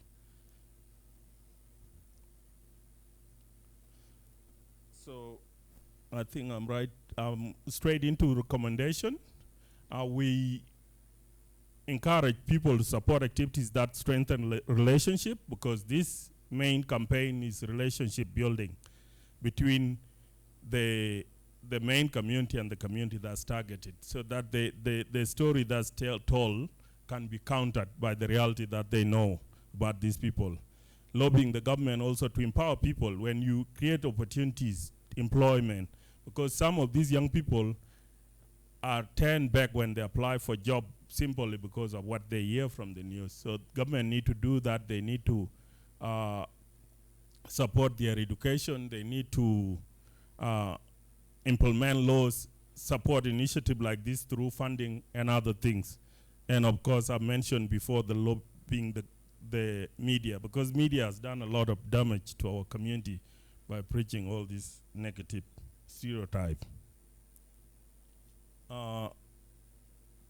Encouraging the government effort in fighting the racism. Of course, continue with this project. I'm going to hand it over to Society of South Sudanese Professionals, which become the sustainability plan for it, so that it can continue into the future. We need to speak out to tell our stories so they know who we are. Research is very important to know where these drivers are coming from, how can they be countered to inform any initiative that come up to counter this issue. With that, I want to thank everyone that has supported this journey, the Rotary International for the opportunity, my club, Melbourne Rotary Club, who has trusted me and supported my application, colleagues, Rotary colleagues, and everyone that has worked with me through this journey. I'm Makerere University, including the Rotary locally here, the Peace Center, all the staff, our lecturers. Ivan is here, who has actually made this journey very enjoyable for us, and all, Sarah, rest. And also, I want to mention the Victoria government, who has supported us through funding, but also through the delivery of this project. Right now, there are more funding coming up, anti-racism funding, that this government is supporting. The Victoria government is a state in Australia called Victoria. So the government, the local government, and also my family, who has given up time before for me to be here, and even now, I thank them as well. But I don't want to forget two important people, my host, Peter, and also my mentor, Dr. Chris, who has supported me through this journey. So to end this, we are all, I'll read that quote that my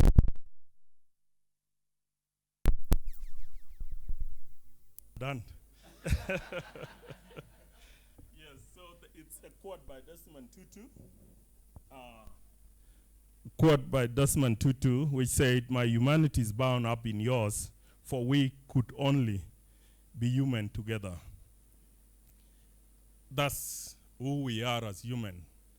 As I listened to our auntie before telling us her journey, I gain knowledge, I gain sympathy, I get to know her better, and we can pick it up from there. Sitting here, you can just ask somebody their name, and you will know a lot out of that. That roll on to the next person and next community and next country. So thank you all for your time, and I'll end here. My name is Clayton Makado.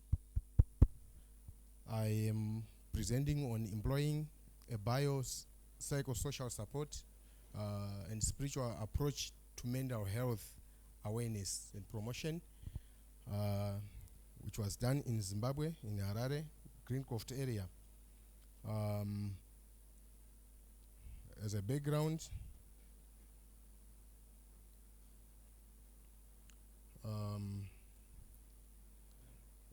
Zimbabwe is a sub-Saharan country located in the south, surrounded by Mozambique in the east, South Africa in the south, Zambia in the north, and Botswana in the west. According to the intersexual demographic survey of 2017, Zimbabwe has a population of over 15 million people,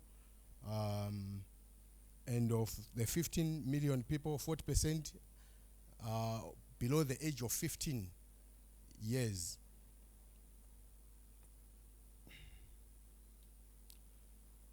And Zimbabwe has a disease burden of non-communicable and communicable diseases, and amongst those, mental health is one of the diseases burdening the country.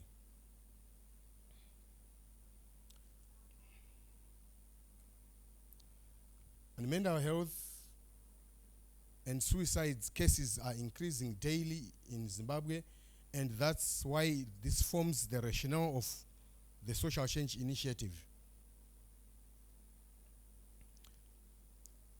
And I have said the Social Change Initiative is focusing on employing a biopsychosocial and spiritual approach to mental health awareness and promotion. This is because a biosocial psychosocial and spiritual approach is a holistic approach which acknowledges the physical, the psychological, the social, and the spiritual aspects of life and caring in life. So this suited very well with the with the social change initiative. The theoretical underpinning of this social change initiative was the health belief model, as well as the promotion first framework. Prevention is better than cure. The main goal to this social change initiative is to promote mental health and well-being awareness in our communities. And the objectives are as follows: to increase mental health awareness, to increase drug and substance abuse awareness, to promote mental health in the community, and to increase knowledge on drugs and substance abuses in schools and churches.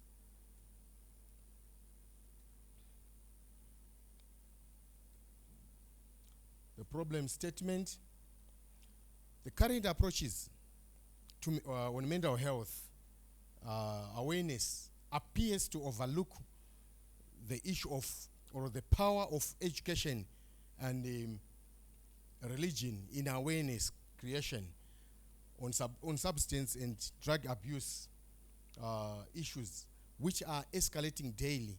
This is despite the fact that these two vehicles, they've been used on HIV and AIDS and were successful, and there is limited knowledge by teachers and church leaders and the community at large of, despite being well placed in the communities where they are, to be vehicles of propagation of health awareness or mental health awarenesses. And Zimbabwe is a youthful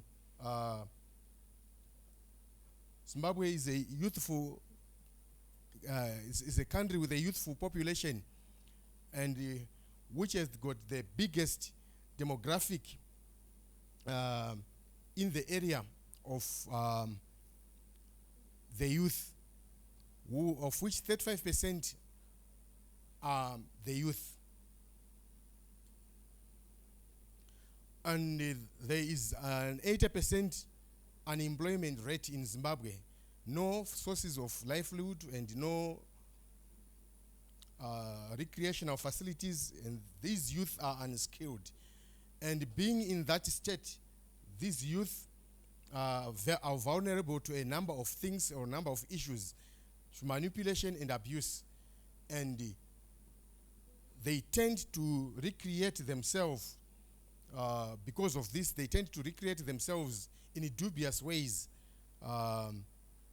And because of this, this is evidenced by the overpopulated prisons and their special rehabilitation units with the youth, we have become crime peddlers.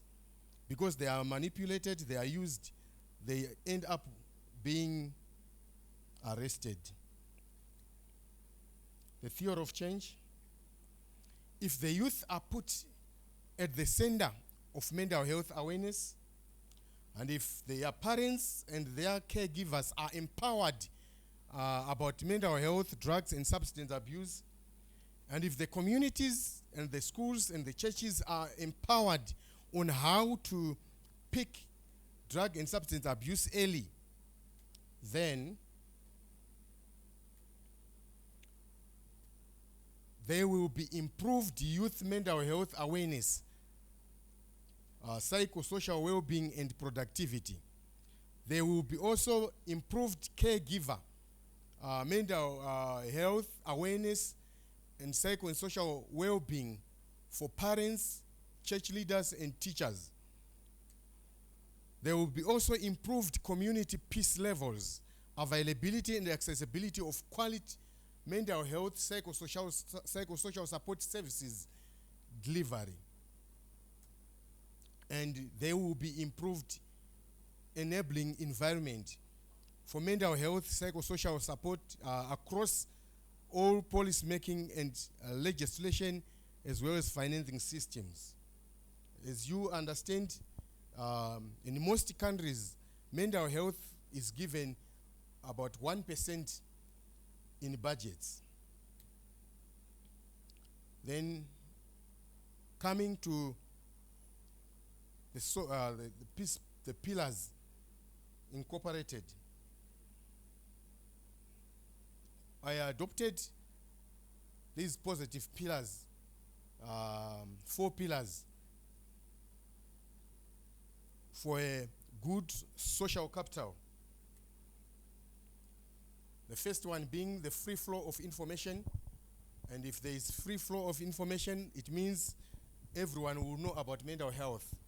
And there will be equitable distribution of resources. And when there is equitable distribution of resources, it also means there is going to be recognition of acceptance of the rights of others. And lastly, this will increase high levels of human capital.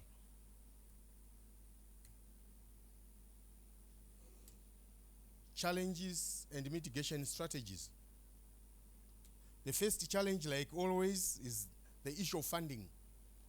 It was one of the greatest challenges I faced. Thank God for we got a little contribution from individuals, from my pocket and others.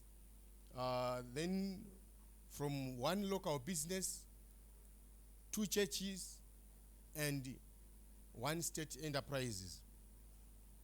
They contributed in cash and kind. The second was getting clearance from the criminal investigation department and police for the day of the activity. As you know, we are preparing for a general election as a country, which is going to take place in August. Every event that takes place needs to be cleared, otherwise you will be labeled political. So I had to get that, and as a mitigatory measure or strategy, continued to be pestering the relevant authorities, and also had to get a letter from the sender to present to them. That's when they finally gave us permission. Number 3 was getting the churches to work together. Had to work with the willing 3 churches, as most of the churches were skeptical. They wanted to know what was in it for them. Then penetration into government institutions was another hassle. We failed to get into government schools despite knocking the relevant ministry doors and the Minister of State's door. They needed a registered organization, which I have started doing. Lastly is the clearance letter and registration of Mindpeace. We are still working on registering the trust. And to register it, you need to have a clearance letter. And to have a clearance letter, you need to convene a meeting with the relevant provincial authorities where you will be introduced. Then you are given a letter to go and register your trust. This is because of the prevailing situation which I've mentioned about the shrinking of space for the CSOs because of the elections.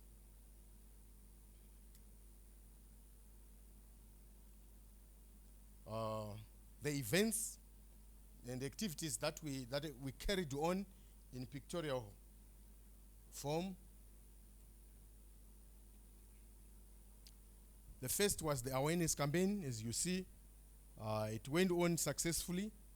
The second one was church leaders training, trained about 120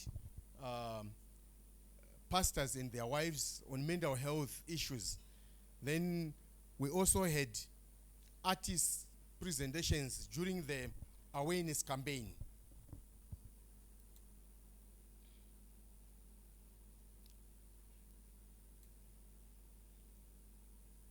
Then I also had an opportunity to pitch up and capacitate university students at the University of Zimbabwe. And also I had opportunity to be on national TV on a Good Morning Zimbabwe program on mental health. And lastly was the youth sporting for health. I have a group that are sporting every Saturday and Sunday at our church. About 20 of them, they come. We do sporting. After sporting, we conscientize each other about health and specifically drugs. Why? Because in the area, that is the issue that is troubling our youth.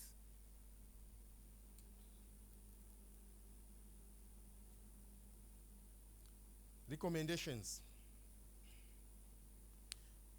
Number one, to bring the community, bring community-based interventions with clear referral pathways. It's one of the recommendations that we are making to government. I thank God, as I speak, government with another organization have started a center, PSS center, psychosocial support center, where I am volunteering.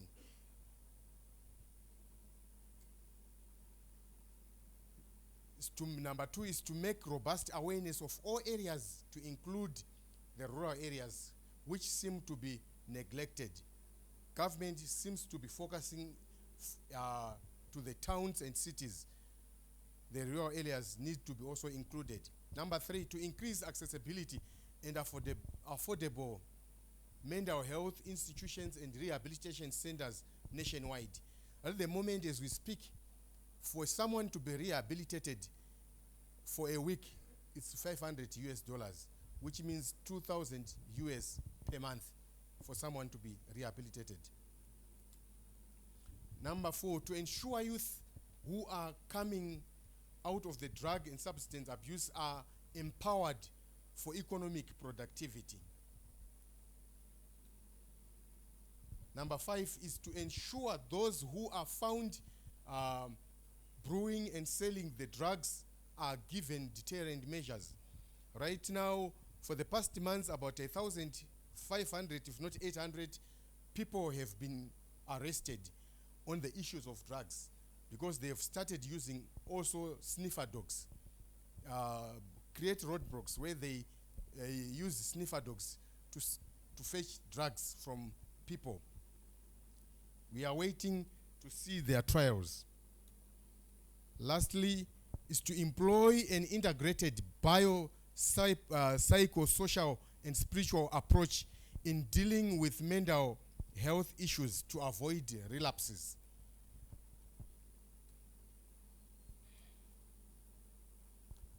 Realized outcomes. 7 who sold and brewed drugs were arrested on the day of the campaign event from public tip-ups to the police. People were now coming out and could now give message to the police as to who is doing what in the community. Most bases in the area were closed. Many other churches and pastors have begun speaking out on the issue of mental health. Of late, mental health was regarded as another demon in church.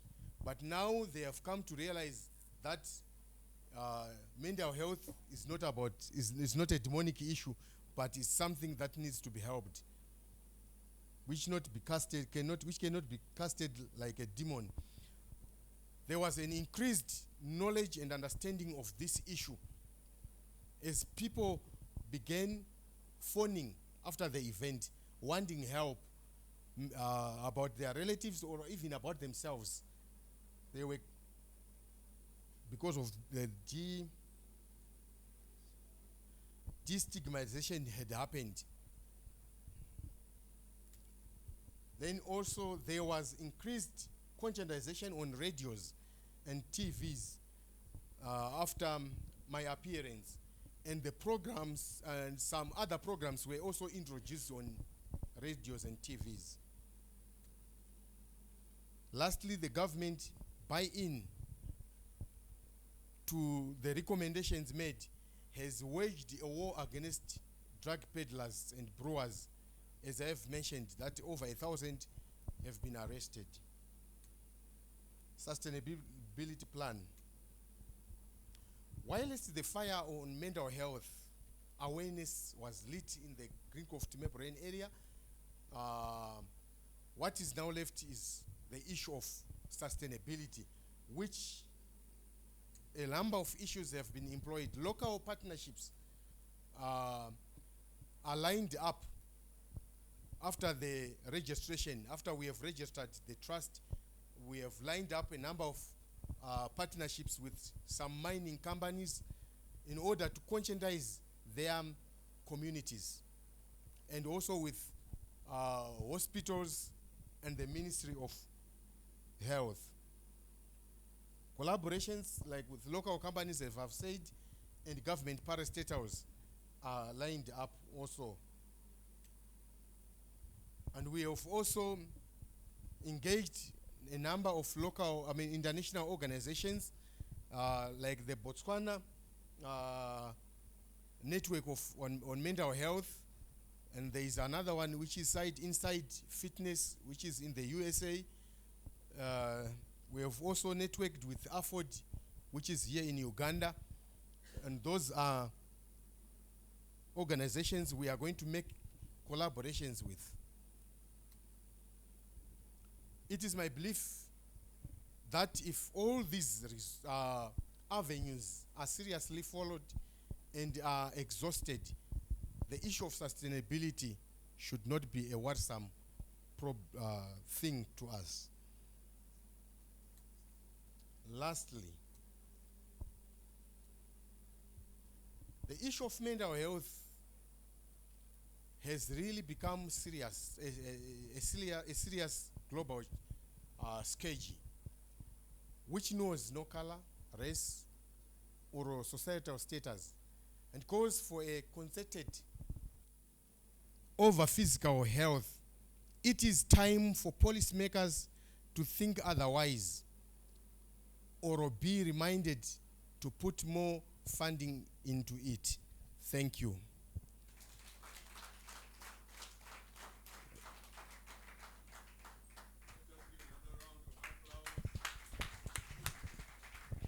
Thank you, Cleto, for that presentation. And as we come to the end, we have noticed that one of our professors has come in. Please, can you recognize Dr. Musana? Is one of the, let's give a hand clap. Is one of the teachers and the members in the department. So at this juncture, I'm going to hand over to Dr. Veni to handle the last part of this talk. This CAPSTONE Conference. Thank you very much.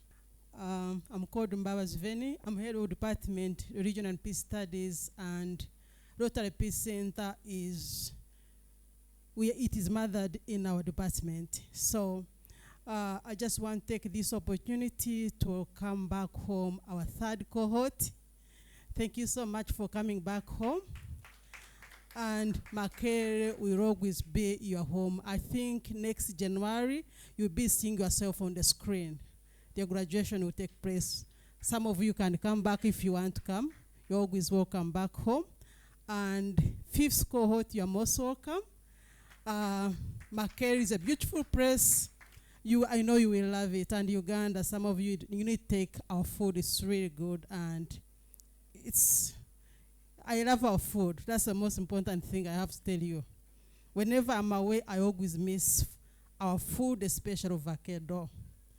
We have beautiful one. So let me take this opportunity, but let me first also thank you for your time.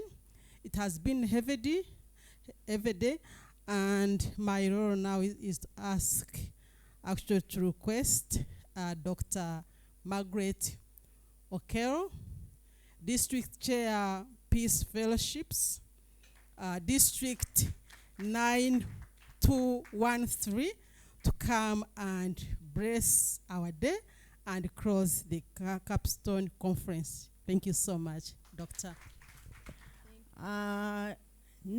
This coming 1st July, when President-elect Anne takes her duty as the governor-elect, I will be standing in as the Rotary Host Center chair, replacing her. Thank you very much. My role is just to come here and thank all of you for making this possible. First and foremost, I want to thank Cohort 3. We've really enjoyed this presentation, and I know that you have put in a lot to make this happen. And I want to thank you so much for being timely and really finishing your studies in the record time granted to you. Thank you so much. I sat here the whole morning and afternoon. I listened to most of your presentation, and I can see that these initiatives are going to go a long way in creating peace in this globe. I just want to urge you that as now members of the Rotary Peace Fellowship, please carry our banner forward in creating peace in the world. Don't only limit your initiative to your country or your community. All these are very, very useful studies you have done, and please extend this to everywhere in the world where peace is required. And it is my hope that the Rotary Peace Center is going to publish this initiative for everyone to access and read, because they are very good studies. So thank you so much. And I also want to thank the staff at the Rotary Peace Center, headed by Professor Helen. You have put in a lot to make this happen. We are very appreciative as Rotary in the work you are doing, and thank you so much. I also want to thank the members from the College of Humanity and Social Science who are hosting this program, and thank you so much for guiding these students. Last but not least, I want to give special thanks to Makerere University, who have offered to partner with us Rotarians and to make sure that the Rotary Peace Center at Makerere becomes the center of excellency. Thank you so much, Makerere University. And last but not least, I want to thank the cohort 5 who are here. And I want to tell you that you have listened to all this wonderful presentation. We hope that it has encouraged you to also choose appropriate studies for your initiative. And we look forward to next year when you will be coming to present to us. Thank you so much. And for all of us who have been here throughout the day, I want to thank you so much, and I want to wish you a very, very, very good evening. And for the Peace Fellows going back, safe journey to your countries, and thank you all so much. Thank you. And I want to declare this conference closed. Thank you. Respecting each and everyone, promoting peace all around us.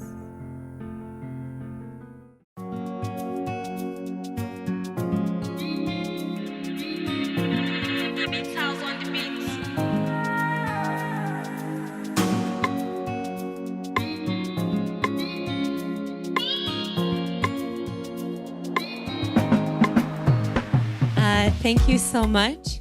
I think thinking back on the 5 weeks field trips, for me, one of the most absolutely astounding moments was being in Rwanda and seeing this moment of reconciliation between two people that should never have reconciled, and where you would think, how can that person forgive their neighbor for doing that? But it's possible, and you see that it's possible, and you see how deep you have to dig into your own heart to give forgiveness, because that is the root of peace. So I think those would be my main takeaways. And most of all, just to have this amazing community through Rotary International, through Makerere, through everybody who's worked so hard for all of us to have that learning experience and to gain that perspective from so many different professors and lecturers. And to me, I just feel like I thought my mind was open, but now I realize that it really wasn't. And now I feel like I just see how much more it needs to be opened. So, yeah. This is a traditional dress for the Lozi people of Western province of Zambia. So, us men, we dress like this, but there's women, okay? So, it's very good, especially when you are dancing. You can see when I do like this. Okay.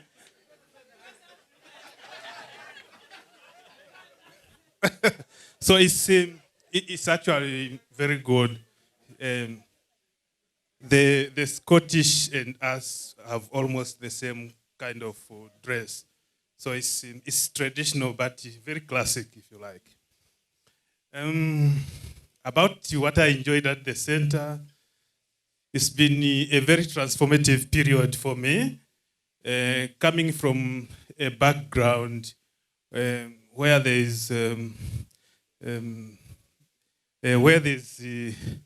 people have not been involved in war, but of course there are injustices within the communities where there's poverty, particularly rural poverty. And Zambia generally is a peaceful country, if you like, in terms of governance. Since 1964, when we gained independence from Britain, we've never been involved in war. We have always used the ballot to sort out our political problems. So we are a very unique country. We have our own ways of sorting out our problems in a very peaceful manner.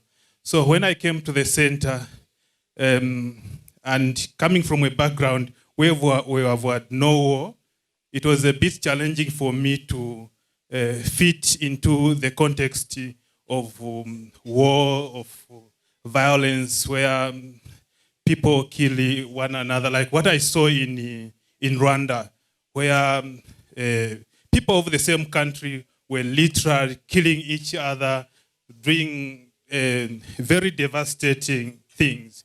For me, it was very challenging. But I must say that after 1 year of training at the center, I have gained more knowledge, more experience. I've gained the exposure on what happens in a war-torn area and how to deal with the problems of poverty in a more rural context, and how to deal with the issues to do with governance in the media. Also coming from the background of being a media specialist and a teacher at the same time. When I came here, I have really gained a lot. I think my experience has been widened. I've gained deeper knowledge in terms of how to deal with media issues, how to deal with issues of education, peace building, and conflict transformation. Going back to Zambia, I think I'm a resource. If I'm looking forward to, I think, a senior appointment in government or something in an NGO, because I have gained something literally that many do not have on the African continent. So I must say that I'm very proud of my achievement. Thank you so much. Select two major highlights that you have. Yes, what the group, you remember about the group. The group. I think it was at the farewell dinner for cohort 1, but also something like also meeting the cohort 1 people, meeting the cohort 3 people, and like something like that we are having today. So it was some really super dancing time, and we were dancing one Ugandan music that goes like that, and we are like that. And so Dr. On, my friend, and I were doing dancing competition, and it was really fun.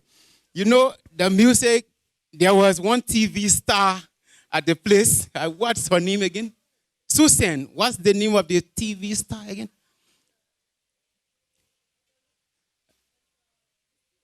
Yes. So she says, like, so she says, like, we have to do like that. And then we go like that. And so we're just all like that. But most important, fun. And some people miss out on those fun.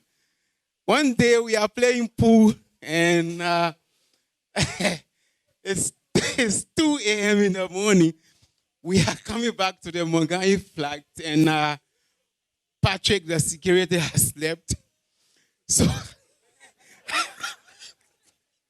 and the gate is locked up. So the dogs are out. Do you still have the dogs there? I'm going to come there tomorrow to see. Are they still there? Cohort 5. Do you still have the dogs there? They were outside. So it was me and Lenny. We have played pool all night. It was 2 a.m. And we are coming. Patrick. No, but the guy can't answer. Then the dogs are like, Then Lenny, I don't tell Lenny, let's go over the gate. And we climb the gate. And she's the first one. So I say, you go in front. She's like, why you can't go? I'm like, no, you are brave more than me. And she climbed over it, and she took out the jacket, and she's petting the door, puppy. I'm like, no. And to tell you the truth, and I got in, and I'm beyond like that. I'm afraid of the dog like nobody else. And she's like, puppy. And the dog says, oh. I'm like, maybe we should go for a sausage. But then she's like, we are already inside. I mean, like, so to tell you the truth, we learn a lot, but we really have fun too. Like, I will never forget that night. So when we finally landed inside, we started laughing at each other. I would be laughing at her how she was taking her jacket, and she would be coming behind, and she would be like, you are so afraid. Dogs don't eat people. I mean, like, so that's it so far. But cohort 5, enjoy your time. Don't just be learning all the time. At the same time, do your homework. Be proactive. Eh? When you finish up your work, you can go play. Thank you.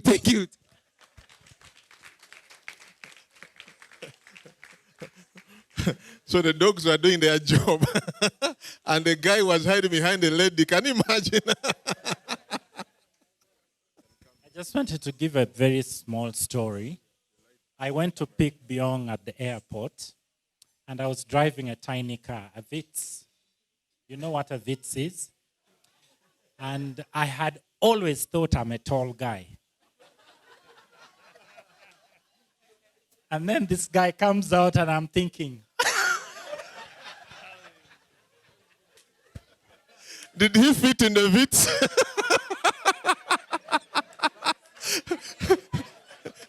Let him stand up and wish. Leon. Yeah, thank you so much. I was picked to host Luther. And Luther, as he is, the fun moments that he had with the group are the same fun moments that we had with him. One day, we decided as a club to invite him to give us a talk on his experience at the Peace Center. So he gave us a very good talk at the club. But at the same time, Luther is a very good dancer. He kept on dancing between rows of two Rotary actors and visitors of that night. But later on, we went for Chimeza. Chimeza in English is the after party. So we had this guy, and we started the party with the drinks and the meals and the dancing. Little did we know that we had a choreographer for the whole night. My boys and our girls, we danced the whole night. Just imagine dropping him at the Peace Center at 5 a.m. in the morning. You can imagine what happened. That was a fun moment. Thank you. I think our fun moment was actually not in Uganda here. Last year I happened to have gone to Nairobi, so I looked out for my peace fellow. She's called Arinola. And we went, okay, naturally I like to be in control of my space, where I am. But when you're in a country, which is not your country, you have to rely totally on somebody else. What time am I meeting you? Where are we meeting? How are we going here and there? So I guess she took me to a place that I had been going to many years ago. Nairobi has changed a lot these days, and would get lost every now and again. I think moving from one shop to the other, and when we are going back, she's the one who has to remind me, we went here, it's not this building. Every building looks the same to me. So it's about now me being vulnerable to her. Her mother is now the mother to me because I'm in her country. I found it very weird, and thank you so much for making my stay in Nairobi I was at her mercy. If she wasn't available, I wouldn't move. I would have to stay indoors. So thank you so much. My name is Kenneth Monari from Kenya. The first time I came, I was received by Julius. Here is over there. Yeah.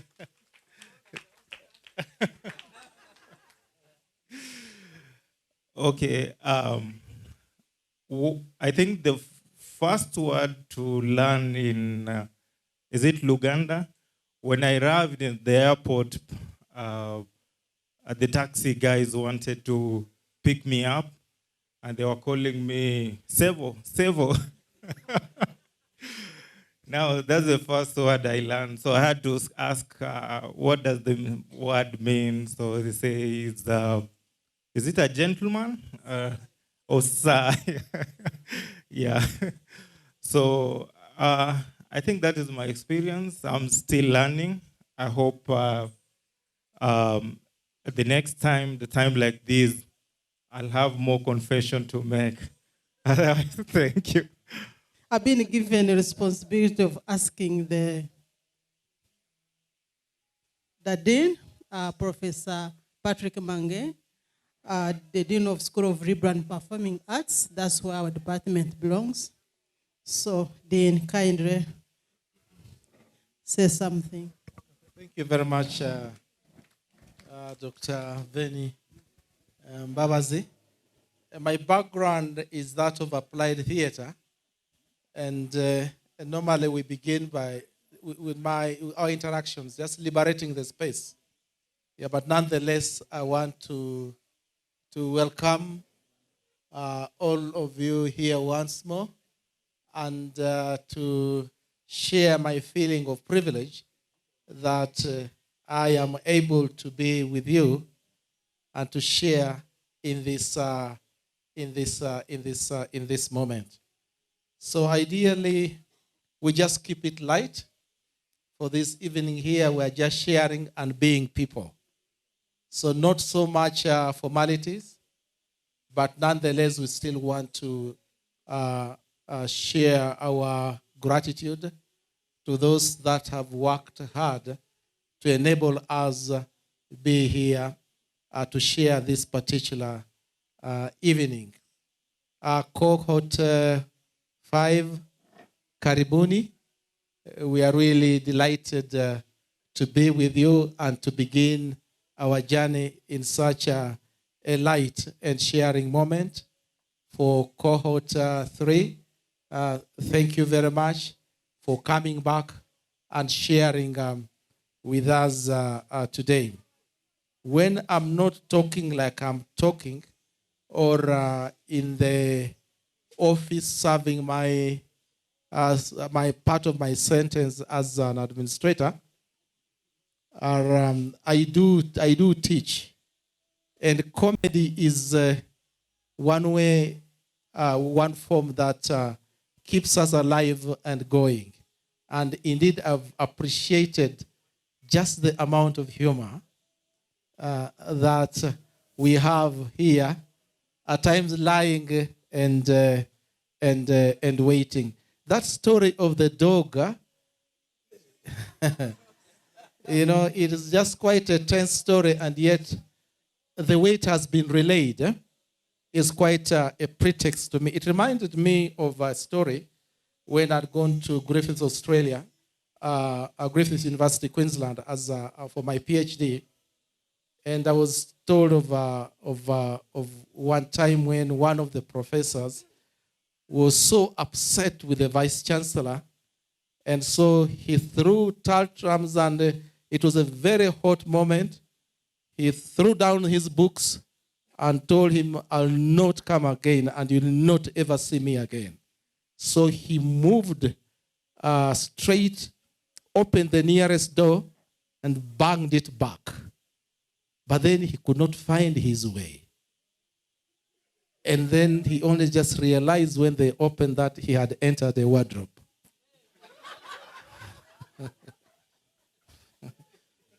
And so, of course, you begin another level of relationship, But otherwise, I thank you very much just for the sharing. And we are here. Dance, she's quite a good dancer. My hair here appears as a helmet, and I cannot dance that well. But for those of you that will flex and you feel really good and hot, there's a swimming pool here. You could still get in and get out. But let's just have a beautiful evening, being people and sharing. Karibuni, enjoy yourself. Mungu wabariki. With that, I would like to welcome DG and please, you're welcome. One of the things I don't like about events most of the time is speeches. And, people have been having a good evening, and then you come with speeches where you have this one to introduce that one. So I don't want to kill the vibe. But as people were talking about their highlights, I just remembered that actually I could write a book about the Peace Center, because I've been with the Peace Center before the Peace Center started. And so there's so many stories. But I remember one day when we were finally signing the MOU with Makerere University. And we had the vice president of Rotary International. We had the chair of the Peace Committee. We had the vice chancellor. And we had a wonderful occasion in the main hall before it burned. And after we signed the MOU, we came outside. And as a symbolic measure, we had 2 doves. And so the vice chancellor and the vice president of Rotary International lifted the doves. And they released the dove. And when they released the doves, one of the doves fluttered and then landed on someone's head. Can you guess whose head? It landed on his head. I have never forgotten that one. And so it was quite funny, and everyone said, okay. The dove saw that hair and said, look, I think I can be safe on this head. It was quite an effort to remove it. So that's one of the memories that I have of the Peace Center. But of course, I have so many others, and it could take all night to recall them. But yes, someone say something. But jokes aside, I'm just so happy this evening. This is the 5th cohort that we have, and it just seems to keep getting better and better. We had no idea what it would turn out to be like. And now that we have so many people who are associated with it, who've made it alive, it is really, really something to be thankful about. So I want to thank you, because you're the center. You know, the buildings are just something, but it is you who have made it alive. And I want to thank both the fellows, but also the host counselors.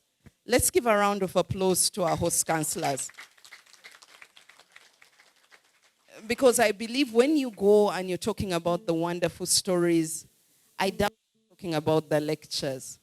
Most likely you're talking about everything that happens in between the lectures and, you know, the studies, of course, and the trips. But I want to thank you, host counselors. Thank you for a job well done. And I'm sure the old inspire the new. On the other hand, again, for those of us who travel, and I travel quite a bit around Africa, for me, it's a good thing to now know at least one person in each country. I've been to Liberia. Luther, the first time I came to Liberia, I didn't know what they were saying. You know, I was talking about Liberia. They say something like Labira. And I was like, what are they saying? So someone said, you know, you just have to tune your ears, and then you will eventually get it. But now there's Luther, there's the other lady, I've forgotten her name. No, Bantu. Yes, so I know 2 people. I've been to Sierra Leone. They're notorious with the boats as you get from the airport. So now I know somebody. Recently I was in South Sudan. I sent Peter Paul a message and I said, I'm in Juba. You know, Byong. You see, as in your country, as in Wow. You know, as in all these places. So it was good to have people that you know. And so it's really wonderful that we're not just, you know, operating on peace issues, but maybe when I come to your country, I can send you a quick email because I have all your emails. So I can say, I'm here. Come and return the favor. So I'll be looking out for you. And so once again, I want to thank you. And for those who are leaving us, I wish you success in whatever you plan to do after here. I hope that we have influenced you enough to want to remain a part of Rotary. And for those who've just come in, we welcome you and I wish you a good time here. Thank you very much. Yes, she is tall. She's called Margaret.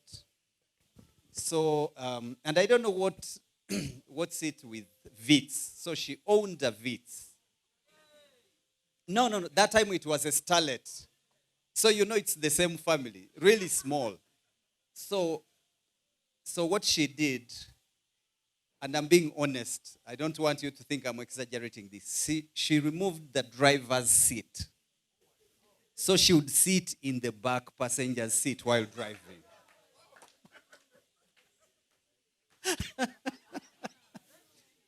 Yes. So Dr. Ben is asking where would the driver sit. She was the driver. So she removed the driver's seat from that car completely. So she would sit in the back seat like a passenger and then drive.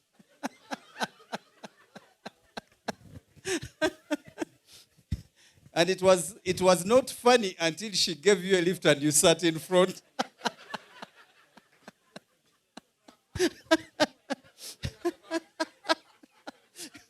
Because when you wanted to talk to the driver, you had to turn your neck.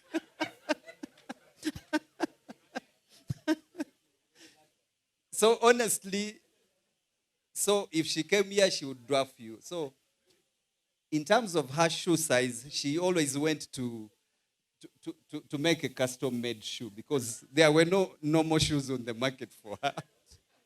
And I'm not among the tall people, as you can see. So he drove me one time. We were going to Entebbe.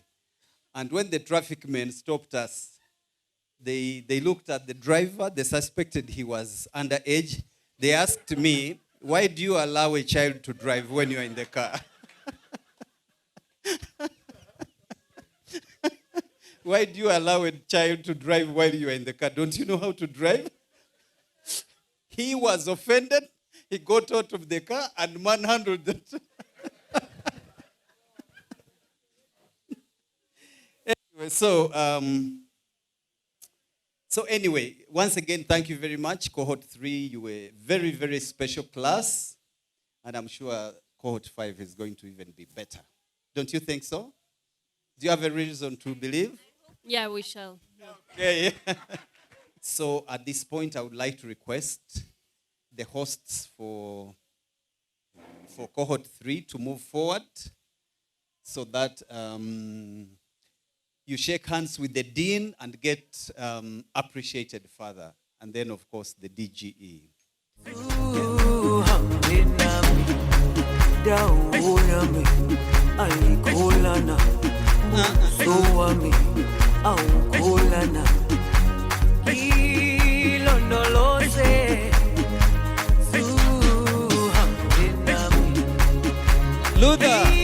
Luther, please come. Thank you for the wonderful presentations. I wasn't there, but I was following online. And amazing work. And I'm also glad that some people took a bit of my advice about the presentations. So I saw some huge improvements. I'm not going to point any fingers, but thank you. Great job.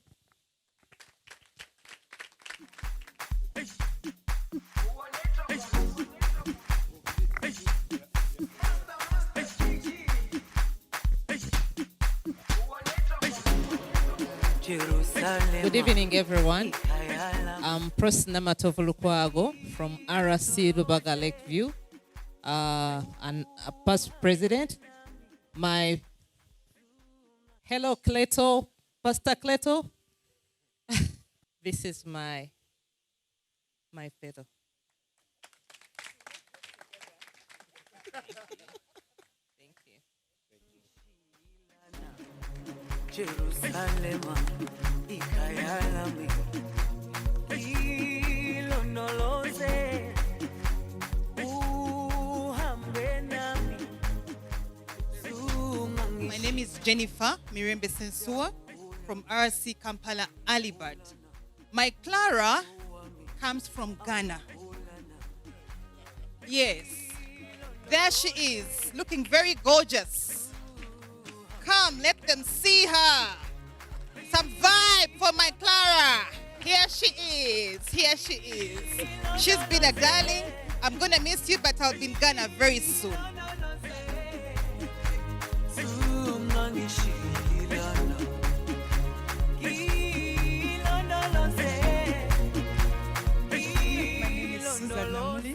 Rotary Club of Kampala South, and my peace fellow is Arinola.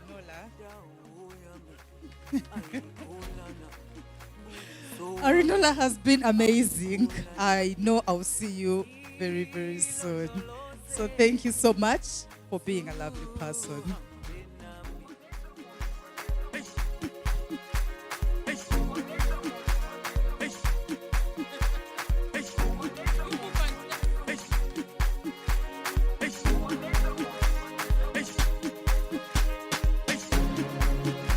My name is Margaret Okelo Nyeko from the Rotary Club of Kampala, Nakuru.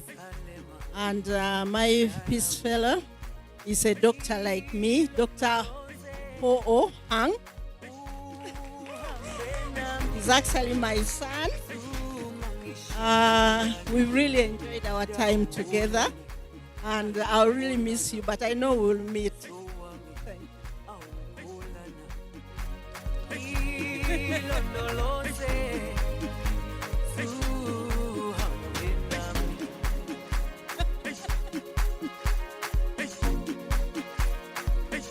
Good evening, everyone. My name is Priscilla Nachivoneka from the Rotary Club of Kampala North. My Peace Fellow is Ricky. Please come forward. All the way from Nigeria. And she's also an engineer like me. So thanks for being a friend. I'm sure we'll keep in touch. Thank you. Good evening. My name's Peter Paul Opata, and my Peace Fellow is not the American height, but the South Sudan height, Diong. My name is Dan Kiplagat from the Rotary Club of Nkumba, and my Peace Fellow and brother of mine is none other than Luther, the vibrant Luther.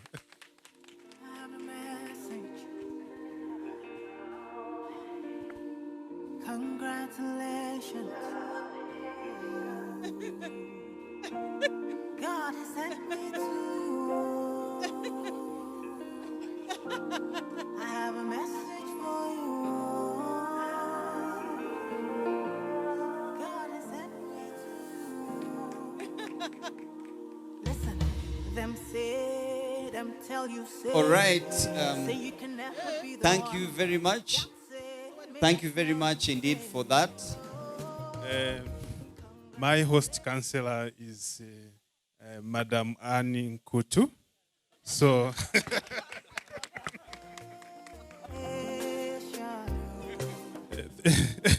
today onwards. And thank you so very much for hosting me. It's been great. Thank you so much. Good evening, everyone. I am Augustine Kuruma. I actually had a chat with my host. He told me he traveled up country, but I don't know if he's here. So it's been a pleasure to be here, and I want to thank you, my host. You can extend my appreciations. That I deeply appreciated his time, his hospitality, and everything. My host is Mr. Godfrey Kutesa. So please extend my appreciations to him. Thank you. So I'll hug you. Hello, good evening. My name is Mohammed. My host counselor is a Rotarian Moses.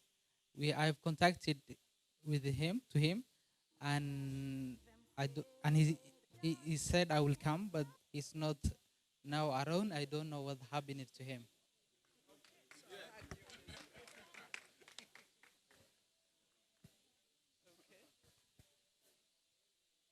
My name is Lainey Kinsley. My host is Helen. She's not here this evening. I think she couldn't make it, but she was there all day today for the presentations. And for that, I'm really grateful. It was a great source of support to see her there in the audience today.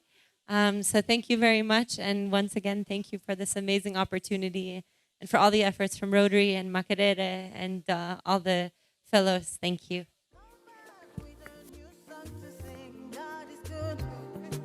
Yes, you will come again with a new song of praise. God is good. Oh. In the interest of peace and tranquility, you are now a director of ceremonies. DGN and the host college at the university, the host counselors, and all the peace scholars here present, and people of goodwill. It's a pleasure joining you. I want to apologize for dropping in a little late. I had other engagements of Rotary. We've been giving vocational awards for those people that are outstanding and stand out in the community, serving community using their vocations. So it was equally an interesting and exciting occasion, but I had to take leave of it because I consider you more worthy. So that's why I'm here, but I apologize for dropping in a little late. Nonetheless, I'm here, and I can keep around till tomorrow if you can be able to stand up to tomorrow. I'm ready to enjoy quality company with you up to the next day. So it is an exciting moment.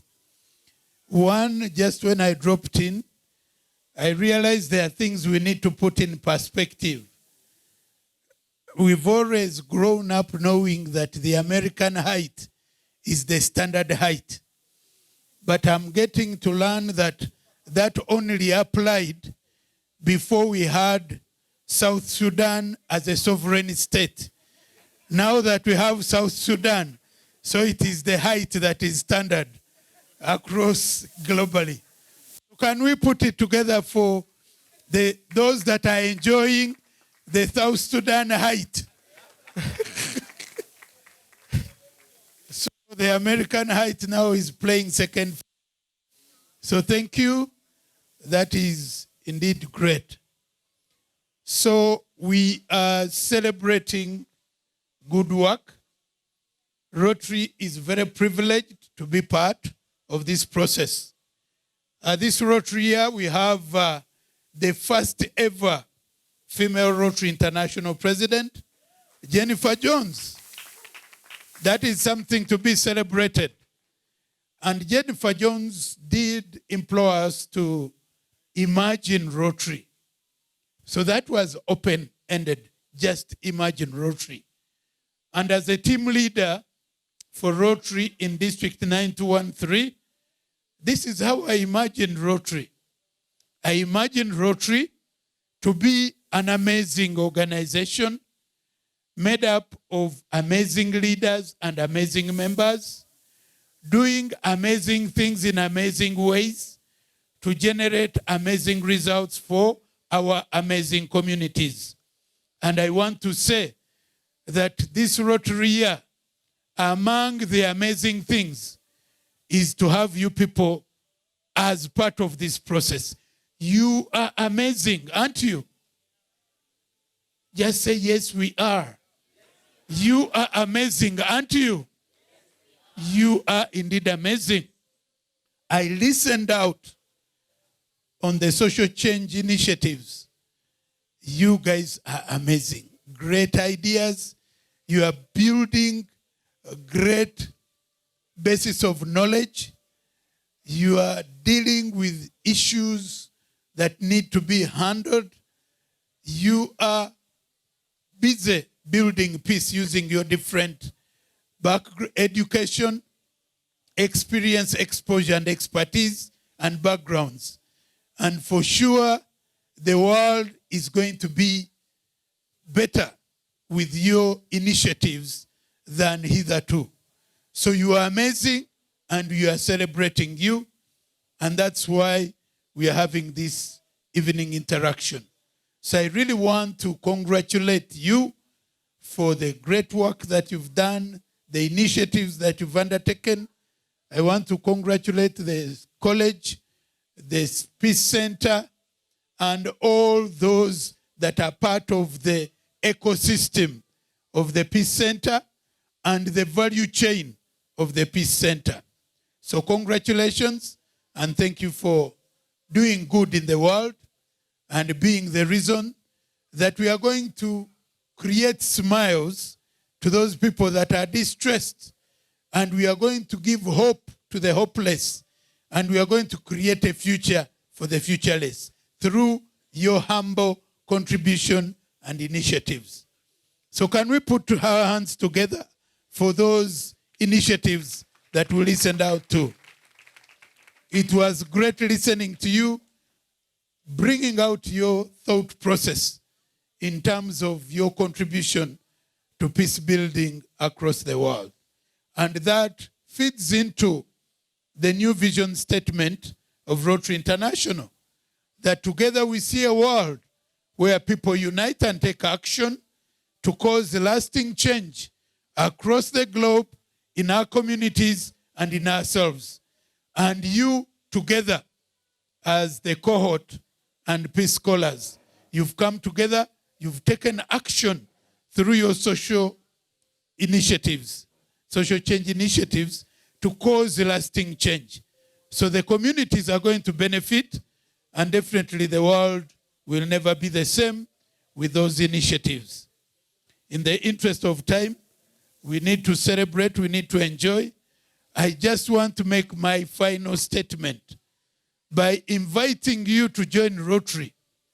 Those of you that are not Rotarians yet, in order to get the best sense of fulfillment, you need to join Rotary. Because my view is that you can be many good things in this world. Just like all of you are many good things through your education, experience, exposure, expertise. But as long as Rotary is not one of those many good things that you are as good as incomplete.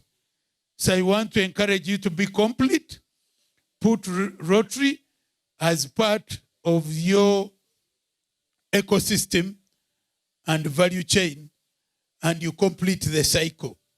So once again, thank you for taking this course and this exposure seriously.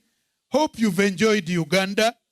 Uganda is a pearl of Africa, gifted by nature. I'd like to encourage you to take time and reach out. There's a lot to see. There's a lot to experience. There's a lot to love. There's a lot to appreciate.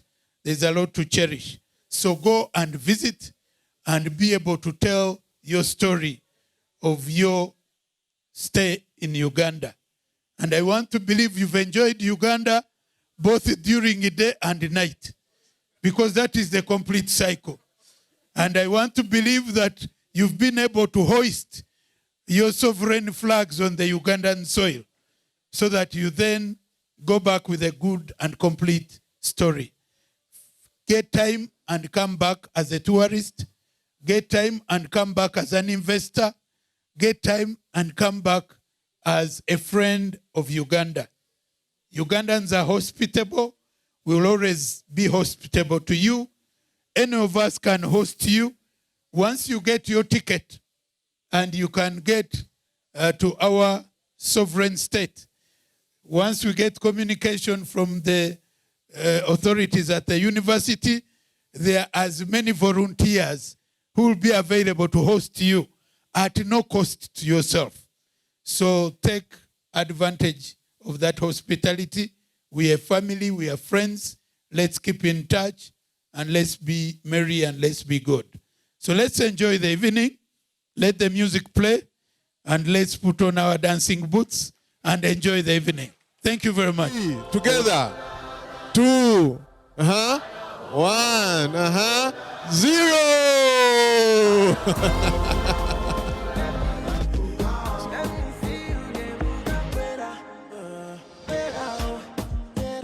Please come and join him.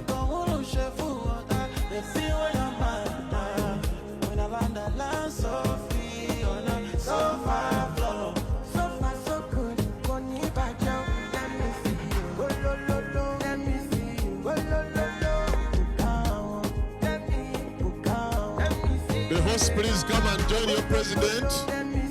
Mr. President.